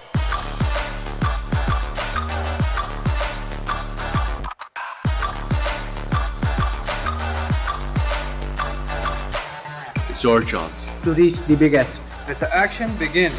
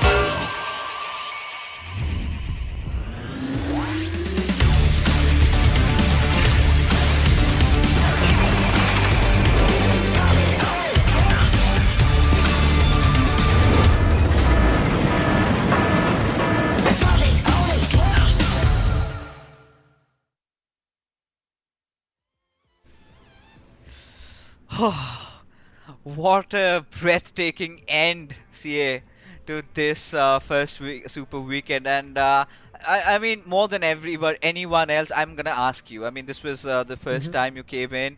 You did, you know, watch the Pakistan region go all out. How are you feeling right now? I'm feeling extremely emotional, I think, because they gave me such a roller coaster of a ride. It was up and down, continuously volatile, every single team giving it all they got. And the way it ended too, Regicide, insane, 8 eliminations, most of that damage on the back of those insane util usage that he had towards that final circle. Brilliantly done by Insane, saving those nades. First of all, that is one hell of a move for that right moment, but then perfectly cooking them, landing them, doing damage to both of the teams in front of him, and then finishing off Tyrant to grab the chicken dinner. It's like he almost got a hat trick of plays for himself instead of SALTxi8's chicken dinner hat trick. Oh yeah, I mean a little bit of a salt put in by the players of Regicide on SALTxi8, but yeah, I think regardless, the two teams right in front of us, the statistics comparison, clearly Regicide being the better team, and finally finding themselves that much important chicken dinner, because at a certain point it had been so frustrating for them. They were trying to go aggressive, but nothing really was working out for them. Yeah, Regicide just weren't able to find their form in this weekend. I think it was quite disappointing for them in an overall regard. And even though they got the chicken dinner here, even though they get that $500 in the bag, they will be happy about that, no doubt. But they won't be happy about their performance in this weekend overall. So I think what this chicken dinner will mean to them is really a platform to build upon going into the next Super Weekend, to try and find themselves on a comeback streak, because for them it's going to be all about getting on that upward trend and building upon piece by piece by piece. But this is a brilliant start. Oh, this indeed is, right? As we take a look at the match ranking, and this game was absolutely mental, ladies and gentlemen. We have seen similar circles. We haven't really seen a circle end up at the squad house of Georgia Paul containers, right beside it. We were sort of anticipating a little bit of a shift towards the northern side, maybe around that river lines a little bit, but that did not happen, and that sort of became the hottest property, with not just one, not just two, but rather 4 and 5 teams contesting for that one little spot. Everyone just finding their own corner and managing to stay alive for quite some time. But yeah, FMxR3D, considering that little bit of an early hiccup in that mid-game phase, but still I think Pika and Finisher did a tremendous job in keeping their team alive for so long, and bagging that third finish. I think they're going to be happy with how they performed this time. Oh, most definitely. I think for FMxR3D as well, this was a bit of a redemption matchup, and they were able to perform.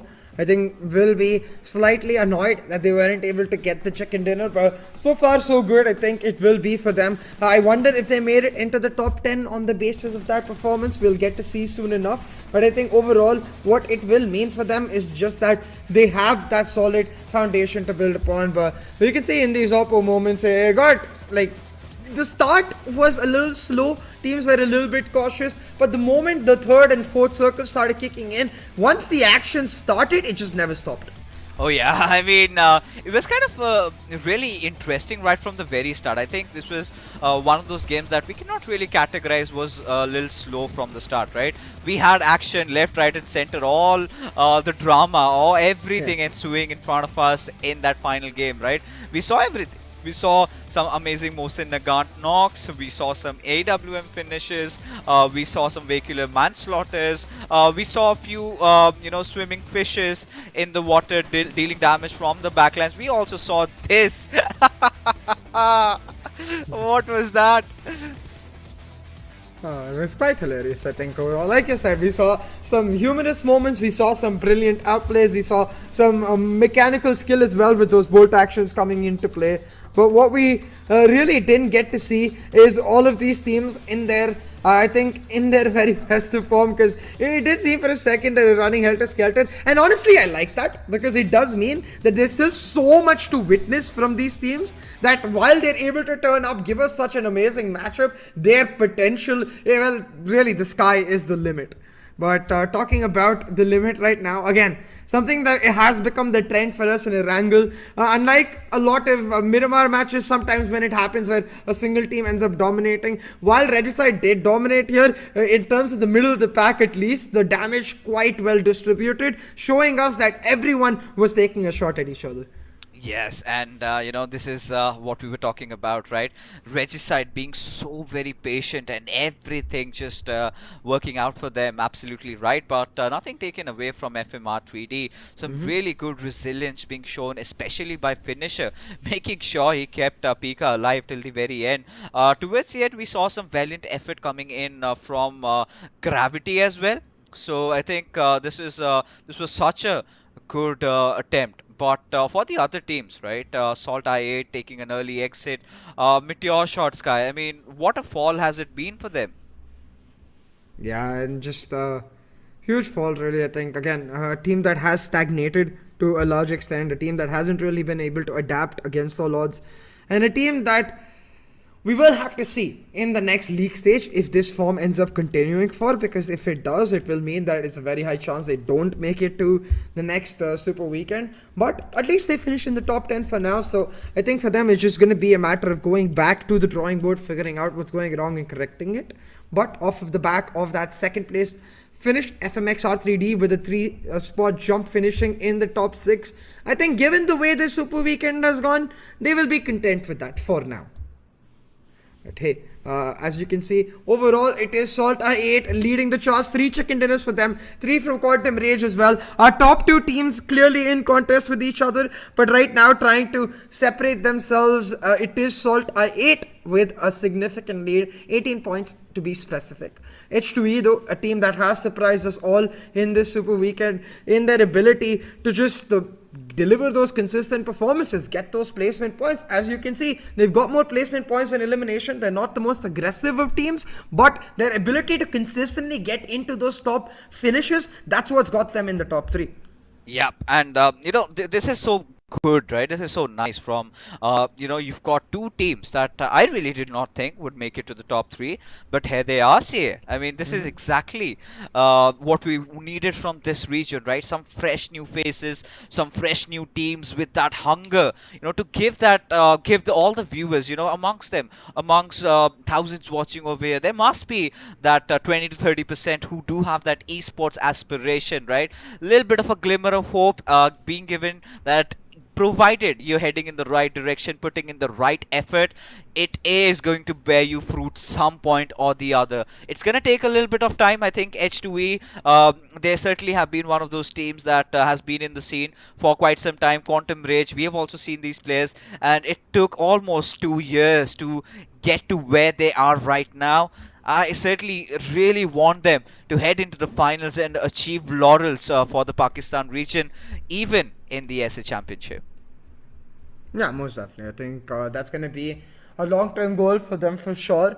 But right now, it's all about maintaining that consistency, delivering Super Weekend to Super Weekend, and then delivering again in the Grand Finals. And while saying it might be very simple, actually getting it done is actually not so easy. So we're going to have to see which teams are able to find that consistency to pull it off. We're talking about consistency. 3xEsports are the only ones left quite far away from the rest of the table, because Regicide, with this chicken dinner, they get close in that 86 mark as well. Now, very much close to the rest of the table, not too far behind from the top 4 itself, or the top 5 teams, where they're only about 20 points or so behind. But 3xEsports, they're about 50 points behind Fixes. So a huge gap for 3xEsports to climb. Yeah, I mean, you're talking about 3x. I'm more worried about the other teams that really missed out this time, CA, because they're still sitting at 0, right? So next objective will be, of course, qualifying into the Super Weekend for all 4 of them. That means someone from the 4 that are playing right now might not play. Now, that could be completely up to speculations whether we're going to see the same playing 16 or maybe, the other teams. I think, North Esports is definitely one of the teams that needs to make a comeback. But we did have a little bit of statistics out of SALTxi8, who clearly have been the best team today, at least, and overall also in the Super Weekend, managing to maintain that top position towards the very end. A little bit of a steal, kind of felt like the Formula One race today, right? Leclerc maintaining majority of the lead right in the 47th lap. Here comes Verstappen out of nowhere, taking that lead and winning the Grand Prix. So SALTxi8 sort of having a similar kind of a storyline today.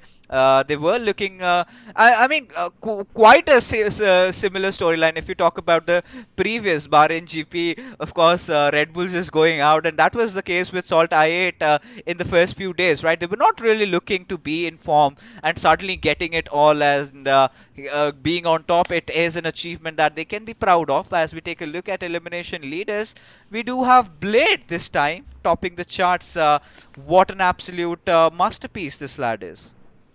Yeah, an absolute, really wonderful performance from Blade throughout the Super Weekend. 43 eliminations fixes, almost 8k damage run. You can see the gap in terms of damage between Blade and the next player on the list.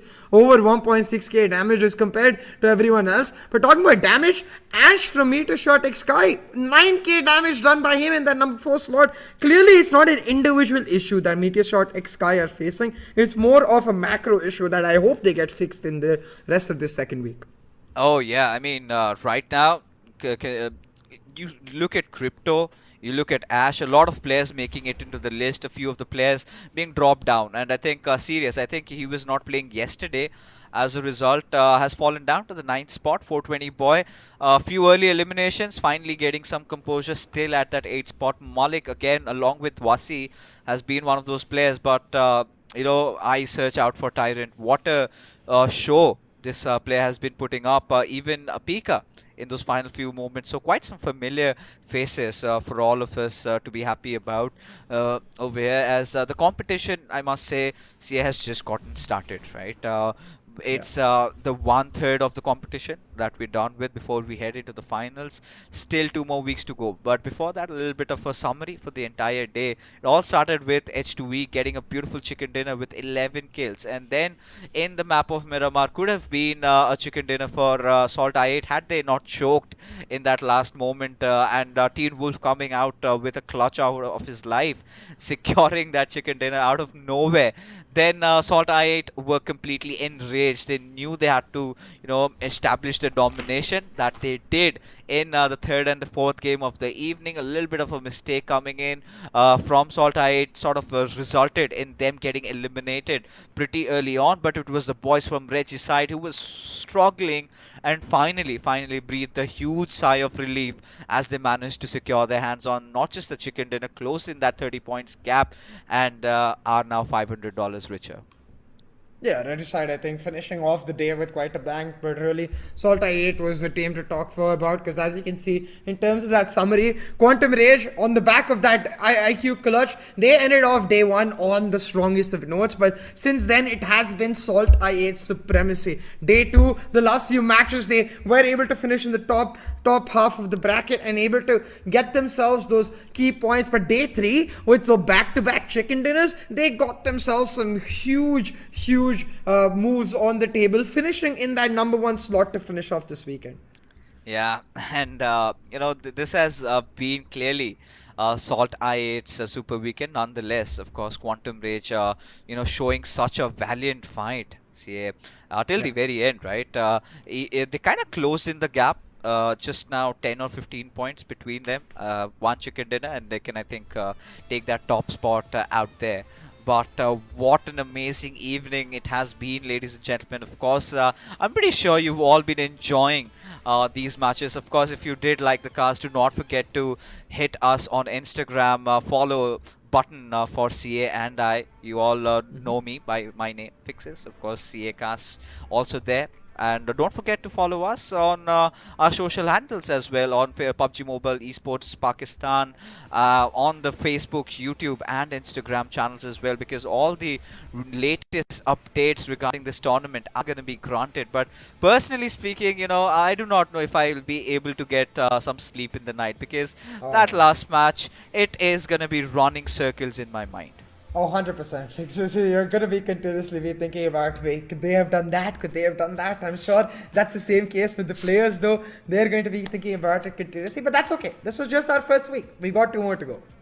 We certainly do. And with that does come to an end for all the matches of the evening. We're going to go on a day's break. We'll be back a day after with fresh second league week for you guys. Till then, take care and have a good night. Go!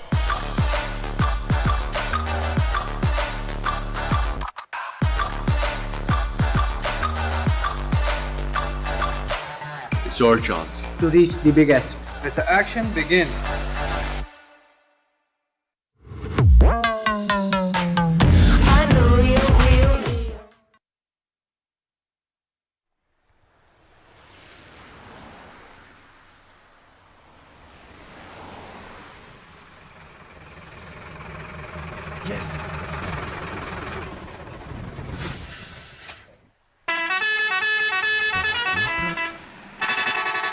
गोली अखियां न मारे कुड़ी ठा करके गोली अखियां न मारे कुड़ी ठा करके गोली अखियां न मारे कुड़ी ठा करके गोली अखियां न मारे ठा ठा करके सुनिया कि तेरी गेम बड़ी स्ट्रॉन्ग पंगा ले आनी तू मुंडे नाल रॉन्ग मेरे उत्ते तेरा चलना नहीं टैग टैग दिल रखा विच बुलेट प्रूफ जैकेट मुंडा देसी ना मैं बर्गर बॉय बंदा मार दे मैं पुछदा नहीं वाई टेलीस्कोप विच होया जेड़ा फोकस हेडशॉट निशाना एदा चौकस बैकी आया पैराशूट ते like I'm falling out of love जीवे तेरी सोचा तो above जीवे तेरा चलना नहीं गोली अखियां न मारे कुड़ी ठा करके गोली अखियां न मारे कुड़ी ठा करके गोली अखियां न मारे कुड़ी ठा करके गोली अखियां न मारे ठा ठा करके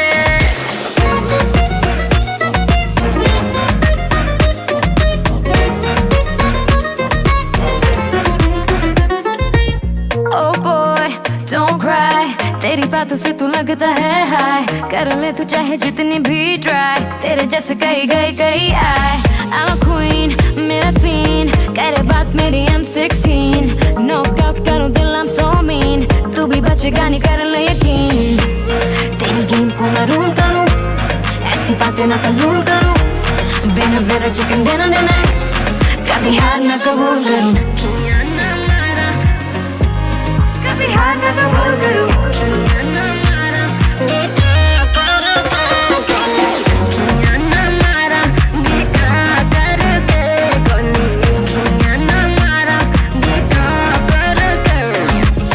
तेरी अखियां दी गोलियां भी सह गया तेनू लगेया कि तेरे ते मैं रह गया and you thought you knocked me out मैं तो समझ बंद करन लई बह गया एडा सौखा नहीं कुड़ीए हराना मैनू 10 साल तो मैं जानदा जमाना मैनू मेरे लिखने दा एहो जिहा स्टाइल जिवें हत्थ विच पड़िया मैं PUBG मोबाइल ठाठा लिखां गाने राउंड जिवें खाली करा गल सीधी सीधी करा ना ख्याली करा मेरा स्वैग देसी मुंडा मैं ओरिजिनल कदी फ्लैक्स कुछ बन के ना जाली करा बैकी है पैराशूट ते like I'm falling out of love जीवे तेरी सोचा तो अब जीवे तेरा चलना नहीं गोली अखियां